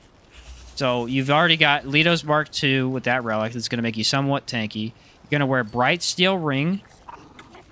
This is going to take up a slot. You're never going to be able to take it out, right? But you will be able to dodge freely, which is going to be really nice. And at that point, Anka of Power, because Anka of Power is the most basic yet powerful relic or amulet in the entire game. It's a very easy damage bonus, 15% all the time. If you take a relic, you get a 30% bump, which is huge. Really, really big. Loved your support tank build. Oh, awesome, man. Appreciate that. So yeah, you want to run that because it's a very easy damage boost overall. I would run Medic Primary, as it is... Well, with Resonating Heart, it's very tanky. But with Medic Primary, you get a damage boost, easy way to heal. And then mods are actually pretty solid. You could do Medic Secondary, Archon Primary. But if you're just starting out, Engineer Primary is really strong. But if you do want to stick with Medic Primary, I would run Medic Challenger. As Challenger gets one of the best skills in the game, Rampage is extremely good. And it just provides a ton of damage. Or you could go Invader if you suck. That's fine. If you suck, you suck. I sucked at one of my builds that I ran through the game with. First time I beat Apocalypse, so I wasn't very good at the game. And I ran Invader, and it got me through easily, because you could just dodge 90% of attacks. As far as rings go, then you just want stuff to ups damage. So, I mean, Zania's Malice is good. The crit ring is good. I think I have that at the top. Probability Core, that's a solid option. And then you got one more you could free up. I would keep a Bright Steel ring just for an all-rounder, because, you know, if you want defense, Lido's Mark II is the best. I don't wear Mark II because I like to make theme-based builds, or like my armor is working off of it. But then you can just use another damage ring. Like Vestige of Power is a really easy one to get some damage from. Ring of Flawed Beauty is an amazing ring, borderline broken if you only hit weak spots. So keep that one in mind. But yeah. Pretty much anything sold from Cass. Cass sells a lot of good stuff. There's the other one I'm wearing too, which is Burn and Destroy. Extra 15% damage, you know. Because if you're running Medic and you have Lito's Armor with Bright Steel Ring, you're tanky. You know, you're going to be decent at taking damage. And then you can just go for damage all out. Now, if you do want to survive hits, Nightfall's still the best gun. I would actually pair it up with Gunslinger to make his fire rate better, as his fire rate kind of sucks. But if you can get mod regen going, Nightfall is still the best life leech weapon. It has a 10% lifesteal when you activate its mod, and it's pretty ridiculous. You can actually just sit through one hit, usually, and fully heal back up pretty quickly. Now, they did hit that with a pretty heavy nerf, unfortunately. So if you want a more reliable weapon, because I'd say that's not as reliable anymore. It is, the mod is, but the gun itself. If you want a more reliable weapon, these three: the Coach Gun, Huntmaster, and Widowmaker. These can all three be bought from Brabus. They're all three easily the best ways to get high weak spot damage just right off the bat. I mean, the Sniper especially, the Widowmaker, people sleep on this thing, but it gets a additional weak spot damage right off the bat. It has 120% weak spot damage, especially for final boss. This is probably one of the best weapons because it's so easy to hit his weak spot, and all you gotta do is put on a mod. Like, I usually run it with Hotshot so that your burning get a little bit of extra damage. You can keep that up and just keep firing. The other advantage of the Sniper, this is something people don't realize, or, you know, if you don't play with the Sniper a lot, you wouldn't realize it. The Sniper is essentially infinite ammo. Well, not infinite ammo, but you never need to reload, essentially. Because with the Sniper, it's hard to explain. Let me see. So normally how you reload is this, right? And then while you're reloading, you can't do anything. However, because it reloads one bullet, you simply shoot, wait for the reload, dodge, and your bullet's in the magazine already. This works with other weapons, but it doesn't do it as fast, so you can literally just infinitely loop this and dodge attacks perfectly. This is such a good weapon, for especially the last boss fight, where you can focus fire a little bit better and always have a shot off. It's very, very nice. I love the Widowmaker. What weapon did I take off, though? I forgot. I forgot what weapon I was running. Oh, yes. There we go. Sounds super fun. I'll try that. Also, do you care to explain how the relics refund on your support build? I just want to know the mechanics behind it. Yeah, so essentially, the Resonating Heart is... it's the most healing you can get in the game. because it regenerates 50% of max health over 5 seconds. But if you don't use all the healing, anything that's left over will be doubled and awarded over the next 20 seconds. So if you take it at full health and then wait 5 seconds, take a hit, it's going to instantly heal you in very, very quickly, especially if you have healing effectiveness. That's how that works, is the resonating heart, essentially. It literally works off of this heart almost entirely. But then you have Medic over here. Medic's prime perk makes it so that when you heal yourself or allies, it grants you a relic charge back. It's a total of 250 healing. But because the resonating heart heals you over time, you can actually just take damage continuously and it'll heal you. And that allows you to just tank damage and also refund all your relics. It only works with that heart, though. It also can work with this one. It can work with this one, too. But some people will tell you this is better than resonating, and they're wrong. This is good, and it's good for a lot of builds, but it's not better. Not better. This has better healing by far. This one just regenerates instantly. And the problem with this one is it only lasts 10 seconds versus this one, which lasts 20. So, really, when you're going tank, these are your two options. This is good for tank builds. It's just this one is better when running primarily medic. If you want to go for a little bit more DR, this one will work pretty well, too. Because it reduces damage by 25%. So, if you have high DR already, it'll make you nearly invulnerable. And heal you at the same time. So. The other advantage of that is it regenerates 100%. So it'll keep healing through attacks. Both of these are very, very good. Very good options. But yeah, that's kind of how that works. Taking damage is how the relic comes back? Yes. So if you're wearing this ring right here, if you're wearing Burden of Divine, it makes it so that all damage dealt by wearer is reduced and 50% of self-healing applies to allies. Well, Medic, because it heals your allies, when they take damage, you also get your relic back. So you can actually never take damage at all. Have your friend go sit in, say, a laser beam, and just infinitely heal your relics back. And that's why Summon works so well, because I could show you that too. When you use Summons, I use Nebula with it, because when you use them, you can poison your Summons. They're going to take damage over time. Now, you can heal your Summons, and with the Resonating Heart, it'll fully keep them alive. But as you slowly heal them, it'll give you your own healing back. So even by yourself with no teammates, you can have infinite healing. And like I said, that works better with Medic. It doesn't work without, because it kills them. But yeah. That's why Summoner is the best to pair with it, because it's just so easy. If you were had a little bit more damage and got through fights faster, you might not need it, but because you're primarily tanking, you kind of need it. Fights are going to last a long time. My buddy dodges everything, so I ran out of relics in a boss fight. Yeah, you can try and tank yourself. That can work too, especially if you're fighting, say, the Ravager. You could just jump into his vortex, which is funny. Any way to farm Simulacron? I need a lot. There are two ways. Yeisha, the Ravager.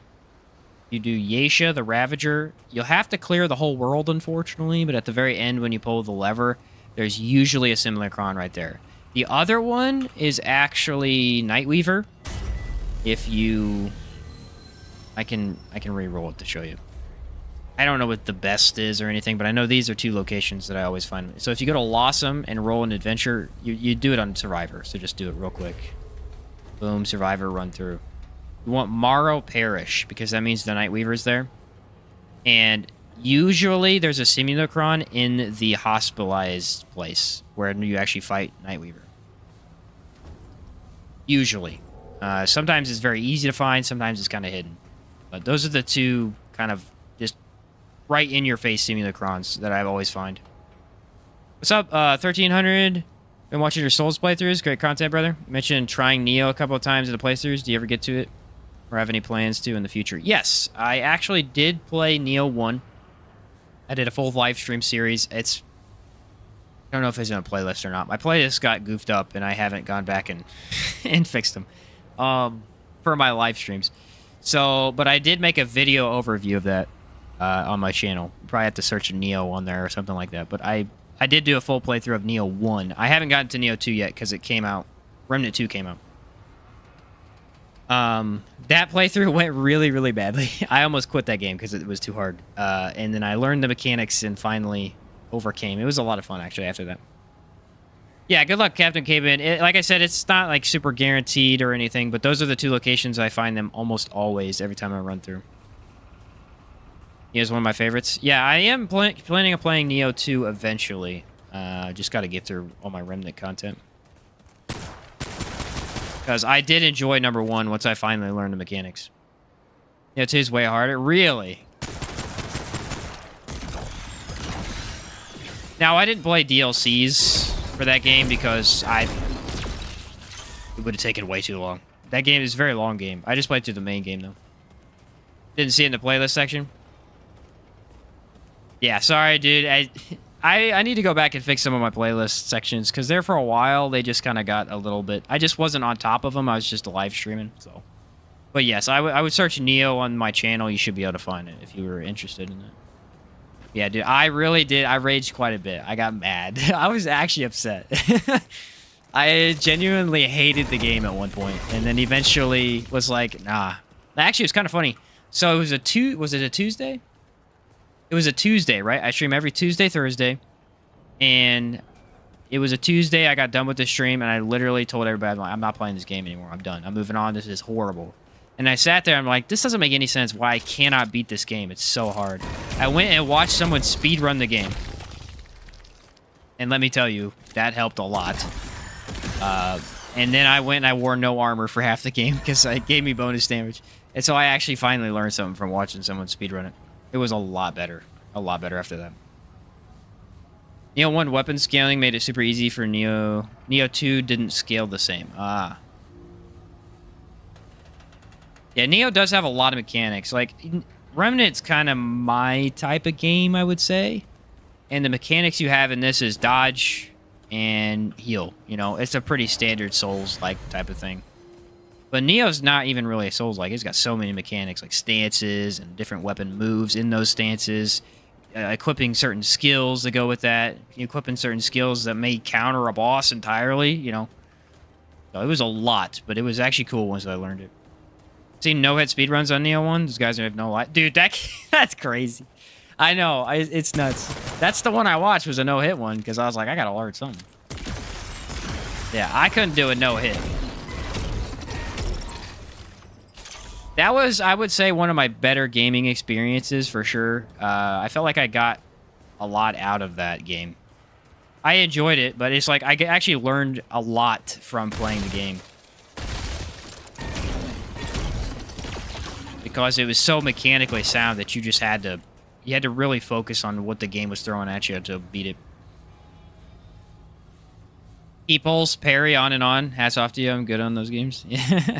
Yeah, there was a ton of stuff. The parry and the key pulse. I thought it was a lot like Wo Long. Wo Long's like a million times easier. It's kind of crazy, the difference. Because they're sort of the same series, same company, you know. It was nuts. Haven't been brave enough to try Neo yet, but wanted to watch someone play it to see if it was my vibe. It's actually really, really fun. The weapon variety in that game is insane. It doesn't seem like it because there's like 6 different weapons, 8 different weapons, but each weapon has its different weapon abilities depending on the stance, and then you can equip like 18 to 30 different skills that can completely change the game for you. So the weapon variety just feels immense, even though there's not that many weapons. Good to see you again. And the weapons that are there are very, very cool. Like they have the Kusarigama, which is the best weapon by far in the game. It's so much fun and so unique. Very cool weapon. Actually have galvanized iron for once? About time, bro. Try randomizer, Shane. Think of all the chaos. I hope somebody does make some mods for Remnant 2. I'd love to play that. Take care, my friend. I have 20 simulacrons. I have 20. I had 20 simulacrons. Dude, that's crazy. How long was Cake compared to Neo? Yeah, definitely. Definitely. It's all deflecting. So as long as you just move the joystick at the correct time, you're fine. It was hard for the first couple of hours, but once you get into it, yeah, not bad. Need to buy more of those potions so I can show that off. The plans for Black Myth Wukong, if that ever actually comes out, I'll probably play it. Most Souls likes I like to play, especially after running through the Souls series. That was a blast. Bottled sherry that I need, right? Yeah, mod power generation. Jeez, I don't need that many. Liza P, Lords of the Fallen, I'll probably try both of them. Liza P I already played the demo of. It was actually pretty good. I had some issues with it, but it was a good game. I'm excited for them to come out with that. The story in that's going to be really interesting. Especially since they have somewhat of a more traditional story than, you know, hidden NPCs, which they do that as well, but... Does it look like I'm cut in half, kind of? These pants have a weird interaction with this outfit. Hey, you can see the crystal through my middle section. I don't like that. Goofy. I think I'm going to stick with the fashion I have here. I don't know if I should change melee. Does this melee fit here? I actually think root would look... Ooh, that's kind of nice, though. There we go. Just so they kind of match the theme and don't really look off. Yeah, they're super small, too. I like these. What GPU monitor do you have? I have two Asus monitors. My favorite monitor. It works really, really well. And then my GPU is a... I can't freaking remember. It's so long.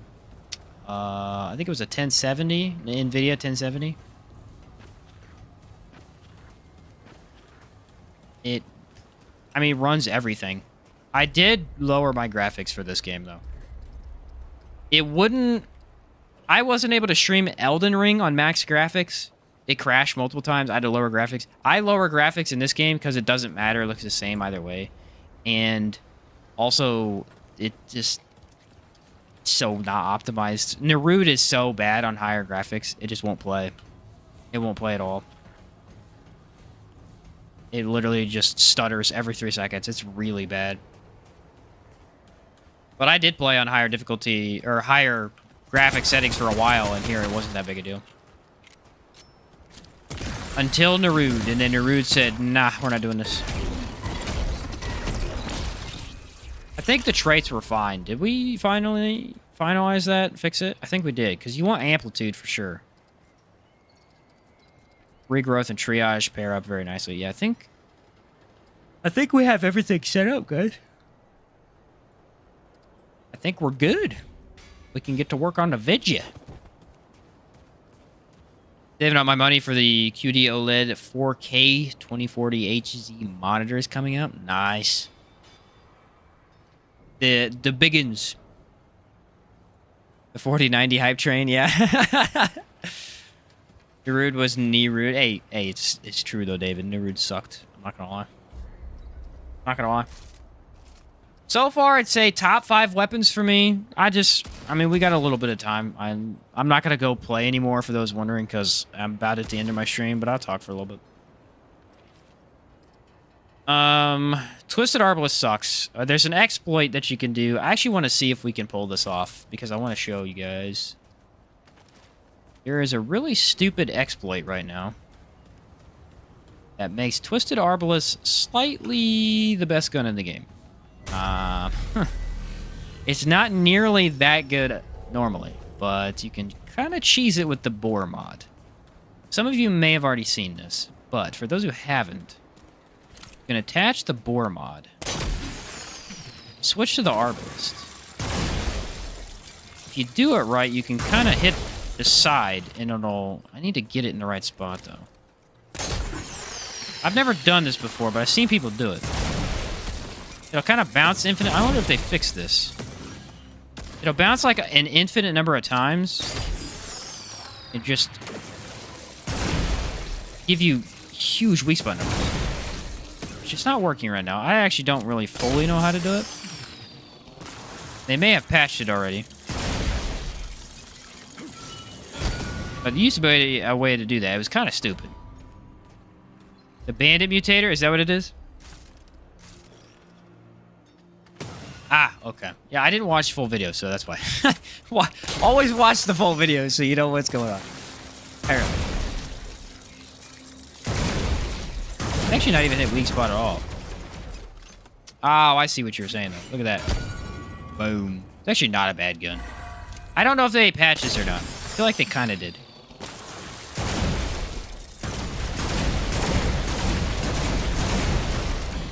Oh, wait. No, I have on this. Ha ha ha! That's funny. Here we go. I was going to say, what's going on?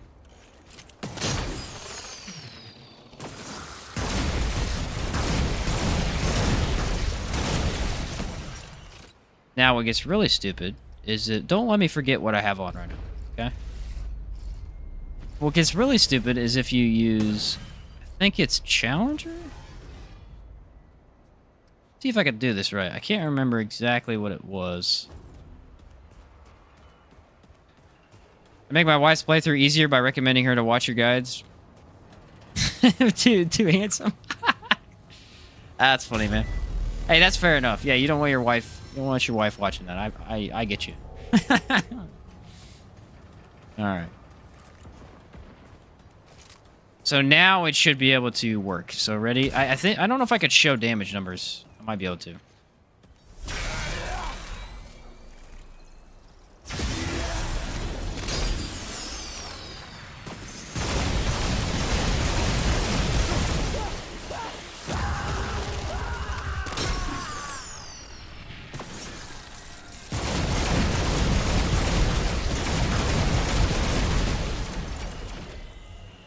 See what I mean? It's a slight exploit. It's slightly an exploit.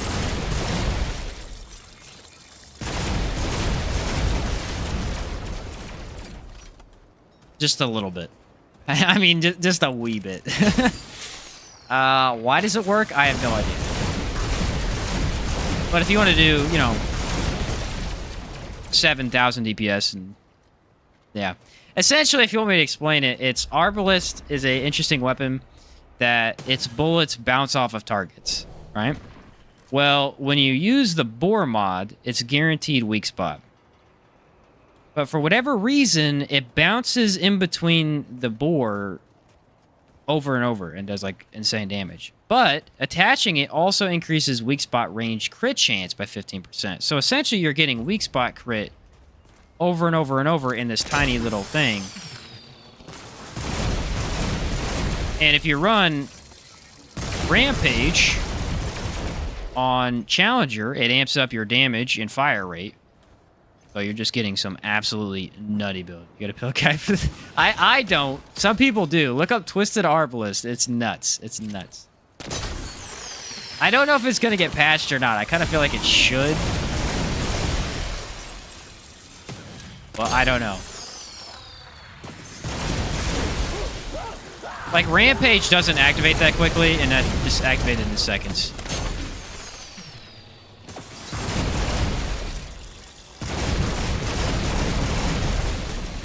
It's kind of stupid. I'm not gonna lie, it's kind of stupid. I mean, then you could just pop Hunter otherwise. The only problem with trying this build is that, you know, against bosses move, so hitting Boar is not nearly as easy as this. I think I had... Did I re-roll the adventure? I might have Yeisha where I could show you this. It does work on one of the things that is there. May be able to show this off.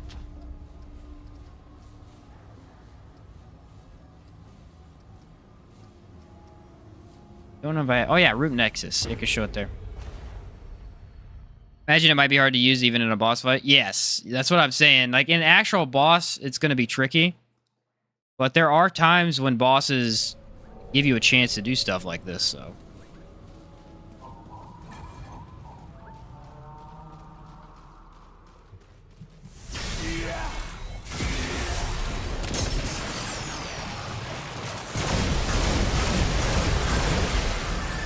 This thing don't take damage worth crap, and, you know,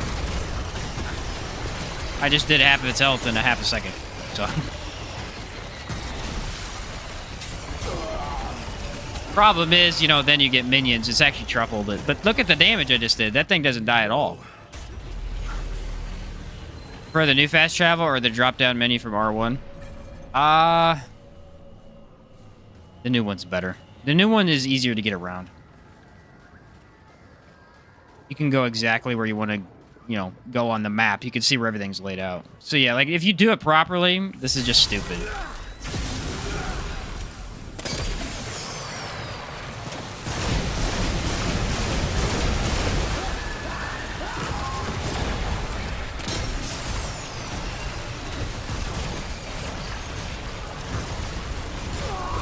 Really tough to do, you know, but it's possible to make it do stupid stuff like that. The other one is that you can run, you know, you can run weak spot damage, so that if you're doing weak spot damage, you're doing more. So, where are we at here? Or you can up your crit. I mean, I don't even have an optimized setup for this. It's just, it's that stupid. It's literally just dumb. I don't understand why. I don't understand why they haven't patched it. It feels like they should definitely have patched it, unless it's supposed to work like that. I have no idea. It really doesn't make any sense. It's like you can wear crit, and then you can wear the other one, which is the flower ring. It's bonkers. It's bonkers. Yeah, this one right here.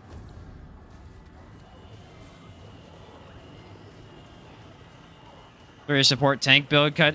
Yeah, if you had a buddy doing that, that would be crazy.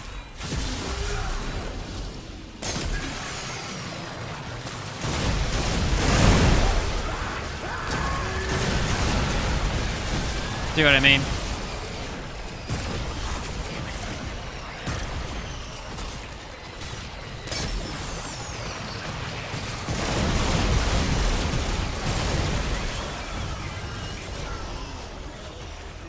Yeah, Twisted Arbalist is slightly broken currently.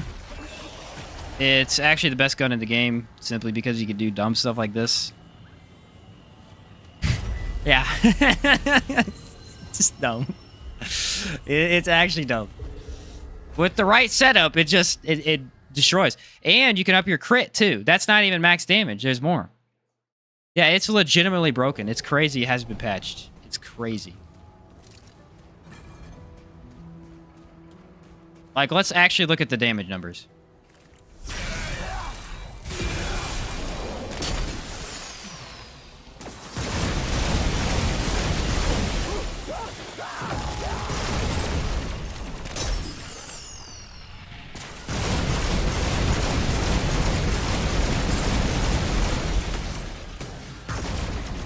It's game breaking. I don't know if that wasn't clear.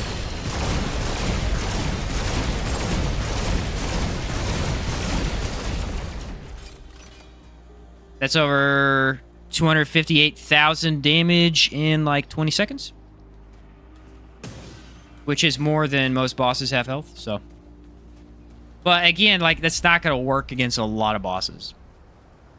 Appreciate your time tonight, man. I'll definitely join in next time you live stream. You have a good night. Hey, catch you later, man. Yeah, I live stream every Tuesday, Thursday, and then I try to put out videos throughout the week.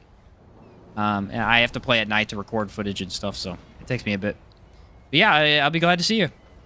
I'll catch you later. Yeah, that's stupid. Okay, I don't know why we did that today, but that was dumb. That was way too much damage. Yeah, for those who haven't been aware that that exists, that is crazy. I'd never tried it before till now, but I had known that it existed. What was the ring I was wearing? I forget. It's a gambler. That's why I wasn't doing any damage, because it wasn't hitting a weak spot. It has this weird interaction with the weak spot. Just really goofy. What was I running on this stupid gun? I feel like I keep forgetting that constantly. You know what I mean? Helix. Yeah, Helix. It's because Helix looks so weird. It doesn't look like it sounds. Throws me off, man. Yeah, what does Bandit do exactly? When ammo is returned to the weapon, it gains 10% increased fire rate in 3 seconds. On hits, grants 30% chance. Oh, so the 30% chance is just really high. Huh. That is crazy. Who knew?